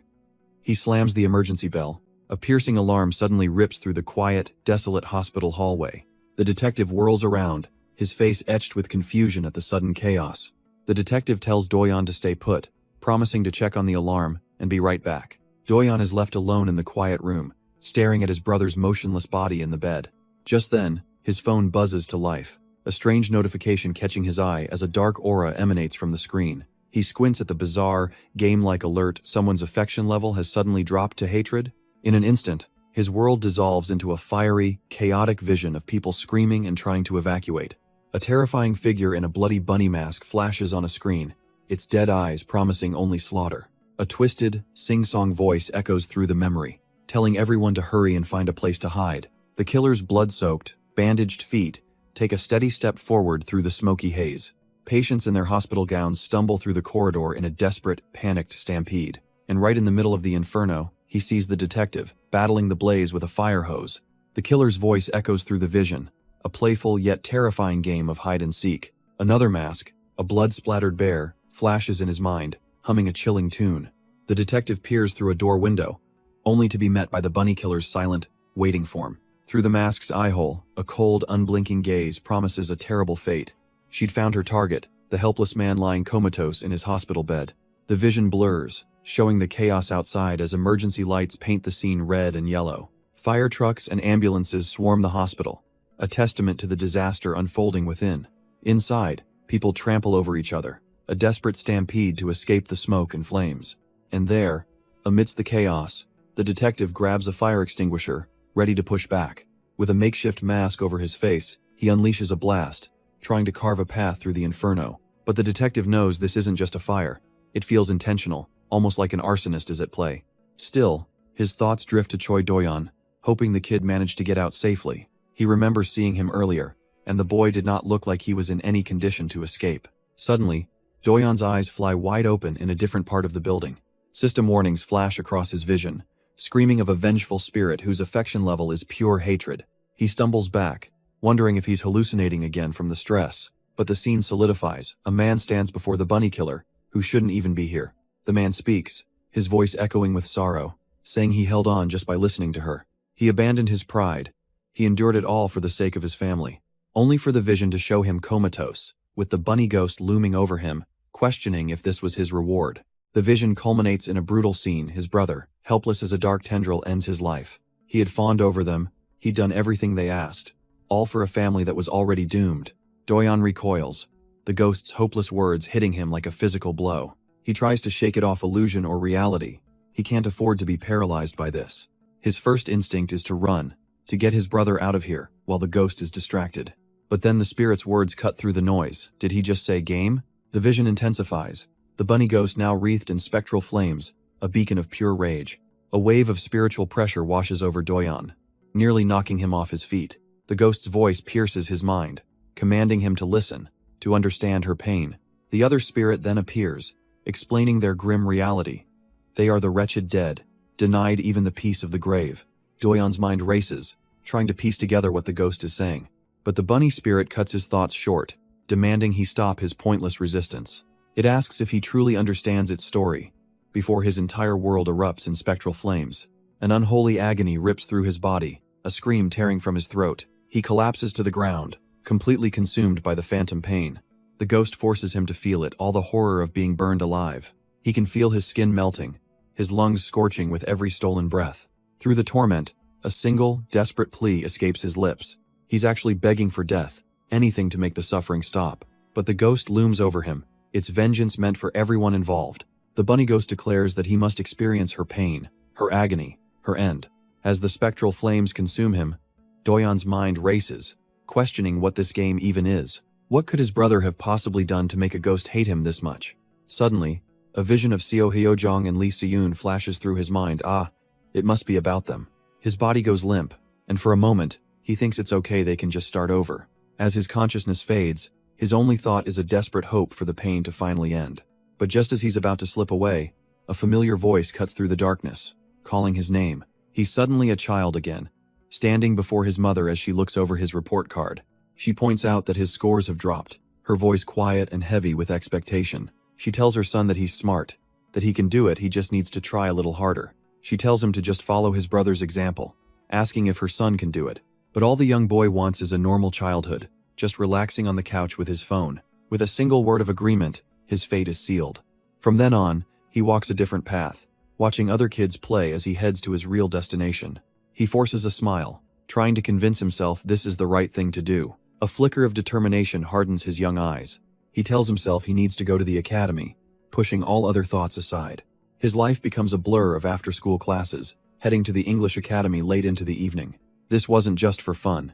It was intense entrance exam coaching. All of this, to live up to the impossible standards of gifted education. His father's voice cuts through the silence, asking if he's coming now. He stands before the imposing man, a small child next to a distant, preoccupied figure. With a quiet yes, Doyon clenches his fist, the tension betraying his calm exterior. His father reminds him to keep trying until the end, offering anything he needs to achieve his goal. Walking away, the heavy thought of his future dream feels more like a burden than an ambition. The elevator doors close on his face, a faint, unsettling smile plastered on as he's sealed inside. Later, his brother Ki-young approaches him with genuine concern, telling him not to force it. But Doyon, hunched over his desk, coldly insists he needs to be left alone to study. All that pent-up frustration finally boils over as he snaps, yelling at Ki-young for acting like his older brother. His brother freezes, the ball he was holding slipping from his grasp in shock. The sharp sting of a slap cracks across the room, leaving Do-yeon stunned and reeling. His mother stands over him, her expression ice-cold, questioning if this is how she raised him. She berates him for hitting his brother, who only wanted to help, twisting his dream of being a doctor into a threat. Ki-young tries to stop her, grabbing her arm and pleading for her to calm down. But it was her next words that cut deeper than any slap, asking if he knew how hard this was for her. Then, her tone shifts entirely, kneeling down to tell him that he can do it, that she believes in him. And in that moment, the devastating truth dawns on him. His mother wasn't thinking about him at all. His dream to become a doctor was never his own, it was a door slamming shut on his future. And so, he buried his own dreams, telling himself this was for his own good, that one day it would all be worth it. His life became a blur of equations and textbooks, a path he walked alone. Until one day, a cheerful girl named Kwon Hyojung broke the silence, trying to introduce herself. He didn't even flinch, and she took it as a deliberate snub, clearly annoyed. But he hadn't ignored her. He was just sealed off from the world, lost in his music. She tapped him on the shoulder, a bit put off, reminding him that a little courtesy goes a long way. He remembers that moment clearly. His daily life had been a monotonous hamster wheel. And then, she appeared, a single crack in the gray facade of his existence. The memory fades, and a pounding headache yanks him back to reality. He slowly drifts back to consciousness, the first sensation being a sterile hospital bed. A single, panicked thought pierces through the fog in his mind. Where is he? A nurse enters the room, her eyes widening in shock to see him awake. She quickly calls for another staff member, urging them to get the doctor immediately. He tries to move, but his own bandaged, bloodied hand is the first thing he sees. His vision is blurry, his body feels heavy and wrong, a strange sense of detachment washing over him. The nurse rushes back, pleading with him to stay still, warning him about the surgery. Surgery? The word hangs in the air, a chilling premonition of what he's about to see. He glances at a mirror, and his blood runs cold at the mummy-like figure staring back. But the reflection doesn't scare him, it fuels a cold, hard resolve. He tries to stand, only to see blood seeping through the bandages on his feet. A blinding flash of pain, a memory of impact, rips through his consciousness. He crashes to the floor with a thud, the nurse crying out in alarm. His entire body screams in protest, an agony like 1,000 stabbing knives. Looking down, he sees his hands are bleeding too, staining the fresh gauze. A sharp gasp cuts through the room. A familiar woman staring in utter shock. It's his mother, rushing towards him with terror in her eyes, calling out his name. She demands to know what happened as the nurse explains he suddenly tried to get up. Through the fog of pain, he looks up, his voice a weak whisper as he recognizes her. Mom? His mother kneels beside him, apologizing tearfully, assuring him that everything is okay now. Elsewhere, the news reports on the Donggu hospital fire, with victims being transferred. Time passes, the steady beep of a heart monitor echoing in the quiet hospital room. He's been moved back into bed, still completely immobilized by his bandages. But behind the gauze, his eyes snap open, burning with a cold, clear focus. He realizes he was in a coma for 3 full days. He should have died, but he didn't. He wonders if the save point changed while he was out, trapping him in this broken body. The terrifying thought sinks in: what in the world is going to happen to him now? Just then, the door slides open and a nurse walks in, asking about his condition. She offers a gentle, reassuring smile, completely unaware of the turmoil in his mind. She tells him it'll take time, but he'll be able to return to his daily life if he just pushes through it. Then, she tries to encourage him, suggesting he should stay strong for his father's sake. Do-yeon's eye widens in confusion. His father? What is she talking about? The nurse, surprised he doesn't know, gestures to the TV, explaining it's been all over the news. A flashback cuts through his mind. His father, scorched and bleeding, carrying him from the inferno. A tremor of rage and disbelief runs through him, his bandaged hand clenching into a fist. He erupts, tearing himself from the bed and shoving the nurse aside in a desperate frenzy. The staff try to restrain him, but he screams for them to let him go, thrashing wildly. His broken body gives out, sending him crashing to the floor with the IV stand. Lying there, his thoughts spiral that can't be right. His dad never worked at a university hospital. His mind scrambles for an explanation. Any explanation, there must be some mistake. But all he can remember is his father's cold disappointment, deeming him a foolish failure. The memory of being pushed away, of his father not even wanting to look at him, floods back. That's right, a man like that could never have been the one to save him, because his dad is. Lying in the very next bed, bandaged from head to toe, a mirror of his own condition. The brutal reality hits him, and a raw scream of agony tears from his throat. He stares at the father who sacrificed everything for the son he seemingly cast aside. The name on the chart makes it undeniable, yet his heart screams, "I'm supposed to hate him." A wave of unbearable grief and confusion crashes over him completely. After the storm of his breakdown, a heavy silence fills the hospital room. His mother sits at his bedside, her voice soft as she asks if he's okay. She's heard everything about the scene he caused, how he tried to throw himself from the window. With a heavy heart, she gently asks him to explain why he'd do such a thing. He can only mumble an apology, admitting that he must have lost his mind for a moment. But a more urgent question burns in his mind. Why was his dad there? What happened to his clinic? Her expression darkens as she begins to reveal the truth his father's hospital went under. It was his dad's co-director, tangled up in a massive insurance fraud scheme. The man was illegally prescribing drugs, and by the time his father found out, the police were already at the door. Though cleared of wrongdoing, the fallout was catastrophic, leaving the hospital closed and a mountain of debt. She finishes her story, explaining that his father is still paying off that crushing debt even now. The weight of it all hits him, and through gritted teeth, he asks why they kept this from him. Was he really just the cast-off child, left in the dark until the very end? His mother looks at him with a pained expression, trying to explain his father's reasoning. She says his dad didn't want to tell him, afraid it would get in the way of his gaming career. But that's the last thing Doyon wants to hear, and in a fit of rage, he rips the IV from his arm. He lurches up, screaming that his father never even thought of him as a son. A bitter memory surfaces of him as a child, desperately trying to earn even a single glance of approval. He tried so hard to follow in his brother's footsteps, but his father only had eyes for his firstborn. In the end, he was just a useless failure who got thrown out of the house, wasn't he? He scoffs, asking how it makes any sense that the man who abandoned him would suddenly save him. But his mother begins to unravel the truth, explaining that his father had contacted her. He had come to the hospital, asking if Doyon was sick, before going to visit another YouTuber. She admits she doesn't know the full story, only that his father saw him and rushed into the fire. But the words don't heal the old wounds. Doyon wonders why he was saved now, after all this time. His mother insists his father was always worried, just clumsy and awkward with his feelings. Then comes the bombshell. He was secretly supporting him consistently, all along. The revelation hits him like a lightning bolt. His father watched his streams. A memory surfaces of a streamer he used to watch, a guy named Delete giving a shout-out to a big donor. A donor named Yuti, who had asked for advice on how to mend a broken relationship with his son. And so his father sat alone, phone in hand, desperately seeking advice on a relationship he didn't know how to fix. But in the present, that revelation brings no comfort. Lying in his hospital bed, Doyon sees only numbers now, lottery numbers his father had sent. The warmth he felt moments ago is gone, replaced by a cold cocktail of regret, anger, and fear. He pulls up the lottery site, his mind reeling. Ever since this game started, everyone around him has suffered. But with knowledge of the future comes opportunity. As the rain pours outside, a new, colder resolve begins to form in his heart. It's been 3 days. The save point is likely useless now. Fine. He'll just have to aim for the next regression. He has to bend the rules, maybe even break them, to get what he needs. If this game is going to torment him, he'll use it, exploit it, and become a billionaire in the process. If this path won't work, then he'll just die and start over. But a voice, soft and trembling, suddenly breaks the silence. It's Ha Yan, standing right there in his room, unable to believe what she just heard. He stares back, completely stunned.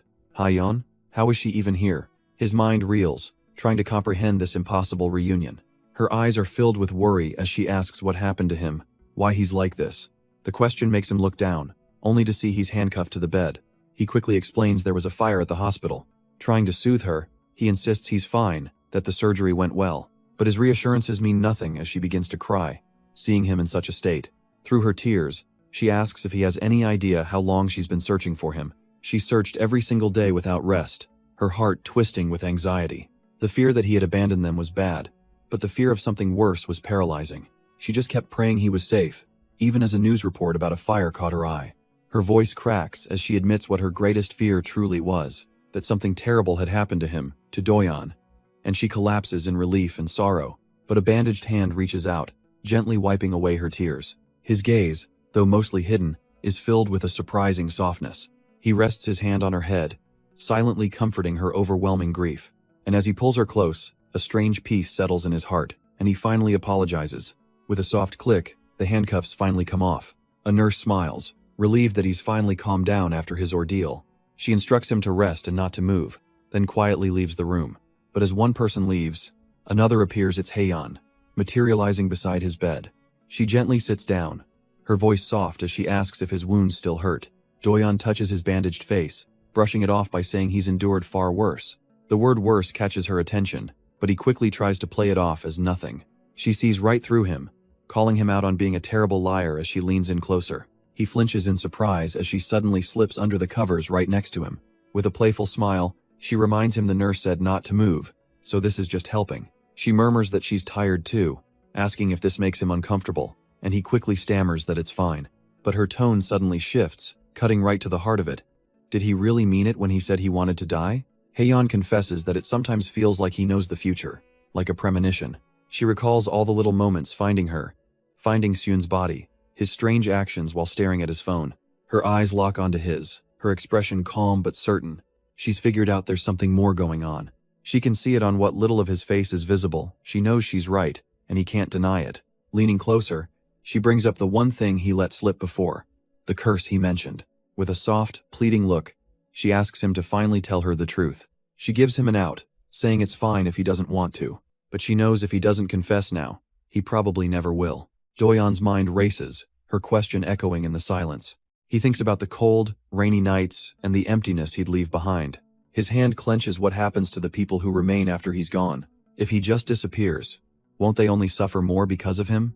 He can't just die alone, without any responsibility. He has to tell her. So, in the quiet of the hospital room, Doyeon confesses his impossible secret.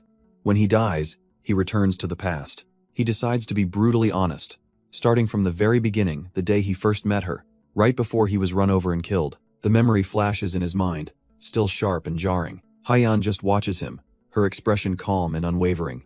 He stammers, thrown off by her lack of surprise, but she simply tells him that, of course, she believes him. She admits that while his story is surprising, she never thought he was the type to tell a pointless lie.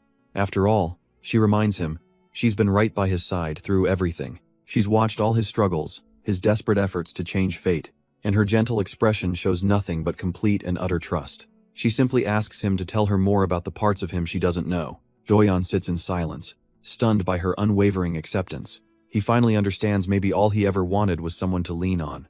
So he begins his tale from the very start, the day he first met her. For the first time in all his lives, he is truly confiding in another person.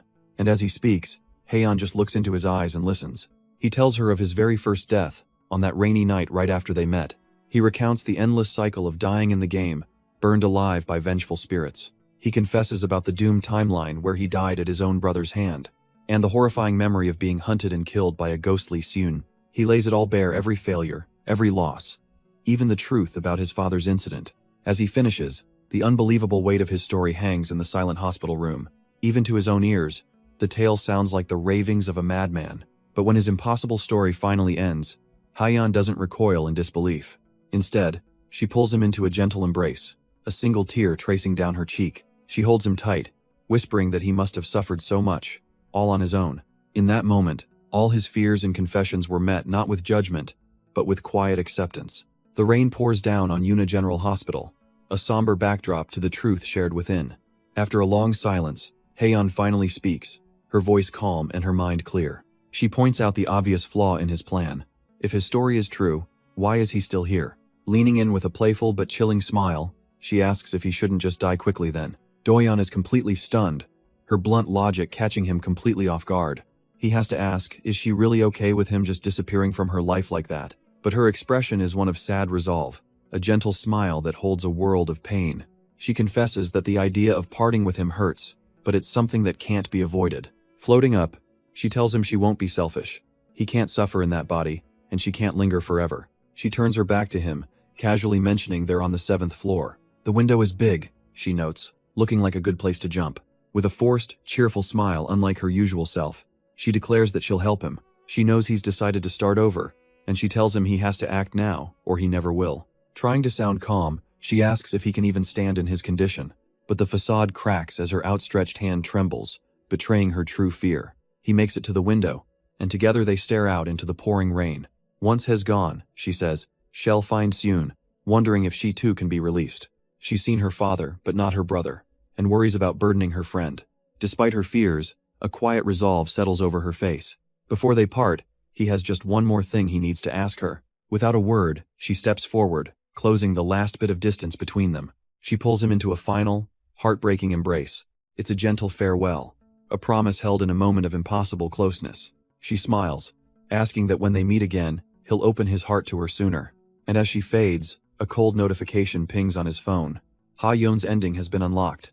But the real world snaps back into focus, the rain pouring down outside the window. Seeing his hesitation, she teases him, asking if he's getting scared now that it's time to jump. He tries to say he'll go alone, but she insists, promising it'll be less scary together. She begins to count, their hands clasped tightly together as they prepare for the fall. Her countdown reaches 2, their feet teetering on the very edge of the world. As they tip forward into the rain-soaked abyss, she gives him her final, heartfelt confession. He can only thank her, his mind racing with a terrible thought. He might be able to return, but she can't. All his grand words, his promises, they meant nothing. He'd solve nothing for the people he left behind. But as they fall, a new fire ignites within him, a desperate scream that he will save her. No more looking away, no more making her cry. This time, he'll face it head on. A sudden, violent crack of lightning shatters the darkness. And just like that, Doyeon's eyes snap open, a cold sweat on his brow. He's no longer on the rooftop. He's standing inside his late brother's house. A system message confirms it. He has died and restarted from the last save point. He's back. He lets out a shaky breath, a small moment of relief to be standing here, solid and whole. But he quickly shakes it off. This isn't a victory, just a reset to a point where things are already going wrong. He has to focus, to piece together the events that led to his death. Grabbing a notebook, he starts to organize the chaos in his mind. The first, most critical question: how did the rabbit mask ghost track him to the hospital? Then a terrifying thought clicks into place. Could it have followed his voice over the phone? Wasting no time, he pulls out his phone and dials Detective Man Young-chil. He puts on an act, feigning ignorance as he gets through to the detective. On the other end, the detective confirms that Lee Ki-young is in the hospital, and an image of his own battered feet flashes in his mind. The detective notes how calm he sounds, forcing Doyeon to pretend he's shocked by the news. He remembers the moment his brain just froze, seeing the rabbit mask appear right behind him. The sudden terror of that memory still sends a cold sweat down his back. He had to keep his composure on the phone while that thing was looming over his shoulder. Playing it cool, he tells the detective he'll head to the hospital and hangs up. Immediately, he's in his car, racing through the night. His mind is already at work, deducing that the rabbit mask is a vengeful spirit, not an evil one. This means it's driven by a grudge, and unlike other ghosts, it might be possible to reason with it. As his GPS announces his imminent arrival, a crucial question pops into his head. Just how in the world did it manage to follow him? The chilling answer reveals itself. It's been clinging to the roof of his car the entire time. He grits his teeth through the pain, telling himself it's nothing he isn't used to by now. A fleeting vision of Haeyeon, smiling sadly in the rain, strengthens his resolve. He grips the wheel, remembering his promise not to run away anymore. It's time to stick to the plan. After all, what's the worst that could happen? He just dies again. The rabbit mask spirit peers down, completely unaware of the driver's sudden shift in strategy. With a surge of adrenaline, Doyeon's foot slams down hard on the brake pedal. The tires let out a piercing shriek as the car screeches to an immediate, violent halt. Unprepared for the sudden stop, the ghost is launched helplessly into the air. Through the mask's empty eye hole, a cold, spectral eye glares out in surprise. The spirit's body tumbles and crashes across the cold, hard asphalt. Doyeon realizes he can't get details from his brother. But this ghost, it might know about the game. He steps out of the car, his mind made up. No more running. Since the incident's already happened, he figures if he can't get rid of it, he might as well try to talk to it, approaching the crumpled form on the road. The spirit is stunned by the audacity, but then a dark realization dawns on it. A single red eye glows with menace. It remembers him now. They've met before. It demands to know where Lee Ki-young is, and Doyeon's blood runs cold. How? How could it know his brother's name? He realizes it must know he can respawn. He calmly explains his brother isn't here, that this was all a trap to force a conversation. Doyeon makes his pitch.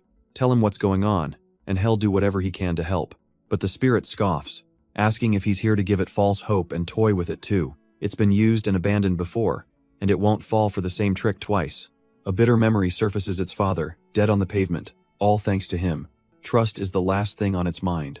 Doyeon stands his ground, refusing to be intimidated by the spirit's simmering rage. It tells him to keep his help. All it needs is his brother's location, nothing more. He can feel the tension, but notes that it isn't attacking recklessly just yet. It's holding back, he realizes. only because it needs him to find Lee Ki-young. He tries to reason with it, asking it to calm down and explain what happened so he can actually help. But all patience is gone. The spirit's hand suddenly erupts in a violent burst of flame. The time for talk is over. It gives him a simple choice. Guide it now, or burn alive. Doyeon's eyes widen in shock. This wasn't an empty threat. With no time to think, he plants his foot and pushes off, sprinting away from the inferno. He desperately tries to outrun the spirit's rage, bolting down the empty road. But it's not him the spirit is aiming for. A nearby car engine erupts in a violent explosion. The shockwave catches him mid-stride, a look of grim determination on his face. He's sent tumbling through the air, crashing hard onto the cold asphalt. Lying on the ground, winded and dazed, he can only stare up at the smoke-filled sky. The spirit's voice fills his head, asking if he knows what it feels like to be helpless. A vision floods his mind. His brother, Lee Ki-young, trampling on the spirit's burning body. Doyeon sits up, bruised but resolute, telling it he can't lead it to him in this state of blind fury.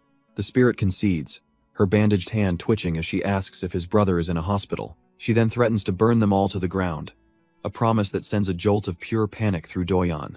He tries to play it off casually, questioning if that isn't a bit much, but his mind is reeling. What in the world did his brother do to provoke this level of hatred? He forces himself to stay calm, to keep her talking, searching for any clue or weakness. His eyes narrow in concentration. He knows he's missing a key piece of information, but the spirit cuts through his thoughts, flatly accusing him of lying. A confident smirk spreads across Doyeon's face. He's found an inconsistency. He asks why she was waiting at his brother's house if her business was truly finished. The vengeful ghost falls silent, her glowing eye fixed on him as his question hangs in the air. He presses his advantage, suggesting her true motive isn't just revenge. He gambles that maybe, just maybe, she still has family she wants to save.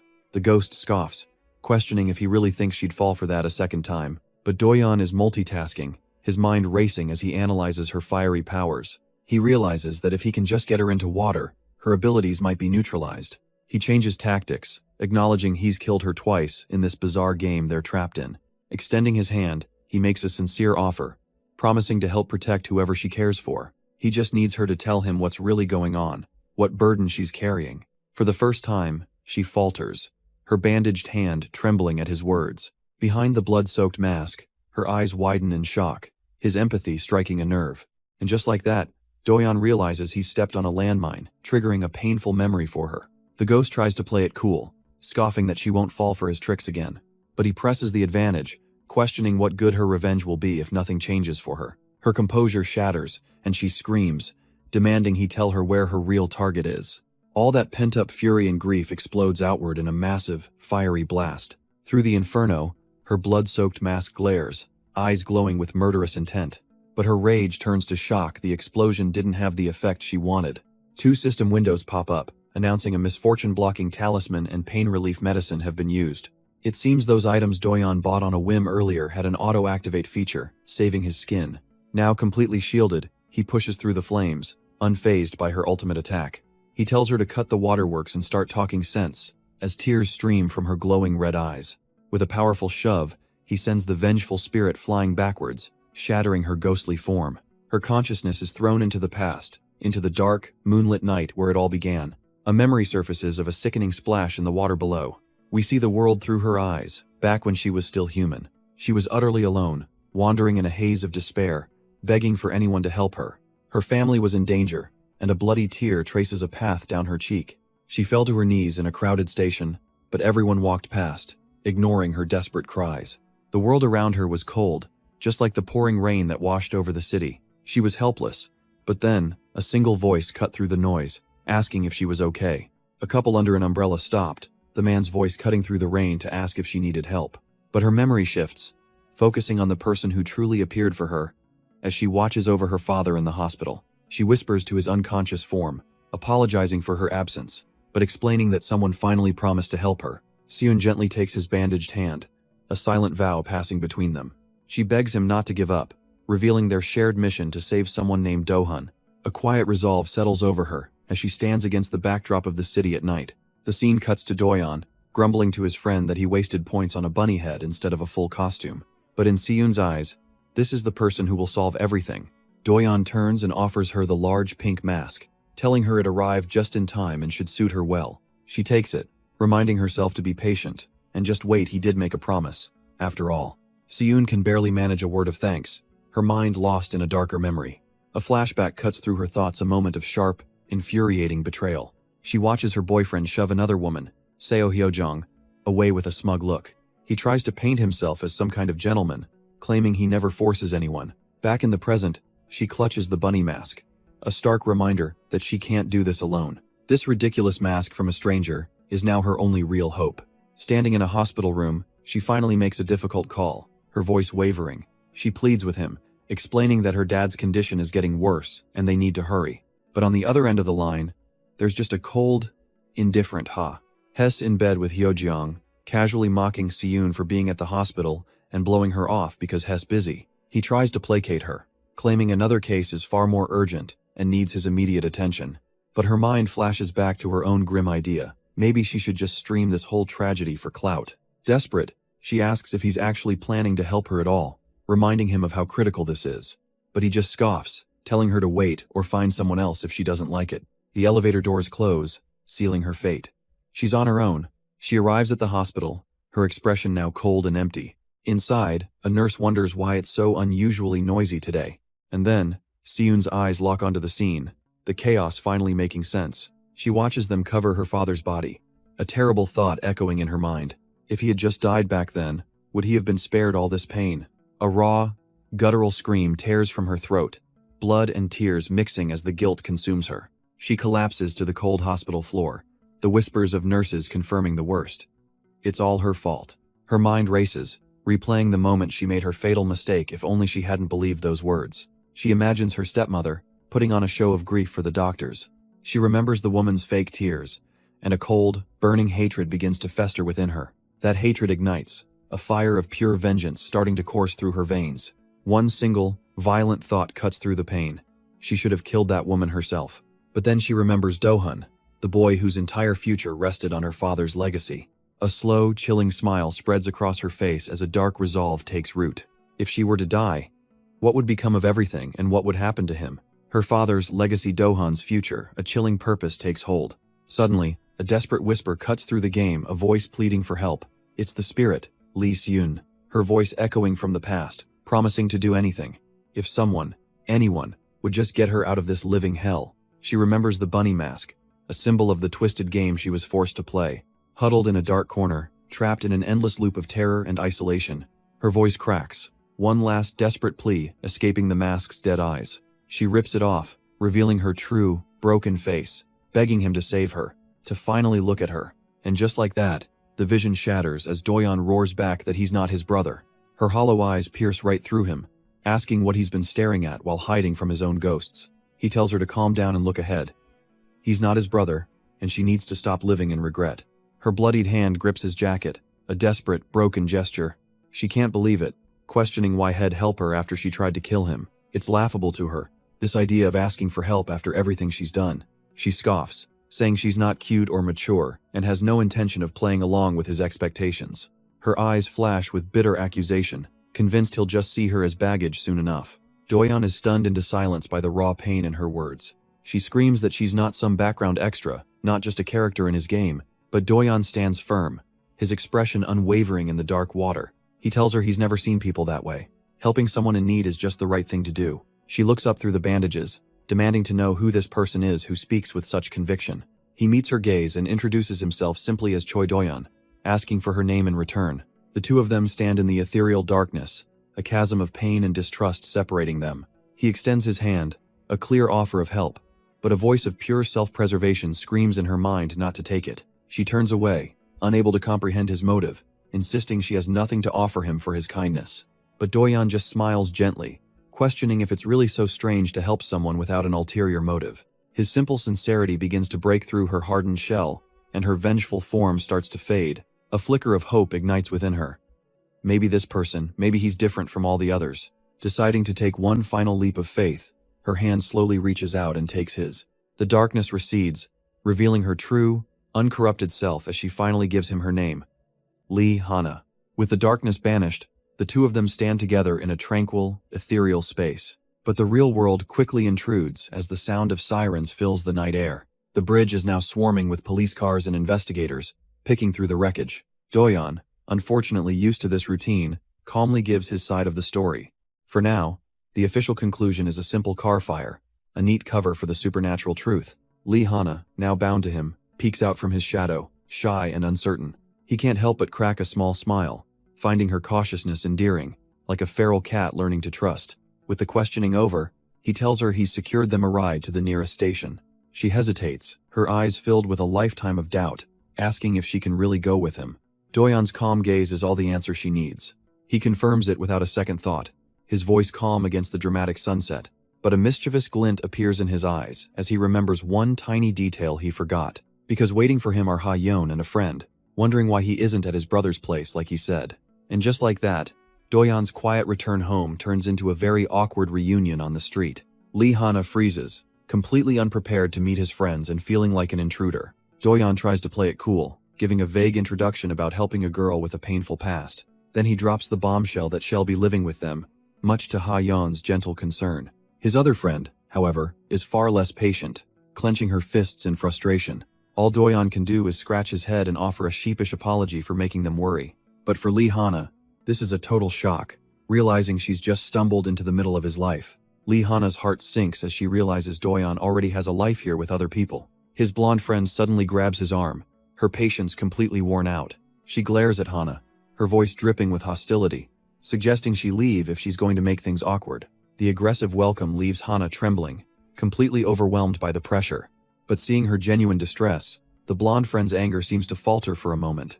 Her expression softens into one of concern, and she asks Hana if she's feeling okay. Caught off guard by the sudden kindness, Hana freezes up, unsure how to respond. She forces a shaky smile, insisting she's fine, just a little shy around strangers. Taking a deep breath, she steps forward to formally introduce herself and start explaining her situation. But as she tries to speak, her mind is dragged back to a hellish vision of a girl in a bunny mask, standing amidst roaring flames. Her friend's simple question sends Hana spiraling, her mind screaming. If they knew what she did, they'd never accept her. She tries to plaster on a smile for her new companions, but wonders what kind of twisted face they're actually seeing. The paranoia deepens, planting a single, crushing thought in her mind. They're going to hate me. She desperately wishes for her rabbit mask to hide her expressions, stammering out a frantic apology that she's not angry. But the damage is done. The others just stare back, their faces a wall of confusion and concern. The pressure becomes unbearable, and she squeezes her eyes shut, trying to block out the world. Suddenly, she shouts that she's going for some air and just bolts, leaving them stunned. The man in the hoodie calls out her name, reaching for her as she flees. But Hana doesn't stop, running as fast as she can from the suffocating kindness. Her mind floods with memories of the past, the cruel whispers, the sneers, and the voices calling her creepy.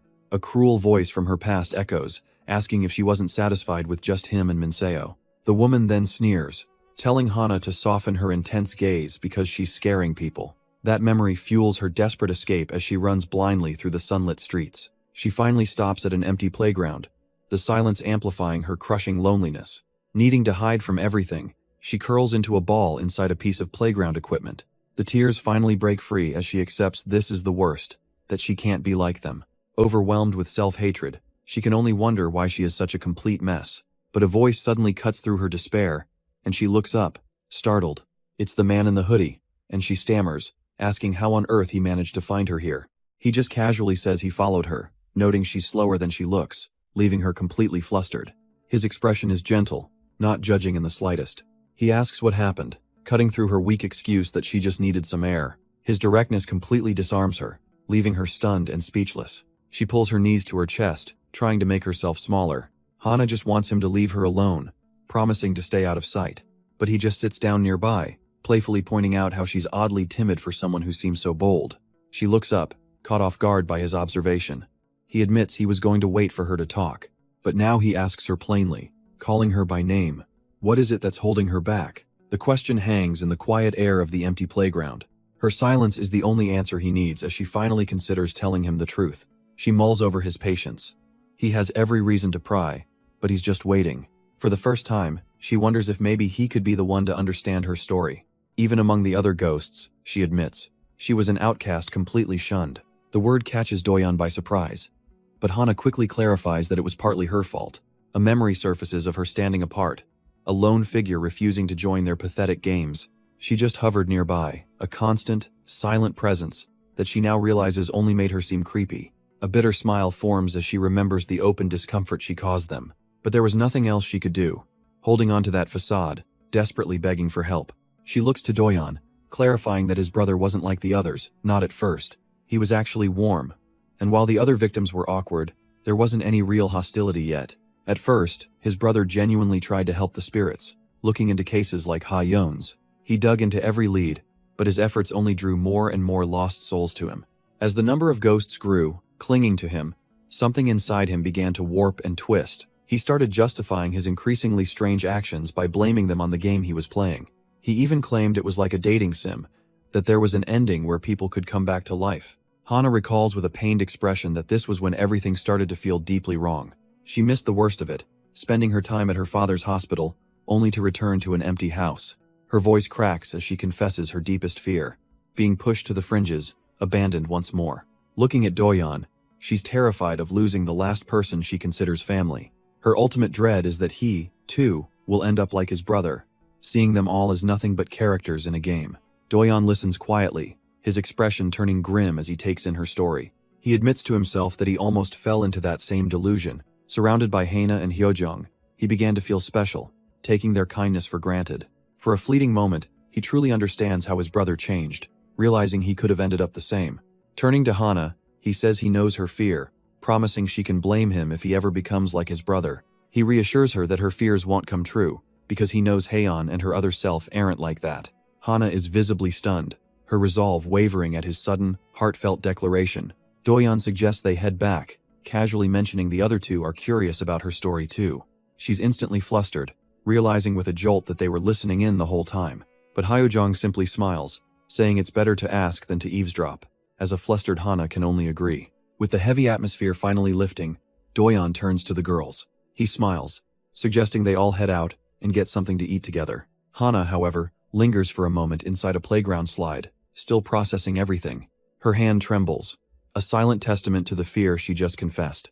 But after a deep breath, she gets up and walks towards her new friends. Meanwhile, in a quiet room somewhere else, a fist clenches with tense focus. A boy named Dohun is startled when his mother calls out that she's coming in. She enters with a proud smile, praising her son for studying so diligently. As a reward, she's brought him a beautiful plate of sliced fruit.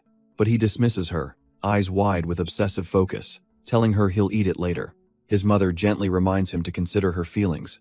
She just wants her only son to be healthy. He reassures her that he took his supplements, but on the desk, a single pill is missing from the packet. The scene shifts to Doyon, who smirks with the quiet satisfaction of a plan going just right. He steps into his room where the three girls are waiting, immediately noticing how crowded it is. Hana, feeling out of place in the tight quarters, looks for a way to ease the situation. She puts on a brave face, offering to wait outside and boasting that she's used to roughing it. But even as she says it, a flicker of doubt crosses her face, wondering if this is okay. Hyojong chimes in with a much simpler idea, turning to Ha-Yeon and asking her to just shrink. Hana looks on in complete confusion, not understanding what she means. Her eyes go wide as she sees not one, but two tiny spirit forms, Ha-Yen and even Doyon, now sitting on the bed. Ha-Yeon, in her tiny form, breaks the silence with an innocent smile. She looks between Doyon and Hana, asking the one question on her mind. How did they meet? Hana flushes, completely caught off guard and stammering for an answer. But Doyon's mind drifts back to Hana's tragic past and his brother's cryptic warning. He hesitates, knowing that any real explanation means revealing the entire game. Deciding to trust them, he gently pats both their heads and begins to explain his reality. It all started with a game link his late brother sent, which is how he began seeing spirits. He believes Hana will understand, just as Ha-Yeon did, and prepares to reveal the truth of it all. But just as he's about to speak, a sharp ping fills the air, and his eyes snap open. A system message flashes before him, a stark warning that if he talks, all consequences are his alone. A cold dread washes over him. He's sure he never got this warning when he told Ha-Yeon in the last loop. Penalties, difficulty adjustments, the game's rules are changing, and the stakes are suddenly terrifyingly real. Hana's voice cuts through his panic, asking if he's okay, as their two spirit forms float nearby. He quickly plasters on a smile, brushing it off as a simple alert, saying it's too difficult to explain. So, he pivots, starting a different story about the brother who sent him the game link and then went silent. He explains that he found his brother in a vegetative state, and that's how he first met Hana. Later that night, He stands outside his home, finishing up a phone call. He's talking to the detective, promising to stop by soon to discuss something important. A heavy sigh escapes him. He was hoping the detective could help with Hana's case, but he knows he can't push it. He'll have to find another way to navigate this treacherous game. Seeing the weight on his shoulders, Haeyeon gently suggests that he looks tired and should get some rest. But Doyeon just smiles, admitting he feels like he's been neglecting her through all the recent chaos. He holds out his hand, acknowledging that they haven't really had a chance to talk. He wants to clear his head, and asks if she'll come with him for a walk. Haeyeon is immediately suspicious, wondering why he's suddenly being so nice and if he's hiding something. She playfully grabs his arm, not letting him off the hook so easily. Leaning in, she notes that he's different from usual. Something has definitely happened. Doyeon's caught off guard for a moment, a bead of sweat betraying his surprise at her insight. He finds his composure, a genuine smile spreading across his face as he tells her he's just grateful. He's truly glad, he says, that she was the very first ghost he ever met in this game. As they walk, Hyojung playfully asks if something happened with Hana, noting he's acting like a guy who just cheated. Doyeon stammers, trying to deny it, but she's not buying his act. She points out a funny pattern.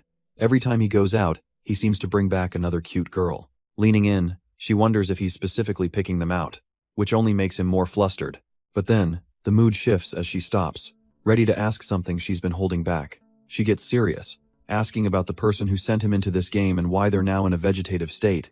Doyeon's face hardens. He admits that he doesn't know the full story either. All he knows, he explains grimly, is that the person was so tormented by the game that he threw himself off a rooftop. The weight of his words hangs in the air, and a terrifying thought crosses Hyojung's mind. She looks up at him, her eyes wide with fear, asking if the same thing could happen to him. She presses him, saying that vague answers aren't good enough when his life is on the line. Hyojung reminds him that he needs her to break the game's curse. With a look of pure resolve, she tells him to just give the order. She'll do anything. Doyeon is completely caught off guard by her sudden and intense commitment. But then, a soft, relieved smile crosses his face. Her words are oddly reassuring. He thanks her for the concern, trying to play it cool despite not knowing the answers himself. Pulling out his phone, he complains about how the game system is frustratingly unhelpful. He admits there are certain secrets he's forced to keep, but he says as long as she and Haeyeon are with him, he doesn't think winning is impossible. His declaration hangs in the air, leaving Hyojung a little flustered but undeniably moved. Taking a breath, Hyojung decides to ask him just one more thing. Doyeon turns, a little confused by the sudden seriousness in her tone. She looks him in the eye and asks if he sees her as a woman.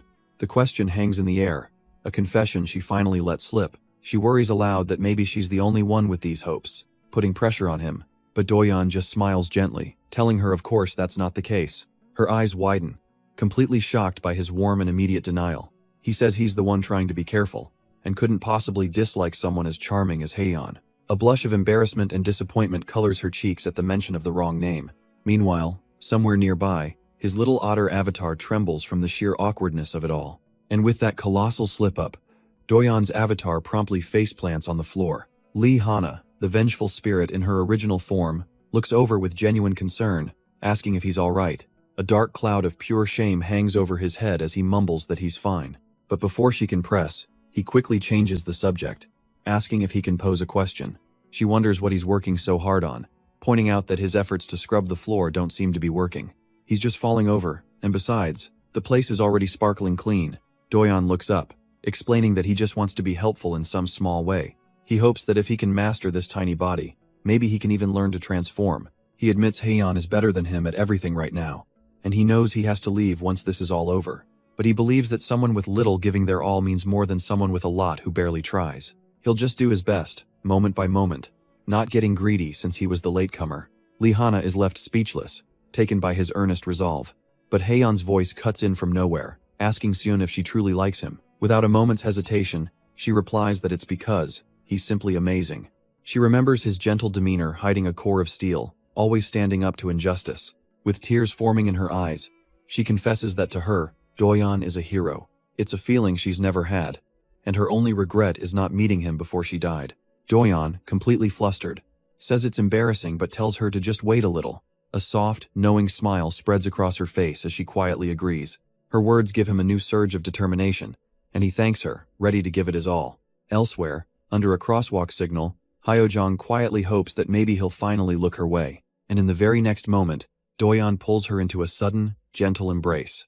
They stand together in the soft glow of the city lights, wrapped in an unexpected closeness. A blush creeping onto her cheeks, she asks if he disliked it, but he instantly denies it.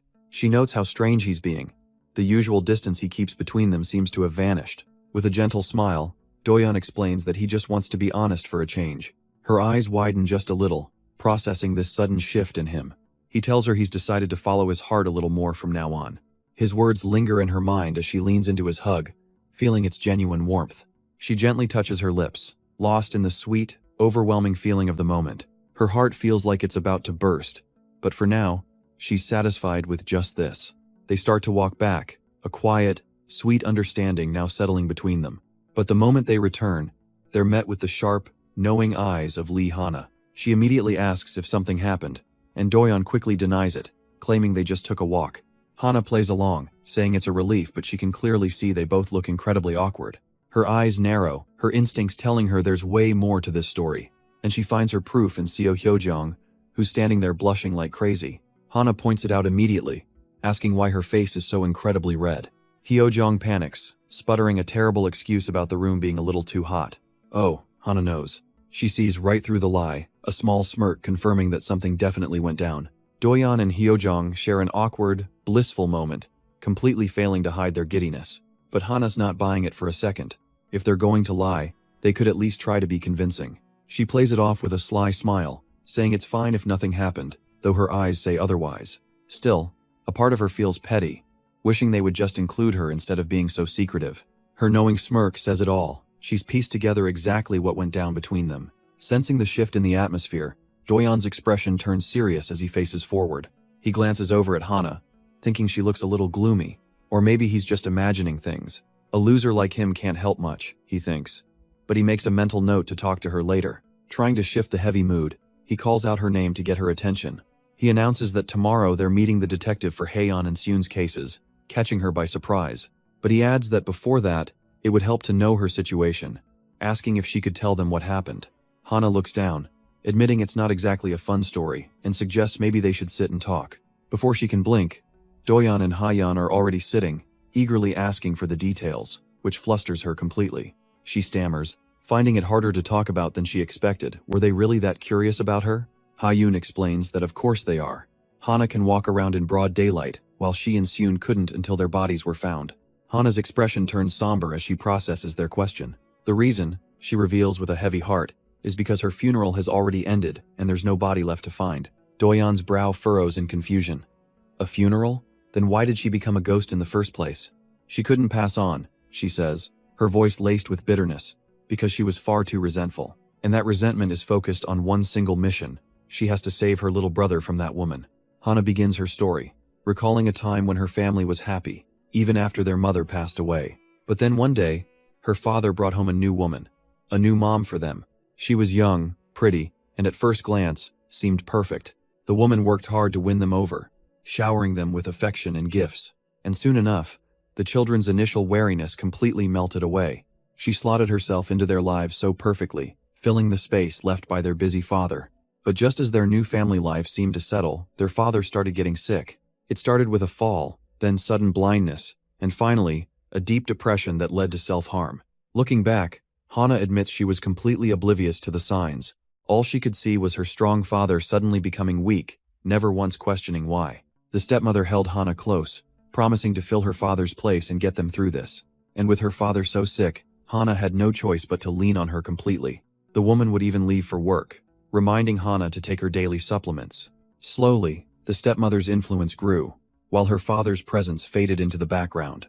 But then a strange, heavy drowsiness began to creep over Hana every single day. She'd wonder why she was so sleepy before just deciding to nap it off. She remembers her routine. Take the supplements, nap, and then wake up. But this time, when she opened her eyes, everything was pitch black. A wave of pure terror hit her as she stumbled and crashed to the floor, her vision gone. All while a man watched from the shadows, a smug, cruel smile playing on his lips. Even the doctors were baffled, explaining her sudden blindness made no sense unless she'd been deeply pierced by something sharp. Back home, her body gave out, the cane she relied on clattering uselessly to the floor. It felt like her entire world was collapsing right from under her feet. Blinded and broken, she realized the truth. After they took her father, it was finally her turn. She couldn't understand why this endless tragedy kept striking her family, one after another. Crawling on the floor in a dark, silent world, she hated everything but was completely powerless to fight back. Her body grew weaker, racked with coughs she couldn't control, and as she sat there, trapped in that chair, the house itself began to burn around her. She thought this was it, a final, perhaps merciful end to her suffering. But fate wasn't done with her yet. Against all odds, she survived. She awoke in a hospital bed, wrapped head to toe in bandages, in a state even worse than death. The doctors told her she barely survived, all thanks to her stepmom who supposedly rushed in to save her and her father from the fire. But she couldn't see, couldn't move. Trapped in her own body, all she could do was listen. And as she lay there, she heard her stepmother quietly peeling an apple, wondering if doing more would make people suspicious. The woman muttered to herself, annoyed that her next target had decided to go out instead of staying home. It was in that moment, listening to her plot to drug someone else, that the horrifying truth finally clicked into place. The sound of the knife against the fruit continued, a calm, mundane noise hiding a monstrous intent. In her mind's eye, Hana could see the cold, calculating look on her face. A tidal wave of betrayal and pure, unadulterated hatred crashed over her as she began to thrash in her bed. Her stepmother simply paused, feigning a mild, almost mocking surprise at the sudden commotion. A twisted smile spread across the stepmother's face, realizing Hana had been listening this whole time. Trapped in her own body, a wave of absolute despair washed over Hana as tears streamed down her face. The woman's voice echoed in her mind, coldly telling her to stop crying. Knowing the truth changed nothing. Her true, monstrous nature was finally revealed, complaining about how much trouble cleaning up after them was. Back in the present, Hana finishes her story, explaining there was nothing she could do but listen to the taunts. She remembers clenching her fist as months slowly crawled by in that living nightmare. But then, one day, she finally came back to her senses.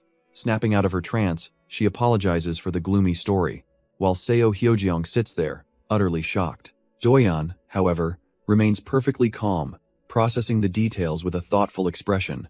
He cuts through the emotion with a simple question. How could so many incidents happen without anyone getting suspicious? Hana admits that even she found it hard to believe someone could be so evil. The stepmother had crafted the perfect image of a loving parent, making her monstrous actions unthinkable to outsiders.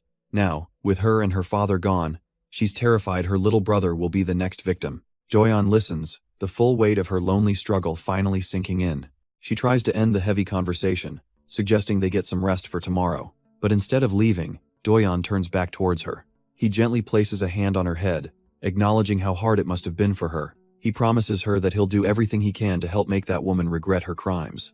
Hana is left speechless, completely caught off guard by his sincere support. With a new resolve, he tells her to get ready. They have a meeting with the detective first thing in the morning. Hyojeong hesitantly agrees, but then she brings up a rather practical problem.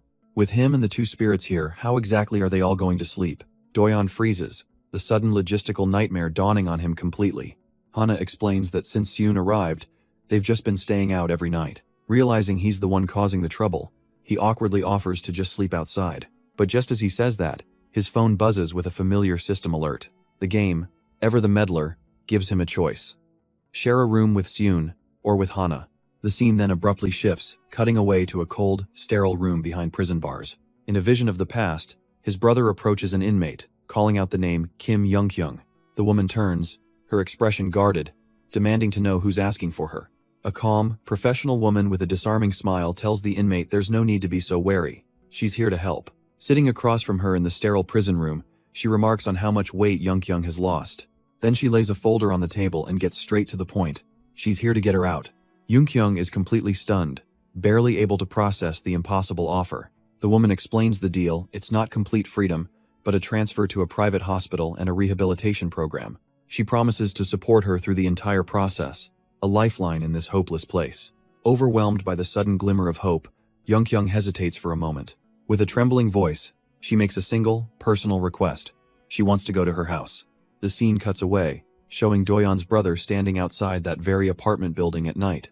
A chilling, confident smirk spreads across his face, revealing his help is anything but simple charity. His associate reports on the lawyer's meeting, noting her strange behavior talking to empty air as if a ghost were present.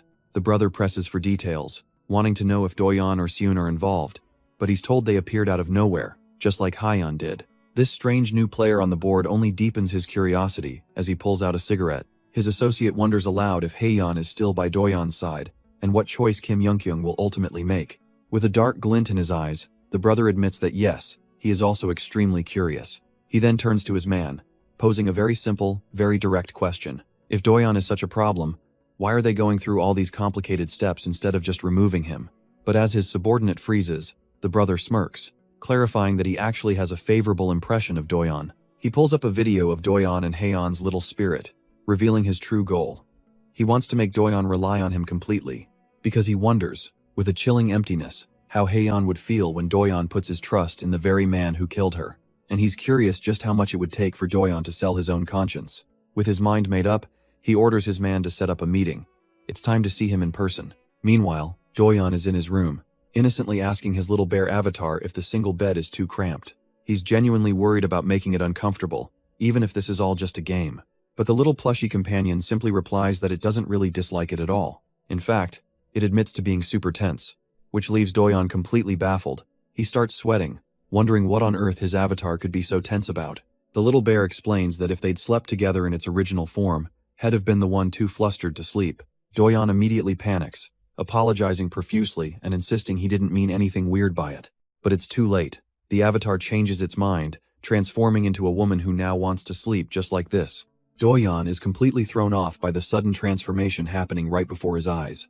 But Lee Hana simply smiles, casually mentioning she feels much more comfortable like this. She leans over him on the bed, asking if he has a problem with it, leaving him a stammering mess.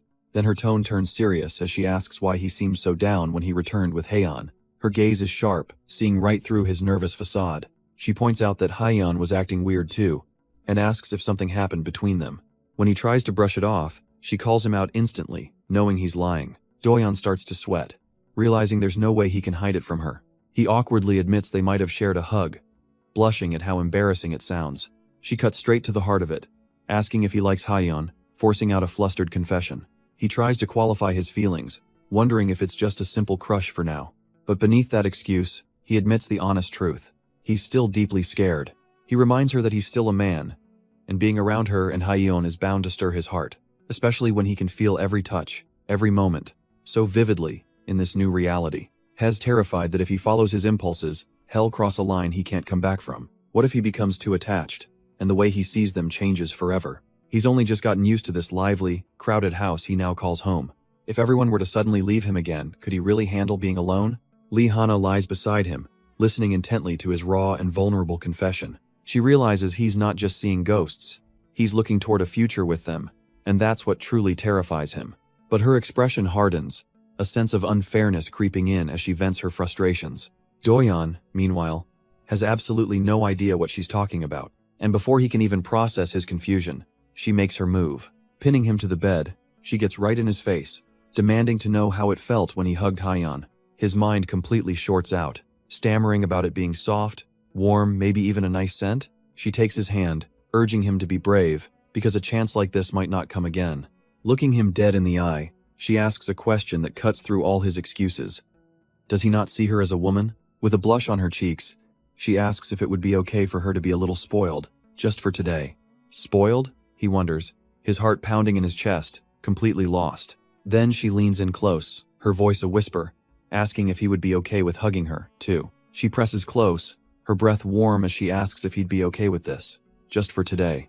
Doyeon's knuckles go white as he grips his own shirt, his body frozen stiff. But they aren't entirely alone. Haeyeon watches from the corner, a thoughtful, nervous expression on her face. While Lee Hana looks up at him with a gentle smile, the ghostly girl turns her back to them by the door. His arms move on their own, embracing her as his mind screams, what does she want? What does this even mean? Is he misreading things? Or is she actively trying to seduce him? All he can register is that she's warm and soft. The simple contact is enough to make his brain completely short-circuit. He's a guy. He told her he was a guy. And she pulls this now, of all times? Suddenly, in a surge of pure confusion, he flips their positions entirely, pinning her beneath him. She just looks up at him and says his name, while his only thought is that this whole situation is just too cruel. But she isn't afraid, just flustered, a single bead of sweat on her cheek. She stammers for him to wait, admitting she was just too embarrassed to make eye contact. Doyeon's mind grinds to a halt as her innocent request sinks in. He squeezes his eyes shut, absolutely mortified by his own assumptions. So it was all just a massive misunderstanding. He thought she was seducing him, and she looks at him like he's crazy. But then her expression shifts, and she admits that she's actually kind of happy. With a gentle smile, she says that for the first time, it feels like he's finally looking at her as a person. Her genuine words cut right through his defenses, and he reaches for her hand. Pulling her into a proper embrace, she whispers that she never wants to let him go. And in that moment, overwhelmed by an emotion he can't name, a single tear escapes his eye. But the tender moment shatters as Doyeon's hand suddenly pulls away. We see why. Hana is lounging in bed, smugly taunting a dejected Ha-yeon by the door. She needles the ghost girl, asking why she doesn't just come inside if she's that bothered. Ha-yeon looks away, admitting that while it hurts, she feels she has no right to interfere.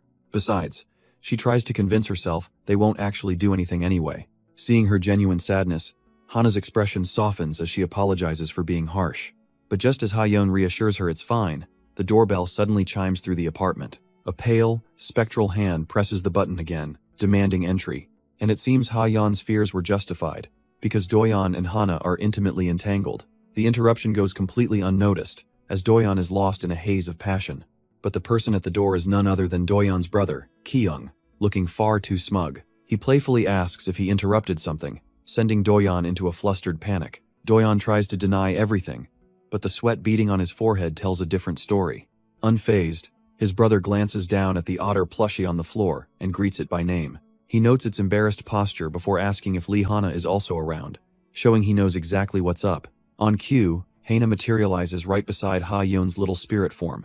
Ki-young stares, genuinely amazed that seeing ghosts in his brother's apartment is a real thing. He asks a simple question. With 3 ghosts here, isn't it inconvenient being the only living resident? But Doyeon just smiles, admitting that while it was awkward at first, he's actually grown to enjoy it. In fact, he says, looking at his little spirit companions, they're a huge help to him. Ki-young smiles, genuinely relieved to hear his brother is doing well. But then he gets to the main point. Lee Hana's case. He explains he couldn't find much. The official report lists her death as an accidental fire, and reopening the case is almost impossible. The news hits Hana hard, her expression falling at the mention of a dead end. But Doyeon's hand clenches into a fist, his resolve hardening. He asks his brother if finding new evidence would be enough to change everything. Without waiting for an answer, he turns to Hana, declaring they'll handle it themselves. She can only stammer in surprise, not expecting him to take charge so decisively. Doyeon reflects inwardly. He thought his brother would tell him to give up, but he's truly trying to help. Ki-young then shifts topics, stating that Kang Seun's case is also closed since Kim Young-kyung confessed. Doyeon asks if that means Kim Young-kyung will truly be punished, and his brother confirms it won't take long. Ha-yeon sweats nervously, but Doyeon remains focused on the details. But then Ki-young drops another bombshell. Despite the investigation ending, Kang Seun's house is being seized. Because she has no surviving family, all her property will be returned to the state. He offers a small window of opportunity, a chance for Doyeon to get inside for a short time if he asks. But he warns him that once the case is officially closed, his hands will be tied. The clock is ticking. Doyeon's expression softens, a mix of gratitude and a deep, underlying sadness. Why do the good moments always feel so fleeting? He grabs onto his brother's leg. Clinging tightly, he feels the weight of everything, not wanting this precious time to end. He asks if he could just think about it just for a little while longer. Ha-yeon watches on, her cheerful face a stark contrast to the heavy atmosphere. Ki-young's expression is pained, but firm. He's offered all he can, and now he needs an answer. Suddenly, his friend appears, asking Ki-young if they can have a moment alone. Ki-young agrees, his gaze lingering on his brother for just a second longer. And Doyeon is left by himself, a small, dejected creature curled up in his own indecision. Outside, Ki-young lights a cigarette, needing a moment to steel his nerves in the quiet alley. His friend joins him, cutting right to the chase, asking if he's truly okay with shouldering all of this. He admits he's worried, questioning why Ki-young is sacrificing his own life for this case. He reminds him that he still has a life to live, bills to pay, and that these spirits will eventually move on. The friend looks at him, his concern genuine, waiting for Ki-young to see the reality of his situation. Ki-young simply agrees, a faint, knowing smile on his face. He admits that spending every day with the spirits has made him attached. He's put everything else on hold for this. He knows he might regret this later, but he's determined to see it through so he can send them off with a clear conscience. His friend listens, taking a long drag from his cigarette, absorbing Ki-young's unwavering conviction. Ki-young just tells him not to worry, reminding him that he's the one getting help from all this anyway. With a sigh, his friend stamps out his cigarette on the pavement, having come to a decision. He finally relents, promising to look into Lee Hana's case, and contact Kyung if anything comes up. Despite all his earlier warnings, he admits that he's truly rooting for him to succeed. Kyung is caught off guard, genuinely touched by the sudden, heartfelt support. And with a final word of encouragement, his friend gets in his car and drives off into the night.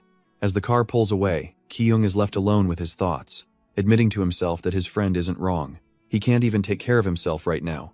He's not working, and he just lost the car his mother gave him. Sure, insurance might cover the fire, but it throws a wrench in his plans to help the spirits. He pulls out his phone, staring at the meager funds left, everything head scraped together.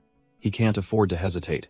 With a grimace of determination, he taps the screen, going all in on a desperate gamble. But even after making his move, a strange feeling of unease lingers in the cold night air. He starts to wonder if Kim Young-kyung gets punished, just like Seun wanted. Will the vengeful spirit really just leave peacefully?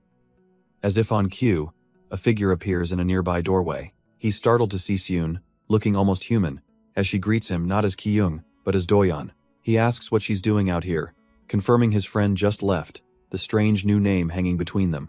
She tells him she felt suffocated, that she just needed to come and talk to him. The weight of her past, her regrets, it's all tied to one person, Doyeon. His mind flashes back to a memory, a dark and rainy night where their paths first crossed. He remembers finding her, hurt and alone, and offering his umbrella as a shield from the world. He took her in, a silent promise to protect her from the life she was running from. But he didn't just see a victim, he also saw her fierce, untamed anger. And then came the sweeter moments, the clumsy beginnings of a real connection. He remembers the simple days, trying to win her a silly prize from a claw machine. The pure, simple happiness on his face when he finally won her a teddy bear. And as the memories flood back, he recalls the quiet comfort they found in each other's arms. A small, bittersweet smile plays on her lips as the memories settle. She turns to Doyeon, her voice soft as she asks if it would be okay, if he could take her home, right now. Hess completely thrown. Take her home? He can't quite process the sudden request. Doyeon tries to reason with her, pointing out how late it is and that waiting might be better. But Hana feels if she doesn't go now, she'll break a promise she made to herself. She confesses that she can't keep clinging to him forever, that she knows she's a burden. But he instantly denies it, insisting with all his heart that she's never been a burden to him. He pleads with her to wait just a little longer, certain that a solution they haven't found is still out there. But her expression is unwavering as she simply whispers, "Please." She explains with a sad smile that the longer she stays here, her original resentment is fading away. Instead, she's losing sight of her goal, filled with a dangerous, growing desire to live. She's becoming too comfortable, even starting to wish she could stay with him forever. Her hands tremble, betraying just how much she longs for a life she can never have. And then she asks him, her voice filled with a heartbreaking hope, would that really be okay? The question hits Doyeon like a physical blow, leaving him completely stunned. He's frozen, speechless, as the cruel reality of their situation crashes down on him. That's why she has to go, she insists, before it's too late, for both their sakes. His fist clenches at his side, helpless. He can't say a word, because she's already dead. He knew this day would come. Their meeting was always destined to end, and all he can offer is empty comfort. After all, in the quiet of a lonely apartment, a difficult truth is about to be shared. The only movement is a single moth, fluttering through the dusty air. Hana sits on the floor, watching Hyojong linger pensively in the doorway. She thinks to herself how Hyojong is the easiest to talk to, but the hardest to read. Hyojong turns, her expression as calm and unreadable as ever. She breaks the silence, asking Hana what she knows about this strange game. But that's not her real question. She wants to know about the other ghosts Hana has met. She asks if any of them, after resolving their grudges, ever actually moved on. Hana's expression hardens, the answer already weighing on her. Her reply is simple and chilling. No. Not a single one, ever. Hana explains that helping ghosts only breeds obsession. They always find a reason to stay. But with a slight smirk, she adds that she can't really relate to that. She never received help from anyone, and is sick of false hope. All she wants is for her brother to be safe so she can finally fade away. In a way, she's even a little jealous of them, wondering if meeting someone special would have changed her. Hyojong finally breaks her silence, her expression unreadable as she asks why Hana is bringing this up. She plays it off coolly, claiming she was just curious what Seun was feeling inside. Her eyes then fall upon Doyeon's plushy form on the floor, and she wonders if she could ever leave with a smile in that situation. Gently, she reaches down and picks up the little otter avatar. Turning back to Hana, she points out they've been together for a while, and surely Hana would be sad if he left. Then, clutching the doll, Hyojong admits it herself. She's sad, and she feels sorry for Hana. She decides that no matter what Hana chooses, she's in no position to judge her. Hana listens, her own cynical facade cracking just a little at this unexpected empathy. Hyojung then turns the question around, asking what Hana would do in her shoes. Once the case is solved, would she really just leave? With a playful yet thoughtful look, Hana admits she isn't so sure anymore. If someone actually needed her, she confesses she'd want to stay by their side. She then adds that ghosts don't have many options, and she doubts she could ever leave with a smile. Hyojung is caught completely off guard, fumbling for a response. Her mind races awkward, blaming her years of isolation for her rusty social skills. So she pushes past her own embarrassment and asks Hana if she's ever liked someone before. Hana looks a bit lost, admitting that since she was always stuck in bed, she never really thought about romance. Hyojung listens with a gentle and understanding smile, but Hana's expression shifts, cheekily warning Hyojung that she hopes Doyeon isn't her first love, because that's a tough path to walk. The sudden forwardness of her own comment seems to leave even Hana a little flustered. Then, the scene shatters, and Hyojung finds herself lost in a sudden, vivid memory of a taxi on a dark street. The vision solidifies into the face of Doyeon's brother, Lee Ki-young, reaching his hand out to her. She remembers her younger self, looking up at him as he offered to take her home. The memory continues, their footsteps echoing as they walked together through the quiet night. He'd apologized for making a selfish request, but she insisted it was fine. But his face was somber as he asked if she was truly leaving without saying goodbye to the others. Her expression was conflicted as she looked at him, her decision already made. She confirmed his guess with a quiet, sad smile. In her mind, she was leaving for their sake, feeling she'd only be a bad influence if she lingered. The memory focuses on his face, the quiet determination in his eyes. He'd then asked her a question that caught her completely off guard. Did she have any dreams for the future? Kyung admitted he hadn't thought much about it, since he was too busy just trying to survive. But if he had one goal right now, it was to see everyone leave with a genuine smile. Hearing that, Hyojung felt a wave of admiration wash over her. He was, as always, ridiculously kind, and that was the problem. As their hands intertwined, she knew this memory was the source of so much pain. Ki-young then turned the question back, asking Hyojung what her own dreams were. She paused, caught off guard by the simple inquiry. A small, bittersweet smile graced her lips as she gathered her thoughts. At first, the feeling was unfamiliar, but she realized she'd always wanted a family to lean on. After her grandmother passed, she'd been so alone, losing herself in dramas and novels. She knew princes didn't exist in the real world, but she hoped if she just kept enduring. Looking at him, she felt that half of that dream came true because she had met Doyeon. With all her heart, she thanked him for showing her what it meant to rely on someone. His expression tightens slightly, and he simply says it was nothing. The memory dissolves, leaving only the silent view of an apartment building at night. The scene shifts to an apartment building, now cordoned off with police tape. Seo Hyojung remarks how strange it is, seeing a crime scene from the movies right at her own home. Suddenly, she has an urgent request, asking him to open a nearby sump box. He's confused, but her anxious tone makes him agree to hurry. She guides him, telling him to check higher up, near the ceiling area. His fingers close around something, a bank book. What is this for? She explains it's her emergency savings, hidden from a friend named Yoon Kyung, who took everything else. He realizes why she was so frantic. She offers it to him, hoping he can put it to use. He's taken aback, a bead of sweat running down his face from the sheer unexpectedness of her offer. He lowers his head, explaining that while he appreciates it, he wasn't hoping for any reward, he just wants to help spirits let go. But she looks at him, explaining that at this point, none of that even matters anymore. Her old resentment and regrets, they've faded, replaced by the time she spent with him.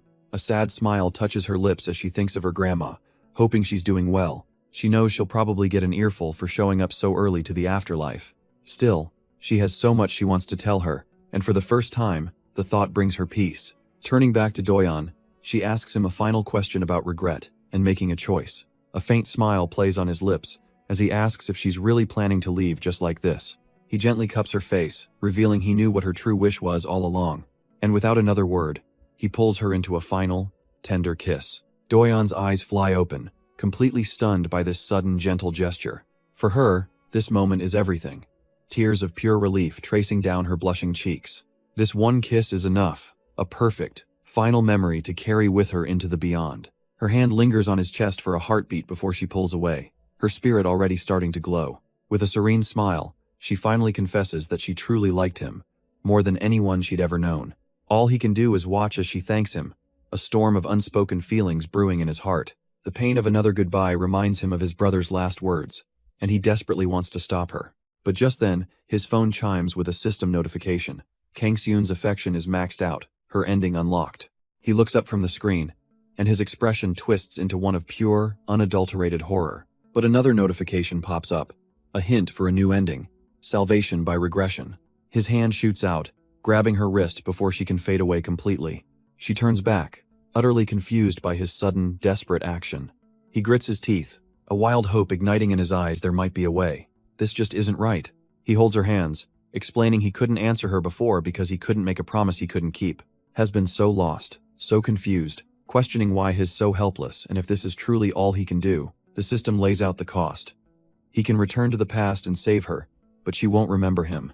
He looks at her, his voice filled with newfound conviction, telling her he thinks he can save her. He can go back in time, stop the accident, and change her fate, even if he can't explain how. He extends his hand, asking for her trust, admitting he still doesn't understand this game or why it brought them together. He asks her to trust him a little longer, even as he weighs the risk of regret against the chance to save them. Tears form in her eyes as she asks if it's truly okay for her to stay by his side. The words tumble out she wants to be with him forever, and she desperately asks if that's allowed. But unlike before, Doyeon now has a sliver of hope, and he answers her with a confident of course. He tells her they still have too much to do, and parting like this would leave them both with regrets. So, with a steady gaze, he asks her one last time to just wait for him. Overwhelmed by his sincerity, she can barely hold back her emotions. Her hand gently settles into his, accepting his promise. With tears of relief, she clings to him, asking again if it's really okay for her to stay. His resolve is set. He'll save them all, even if they completely forget he ever existed. He wants them to live on in this world, to have the future that was stolen from them. His thoughts drift to one of the first spirits he must save, Ha-yeon. The memory takes shape, showing the day she confronted his brother and a much younger-looking Seo Hyojong. Hyojong looked so nervous back then, stammering Ha-yeon's name, unable to meet her gaze. But Ha-yeon's voice was cold, cutting straight to the point, asking why they were so late. The simple question landed like a blow, leaving Hyojong stunned and speechless. In her hands, Ha-yeon clutched a small plushy bear, admitting she feared they'd abandoned her and their promise. She confessed that if Hyojong had left, the bear would have become a constant, painful reminder, a symbol of a broken bond held tight in her arms. With a bittersweet smile, Hyojong took the plushie, accepting the weight of their shared past. And just like that, Seun's story came to a peaceful close. Snapping back to reality, Doyeon waits, a bead of sweat tracing his temple. He stares at the door, wondering what's taking Ha-yeon and her father so long. Shaking his head, he decides to focus on what he can control. He pulls up the game, and sure enough, both girls' affection levels are maxed out. But something's wrong. While Seun's route is complete, Ha-yeon's ending is still locked. Frustrated, he racks his brain trying to figure out the missing condition. He remembers Seun's choice to pass on before her regrets could deepen, sealing it with a kiss. Was it the confession? The physical affection? What was the final key? A small smirk plays on his lips. It doesn't matter what it was. He knows what he has to do. Rereading the rules, he notices a crucial detail he missed before. The time travel is only temporary. His initial plan was to go back and save Seun, who was the first to die, and then somehow prevent Ha-yeon's accident as well. But a brief regression makes that impossible. He mulls it over, toothbrush in his mouth, trying to understand the system's limits. So if he jumps to the past, stops an accident, and then returns, does the person he saved just vanish? His gaze falls on the two toothbrushes in the cup, a quiet reminder of what's at stake, when his phone pings. Just like that, the ending is unlocked, and a new in-game shop appears with some very bizarre items. But one thing immediately stands out. A Q&A feature that promises to answer any question he has. He's got a mountain of questions, but at 1,000 points a pop, he has to choose wisely. He lets out a frustrated sigh. What kind of insane game makes you pay just to ask a question? But unlike before, he thinks, there's finally a glimmer of hope. A real ending where he might prevent the tragedies entirely. For so long, he was tormented by the fact that no matter what he did, he couldn't truly save them. They were already gone. That uncomfortable truth had haunted him. But now, a flicker of determination lights up his eyes. Things are different. He turns to see Lee Hana, sleeping soundly on the floor, clutching a small plushie of Ha-yeon. Doyeon can't help but smile faintly. She's adapted better than he expected. She just looks like a normal girl. A quiet sense of responsibility washes over him as he watches her. He gently drapes a blanket over her, his thoughts drifting to her past, recalling how she'd been relentlessly bullied. The memory of her tormentors only strengthens his resolve. Hell, make sure she's never hurt like that again. He steps back, looking at the small space he's prepared in his room. A plan forms in his mind. Once the other two spirits get back, he can finally let them all rest together. And just like that, a new mission objective appears. The answer to the confession. He has to resolve Lee Hana's incident and then confess his true feelings to her. Doyeon puts his phone down, a wry smile on his face. So it's a dating sim ending, huh? But the question of his true feelings hangs heavy in the air. He clenches his fist, a quiet resolve hardening within him. His thoughts drift to a memory, seeing through Seo Hyojong's eyes as she stands nervously. She's completely torn, having just said she was leaving but now desperately wanting to stay. What is she supposed to say? Should she just be completely honest? Taking a breath, she turns to her friend with a question that's been bothering her. She asks Seyoon why she tried to leave so suddenly, when her regrets are clearly not resolved. With a gentle, bittersweet smile, Seyoon begins to explain her reasoning. She confesses she felt that if she didn't leave right at that moment, she never would. This time with them has been so happy, so fun, it's been enough to melt away all her resentment. And for a ghost born of pure anger and injustice, that happiness is terrifying. When she heard the detective talking earlier, it hit her like a ton of bricks. No matter how she tries to spin it, she feels like she's just a nuisance leeching off Doyeon's goodwill. Hyojong listens, the weight of her friend's words sinking in. She tries to imagine it. What would she have done in that position? The sheer amount of agonizing resolve it must have taken for Seyoon to try and leave. She looks back at her friend, a profound sense of understanding dawning on her face. Hyojong finally brings it up, a small smile on her face as she talks about that promise. She reminds Seyoon of her own words from long ago, about not wanting to have regrets after death. After all, she points out, it was Doyeon himself who insisted that Seyoon stay. She tells her not to worry about what she thinks, because she's just a ghost too, in the same boat. But then comes the real confession. She admits that she gets jealous seeing them get closer, even if she knows she has no right to feel that way. Hearing this, Seyoon's expression softens, realizing her friend is on her side, and suggests they do their best together. Hyojong's face breaks into a genuine, relieved smile. With the air cleared, they decide it's time to head back. But as the scene shifts, Hyojong's inner voice declares she has no intention of giving up so easily. The clock ticks forward, marking the quiet passage of time into a new day. The blonde-haired spirit of Hana groggily wakes, wondering how long she's been asleep. But her sleepy haze quickly sharpens into a look of renewed determination. A memory, or perhaps a dream, flashes in her mind. Doyeon with her darker, vengeful self. The vision leaves a bitter taste, her expression hardening with unspoken resentment. Her hand clenches into a tight fist at her side, a silent vow of her own. Meanwhile, morning breaks over the city as a new day begins. Doyeon is out on the street, but he seems tense, a bead of sweat trickling down his face. Suddenly, he's stopped by an older woman from the neighborhood, who turns to face him. Her sharp gaze looks right through him, fixated on the three spirits trailing in his wake. She asks him why on earth he's dragging three of those things around with him. Her chilling words linger in the air. He would definitely die before long. The memory shifts to Seo Hyojong, who shyly approached him in his room. Shed really wanted him to use the money she offered, even if it wasn't much. But Doyeon had to turn her down, explaining the legal red tape involved. He gives her a gentle smile, trying to ease her disappointment. He insists it's okay and she shouldn't feel bad, but she's clearly still worried. Addressing all the spirits, Doyeon tells them he can manage on his own, but as he speaks, Lee Hana's vengeful half watches him with a thoughtful gaze. Her eyes flicker towards the card sitting on his desk. A small, knowing smile forms on her lips. She might just have a plan. A moment later, Doyeon's phone lights up with a new message. With a smirk, he gets up and asks his ghostly entourage if they're ready to go. Seo Hyojong takes charge, announcing they have to stop somewhere before handling Hana's case. The sun casts a warm glow over the city as they head out. Doyeon leads the way, his three spirit companions walking silently beside him. Lee Hanas, vengeful, half-curiously, asks where they're going. Doyeon cryptically explains he's just picking up a second-hand item, much to their confusion. He meets up with the seller and boots up the tablet, the system loading as he inspects it. The woman assures him it's an older model, but well-maintained, and he confirms it's good to go. The transaction complete, she wishes him a good day and walks away, leaving Doyeon with his prize. Seo Hyojong is the first to ask the obvious question, why a tablet? Doyeon explains it's been frustrating having no way to contact them when he goes out alone. Besides, without a car, he can't exactly ferry a whole group of ghosts on public transport. The thought sends a shiver down Hana's spine, a flash of the vengeful spirits they deal with. He admits it also bothered him seeing them so bored. This way, they can watch movies while he's busy. The three spirits are left speechless, clearly touched by his unexpected thoughtfulness. But their gratitude is mixed with worry. Is he pushing himself too hard for their sake? Doyon just waves it off, assuring them this is the last time and he needs to be careful too. He glances at his phone, a nervous sweat trickling down his face despite his calm words. Because the truth is, the stocks he gambled on just skyrocketed, and he sold them instantly. But as he walks, a chilling realization hits him.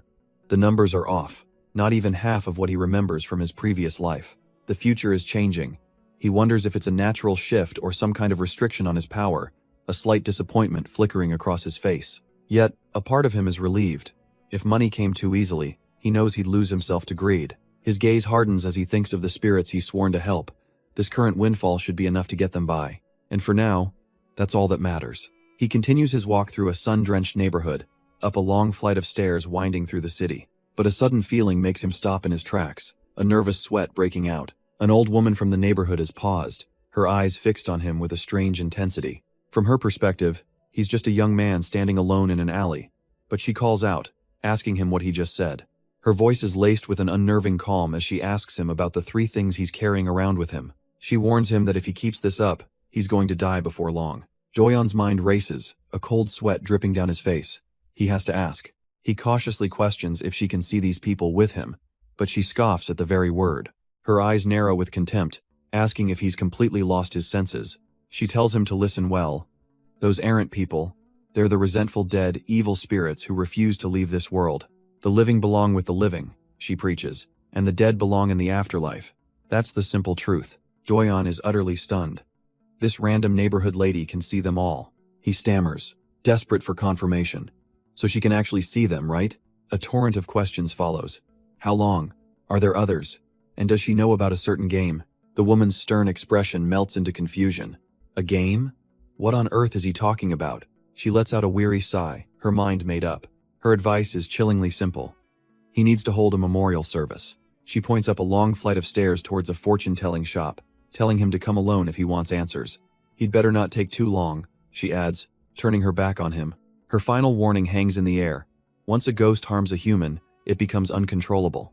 Doyon desperately tries to call her back, but she just keeps walking, ignoring his pleas as she ascends the steps. Hes left completely stunned, so Hes not the only one who can see ghosts.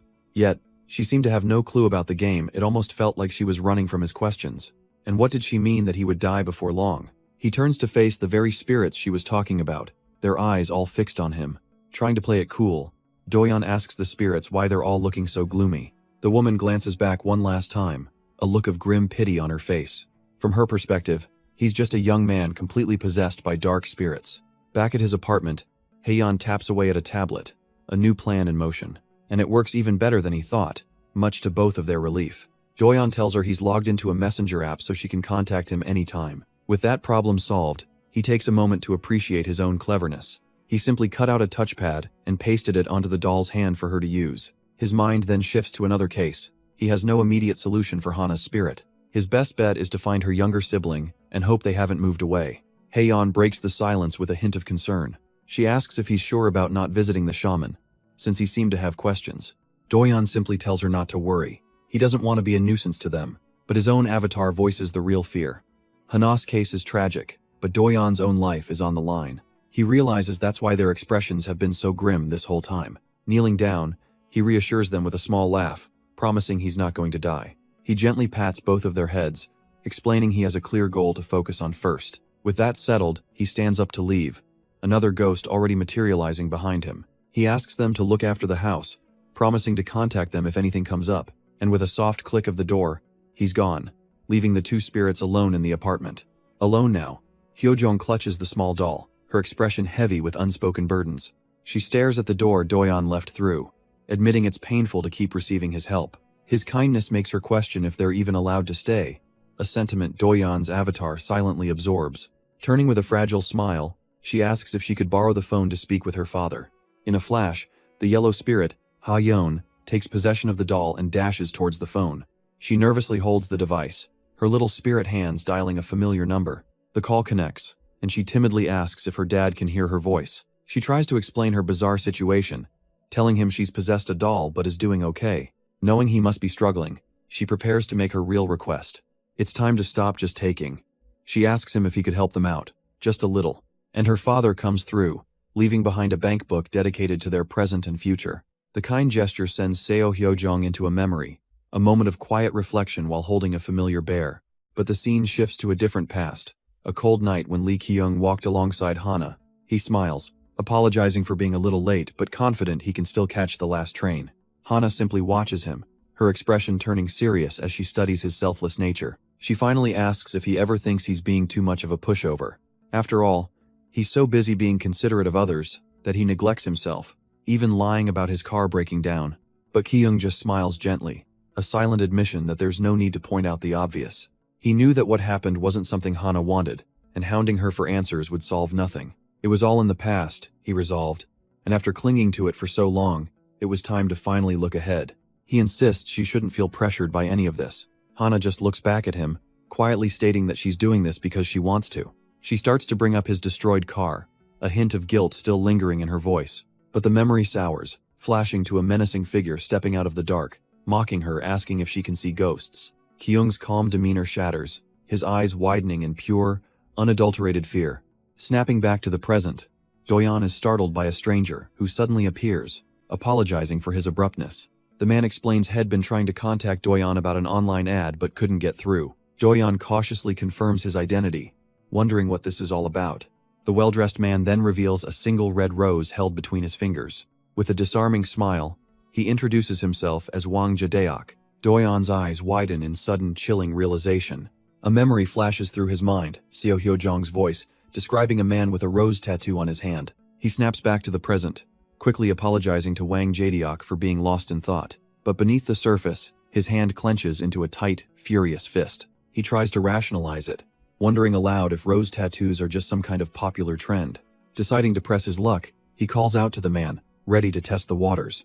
He casually brings up a rumor he heard about the culprit who abandoned a body on the mountain, and how that culprit supposedly had a rose tattoo, watching the man's face for any reaction.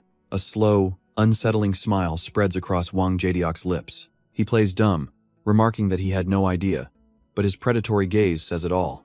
He leans in, speaking of the need to avoid misunderstandings, his tattooed hand a silent threat. The sheer pressure radiating from him sends a shiver down Lee Hana's spine. But Doyeon saw it. That fleeting expression confirmed everything. This guy is dangerous. Suddenly, Wang Jaedeok's entire demeanor shifts, asking what brings Doyeon out here. He introduces himself as a fan, praising Doyeon's unique content as a ghost-seeing streamer. Since his email went unanswered, he decided to show up in person, offering a business card. Doyeon stares at it, completely thrown as the man offers to commission an advertisement. Wang Jaedeok explains he's starting his own agency and wants Doyeon for a trial run. It's a tempting offer, an investment now in exchange for a slice of future profits. He promises it's risk-free, but Doyeon can only stare, his mind racing with suspicion. And standing right beside him is the blonde girl, the very same vengeful spirit Doyeon has been hunting. Doyeon lies about having an appointment, desperate for any excuse to get out of there. Wang Jaedeok presses, offering a ride, his concern feeling more like a threat. But Doyeon holds his ground, politely declining and promising to call before quickly walking away. The second Doyeon is out of earshot. The friendly facade melts away completely. He pulls out his phone and makes a call, his eyes locked on Doyeon's retreating figure. Speaking to his CEO, he asks for an update. Any evidence or witnesses in Haeyeon's case? The camera lingers on his hand, revealing the unmistakable rose tattoo on his skin. He admits Doyeon mentioned the tattoo, and it felt like the kid was testing him. But his contact is confident, assuring him there's nothing to worry about. Their tracks are covered. Wang Jaedeok crushes his cigarette, wondering how Doyeon could possibly know his face unless Haeyeon told him. He admits to his boss that this was unexpected. He truly thought the kid would jump at his offer, but his superior is already moving, having pulled up intel on Doyeon's mother and father. The order is given. Create a scandal that will get Doyeon's father kicked out of his hospital. A wicked smile plays on Wang Jaedeok's lips as he eagerly agrees. The man on the phone dryly notes that he sounds like he's enjoying this a little too much. Wang Jaedeok's grin only widens, a silent confession to his own cruelty. The scene then flashes back to a dark alley, where another man stands over a lifeless body. This accomplice, masked and high, pleads into his phone, worried about the trouble they're all in. His voice trembles as he asks the one crucial question. Were there any witnesses to what they did? On the other end of the line, the driver with the rose tattoo nervously insists there were no witnesses. But his boss, Wang Jaedeok, isn't interested in excuses, coldly ordering him to a new location where someone will meet him. He commands the man to stop talking, load the girl's body into the car, and remember that he has nothing to do with this. A wicked, unrestrained grin spreads across Wang Jadiok's face, savoring the power of the moment. Has a monster cloaked in shadow, a predator with glowing red eyes enjoying the chaos he's created. Even now, he recalls that night with fondness, a pivotal incident that taught him so much. He can't help himself. The thrill of such absolute control is something he truly enjoys. The scene shifts. A new chapter beginning as a blonde girl confidently ties up her hair. A bus hisses to a stop in the quiet evening, its lights cutting through the darkness.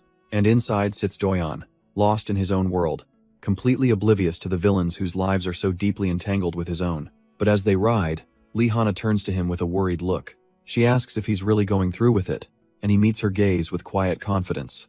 She admits something feels suspicious, a nagging intuition about the killer's hand tattoo. Doyon considers this, thinking that if the man truly is the culprit, then Hyeon would surely know something. But since Hyeon isn't around, he'll have to schedule a meeting himself, pushing aside a tempting business proposal. He knows the offer is good, but his experience tells him that nothing in this world is ever truly free. The thought makes Lee-hana visibly anxious, her expression clouded with concern for his safety. She bites her lip, her mind racing for a way to stop him from walking into danger. Desperate, she offers a solution if they can just meet her sister. Her wealthy family can resolve everything, but Doyon simply pats her head, gently reassuring her that while he appreciates her worry, he's going to be just fine. He brushes off her concerns, playfully suggesting that if she truly feels bad, she owes him a wish later. Riding the bus, Lee-hana considers his offer, intrigued by the idea of what she could gain from it. Still, she's cautious, telling him she'd need to hear the wish before making any promises. He just laughs it off, saying he'll think of something later as the bus departs. Sometime later, she waits for him on a street corner as a sudden downpour begins. She looks up, wondering if he's forgotten about their meeting.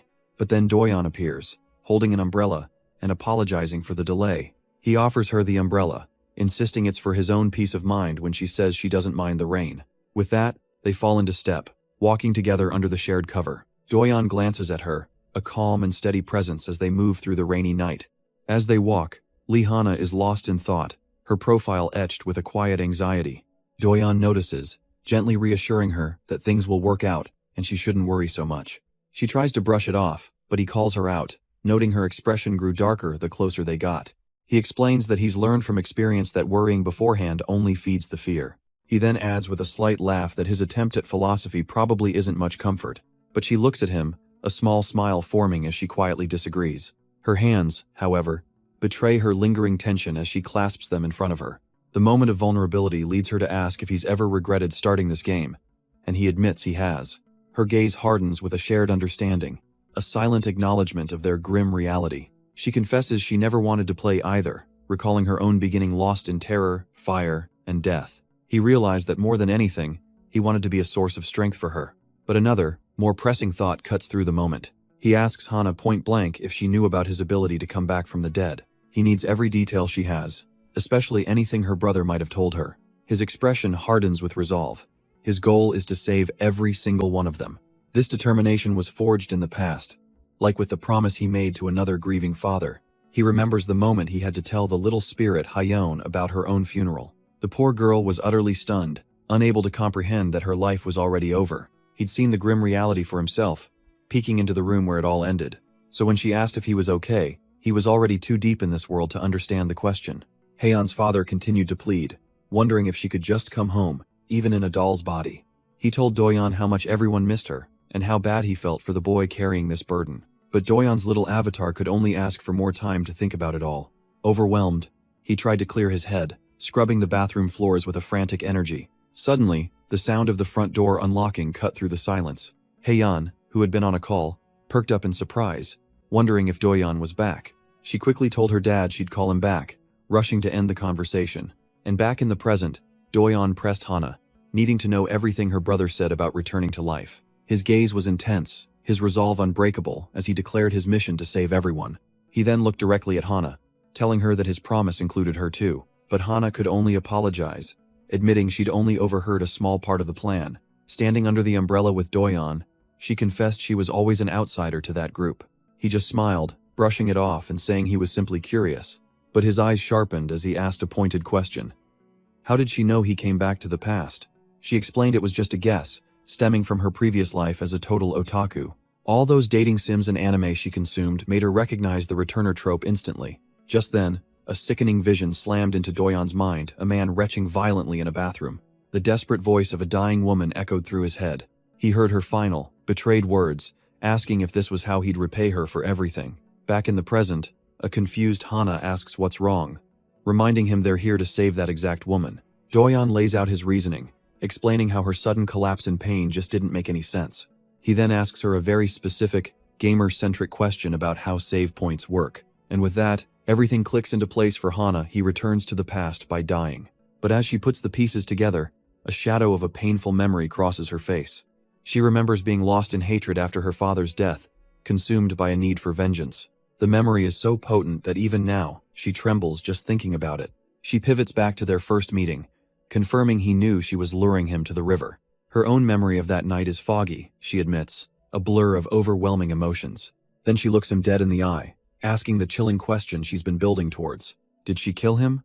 But Doyeon's expression doesn't even flicker, his gaze calm and steady. Instead of a direct answer, he simply offers a vague, thoughtful, "I wonder." She presses for the truth, needing to apologize, but he just smiles, saying the past doesn't matter. He understands she must have been suffering so much that she broke down, desperate for help. He could never blame her, he says, for trying to save her own sister. His complete lack of resentment leaves her stunned, thinking he's almost foolishly kind. A nearby cat seems to judge her thoughts, and she quickly whispers for it to mind its business. With the heavy moment past, Doyeon suggests they get a move on, but as they walk, he asks a question that's been on his mind. Why she speaks to him so informally. She explains it's a habit from her past life, then flustered, tells him he can do the same. The very thought of him speaking casually to her sends Hana into a blushing, sputtering panic. Doyeon grins, deciding to push her buttons just a little more. He feigns disappointment when she flatly refuses, making her feel even more awkward. Completely flustered, Hana demands to know if he's actually serious about this. He just smirks, finally admitting that he was, of course, just kidding. The revelation hits her like a ton of bricks, leaving her beet red and speechless. As they walk, she accuses him of making fun of her, and he just laughs, admitting she caught him. But despite the teasing, a small, genuine smile plays on her lips. She finds herself surprised. It's strange to feel this comfortable with someone. But another spirit, Seo Hyojung, watches on with a knowing look, hoping Hana isn't falling for him. Because for someone like her, love is a far more complicated and painful game. As they walk through the rain, Hana's thoughts turn inward. She scoffs at his naive desire to save everyone, telling him she already knows her place. It took a while to get home, and she resolves to stop thinking about such useless things. Meanwhile, back at the apartment, Ha-Yun waits with a goofy grin. But as she and Doyeon wait, a shadow falls over them. Who could it be? The door opens to reveal Doyeon's mother, who stops dead in her tracks. The two spirits freeze, caught completely off guard. Their owner's mother just stares, her mind struggling to process what she's seeing.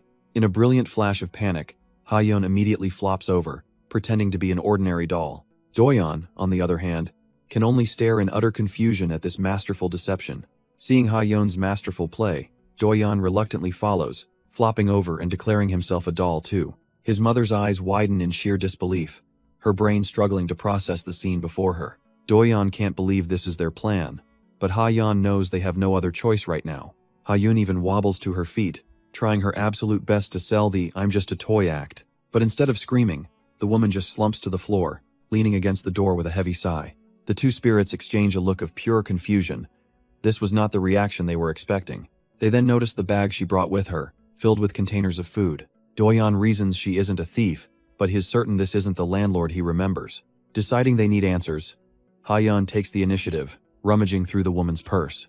And inside, she finds an old photograph of his mother with a much younger Doyeon and his brother. Doyeon is stunned into silence, the gears turning in his head. His mother, this is his mother. A flashback hits him, a memory of holding her hand as a child, a time before everything went wrong. Before he can process it, Ha-Yun points out the resemblance, and his mother suddenly smacks his plushy form away. He goes tumbling across the floor as Ha-Yun, in a panic, accidentally screams his other name. Hearing that name, his mother's face drains of color. She demands to know what they did to her son. Grabbing a broom like a weapon, she stands ready to fight, calling them monsters who have invaded her boy's home. The realization finally dawns on Ha-Yun. Her son, mother? This isn't a stranger, this is family. The emotional shockwave is too much, and Doyeon's mind violently snaps back to a different memory. We see his human face, rain-soaked and frozen in horror. Hess standing in the dark, watching helplessly as his family's home is consumed by flames.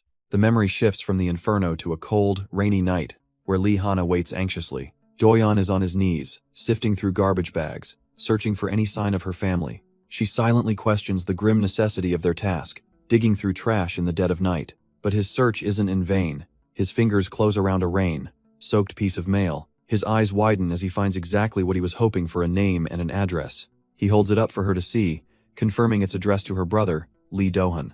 A wave of relief washes over Hana, thinking they must have simply repaired the house and stayed. With a newfound sense of purpose, Doyeon is ready to keep searching, telling her to get out of the rain. But before he can turn back to the trash, she gently grabs his sleeve, stopping him. With the lights clearly on inside, she wonders if all this trouble is really necessary when they could just ring the bell. Doyeon explains his caution, reminding her that the stepmother is a very thorough person. If they just show up now, she'll get suspicious, so it's better to gather information first. He admits it's a hassle, but since they're already here, it's smarter to be absolutely certain. Hana listens intently, her expression shifting as she understands his logic. With renewed determination, she steps forward, deciding she'll help him search through the trash. He tries to protest, telling her it's fine and she'll get soaked, pulling her under his umbrella. And in that same pile of refuse, his search yields yet another clue: a small bottle of pills. A quick search on his phone reveals the drug is Pentazil, a potent sleep inducer. Now, sitting at a nearby cafe table, he asks if her brother had trouble sleeping, or if it was the stepmother. But Hana can only look down, admitting she doesn't know, and apologizing for being a burden. Doyeon simply shakes his head, deciding to change the subject entirely. He clasps his hands, admitting that sometimes, talking to her and the other ghosts is frustrating. Hana is completely caught off guard by his sudden bluntness. He clarifies that it's because they're always so careful, acting like sinners who are a burden to him. In his mind, all three of them have started to blend together, always apologetic and losing who they are. So he looks her in the eye and asks her to just be herself, to act normally. He's not here to help some wronged ghost who needs saving. He wants to see Lee Hana, the person, not the tragedy. His words strike a chord, a cheesy but powerful sentiment that makes her heart flutter, and though she feels flustered, a gentle smile shows it's not a bad feeling at all. His words trigger a memory for Hana, a fiery explosion in the night. She recalls him warning her back then not to come crying to him with regrets. It was a moment of chaos, a glimpse into the dangerous path they walked together. The scene then shifts to Doyeon's mother, who is finally piecing together the unbelievable truth. She confirms what she's seeing. Her son is working with Doyeon's spirit, and this doll is possessed. She admits it's hard to believe, but seeing it herself leaves no room for denial. The idea that her son can suddenly see ghosts is a reality she's forced to accept. Ha-yeon, in her plushy form, immediately begins to apologize for startling her and being a burden. Doyeon quickly adds that they'll only be staying for a little while, trying to soften the blow. But as his mother looks up, her expression isn't one of anger or fear, it's something else entirely. The two spirits sit there, bracing for judgment, unsure of what comes next. But Doyeon's mother quietly tells them they have no reason to apologize. She's the one who barged in. She's decided to trust her son. He's an adult, and this strange new path is his to walk. In fact, seeing him take on such responsibility actually makes her feel proud. She then explains what brought her here: a call from the insurance company about a car fire. Knowing he'd just tell her to stay away, she decided to come check on him herself. With a sad smile, she admits her relationship with her son is strained. She feels like the real outsider here, and so, she asks them directly, "Tell me about my son. What kind of person is he to you?" Ha-yeon's plushy form looks up, her expression filled with a deep, unwavering admiration. To them, Doyeon is a hero, and her story begins on a dark, rainy night amidst a roaring fire. The story starts with a young woman, trapped and desperately trying to break down a door in the rain. Suddenly, a voice cries out for her to move, and her eyes widen in terrified surprise. It was Doyeon, who had grabbed the first heavy object he could find to break her out. With a deafening crash, he smashes through a window from above, tumbling into the dark alley. She rushes to his side, asking if he's all right, but his eyes are fixed on something else. He simply gets up and sprints away, leaving her calling his name in the downpour. Before she met Doyeon, her existence was filled with nothing but resentment and agony. Ha-yeon's voice takes over, explaining that as time dragged on, the spirits had slowly given up. They all felt completely alone, wondering why they were the only ones left to suffer. But that's when Doyeon appeared, reaching out his hand when no one else would. Ha-yeon continues, explaining how Doyeon listened to their voices and even threw himself into danger to resolve their grudges. He was a person who always smiled, never showing a hint of annoyance. And before they knew it, all the spirits had come to rely on him. For them, he wasn't just some guy. He was the most amazing and reliable son in the entire world. Hearing this, Doyeon's mother is taken aback, a light blush dusting her cheeks. A gentle, relieved smile spreads across her face. She's just glad to know her son is doing well. The scene then snaps back to Doyeon, standing in the rain as a house burns before him. His phone screen lights up, identifying the target, Lee Hana, the girl trapped in the flames. He recalls how lightning always signaled an updated save point. This had to be a critical branching path. Realizing he can't afford to hesitate, he quickly buys pain medicine and a misfortune-blocking talisman, preparing to rush in. He clutches the talisman, his resolve hardening. He made a promise to save everyone, and he intends to keep it.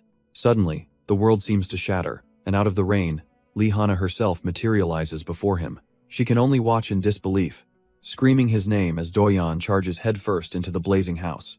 What is that idiot doing? She's completely baffled by his reckless heroism. There's no time to think. She realizes she has to go in there and stop him, but as she turns, a sight in the distance freezes her, triggering a horrifying memory as she screams another name entirely. Her eyes widen in absolute terror, the past and present crashing together in one horrifying realization. It's just a couple walking away from a jazz club, a seemingly innocent scene that clearly holds a dark meaning for her. And the vision clarifies this isn't just a fire. This is the origin of her rage, the very moment she was reborn as a vengeful spirit.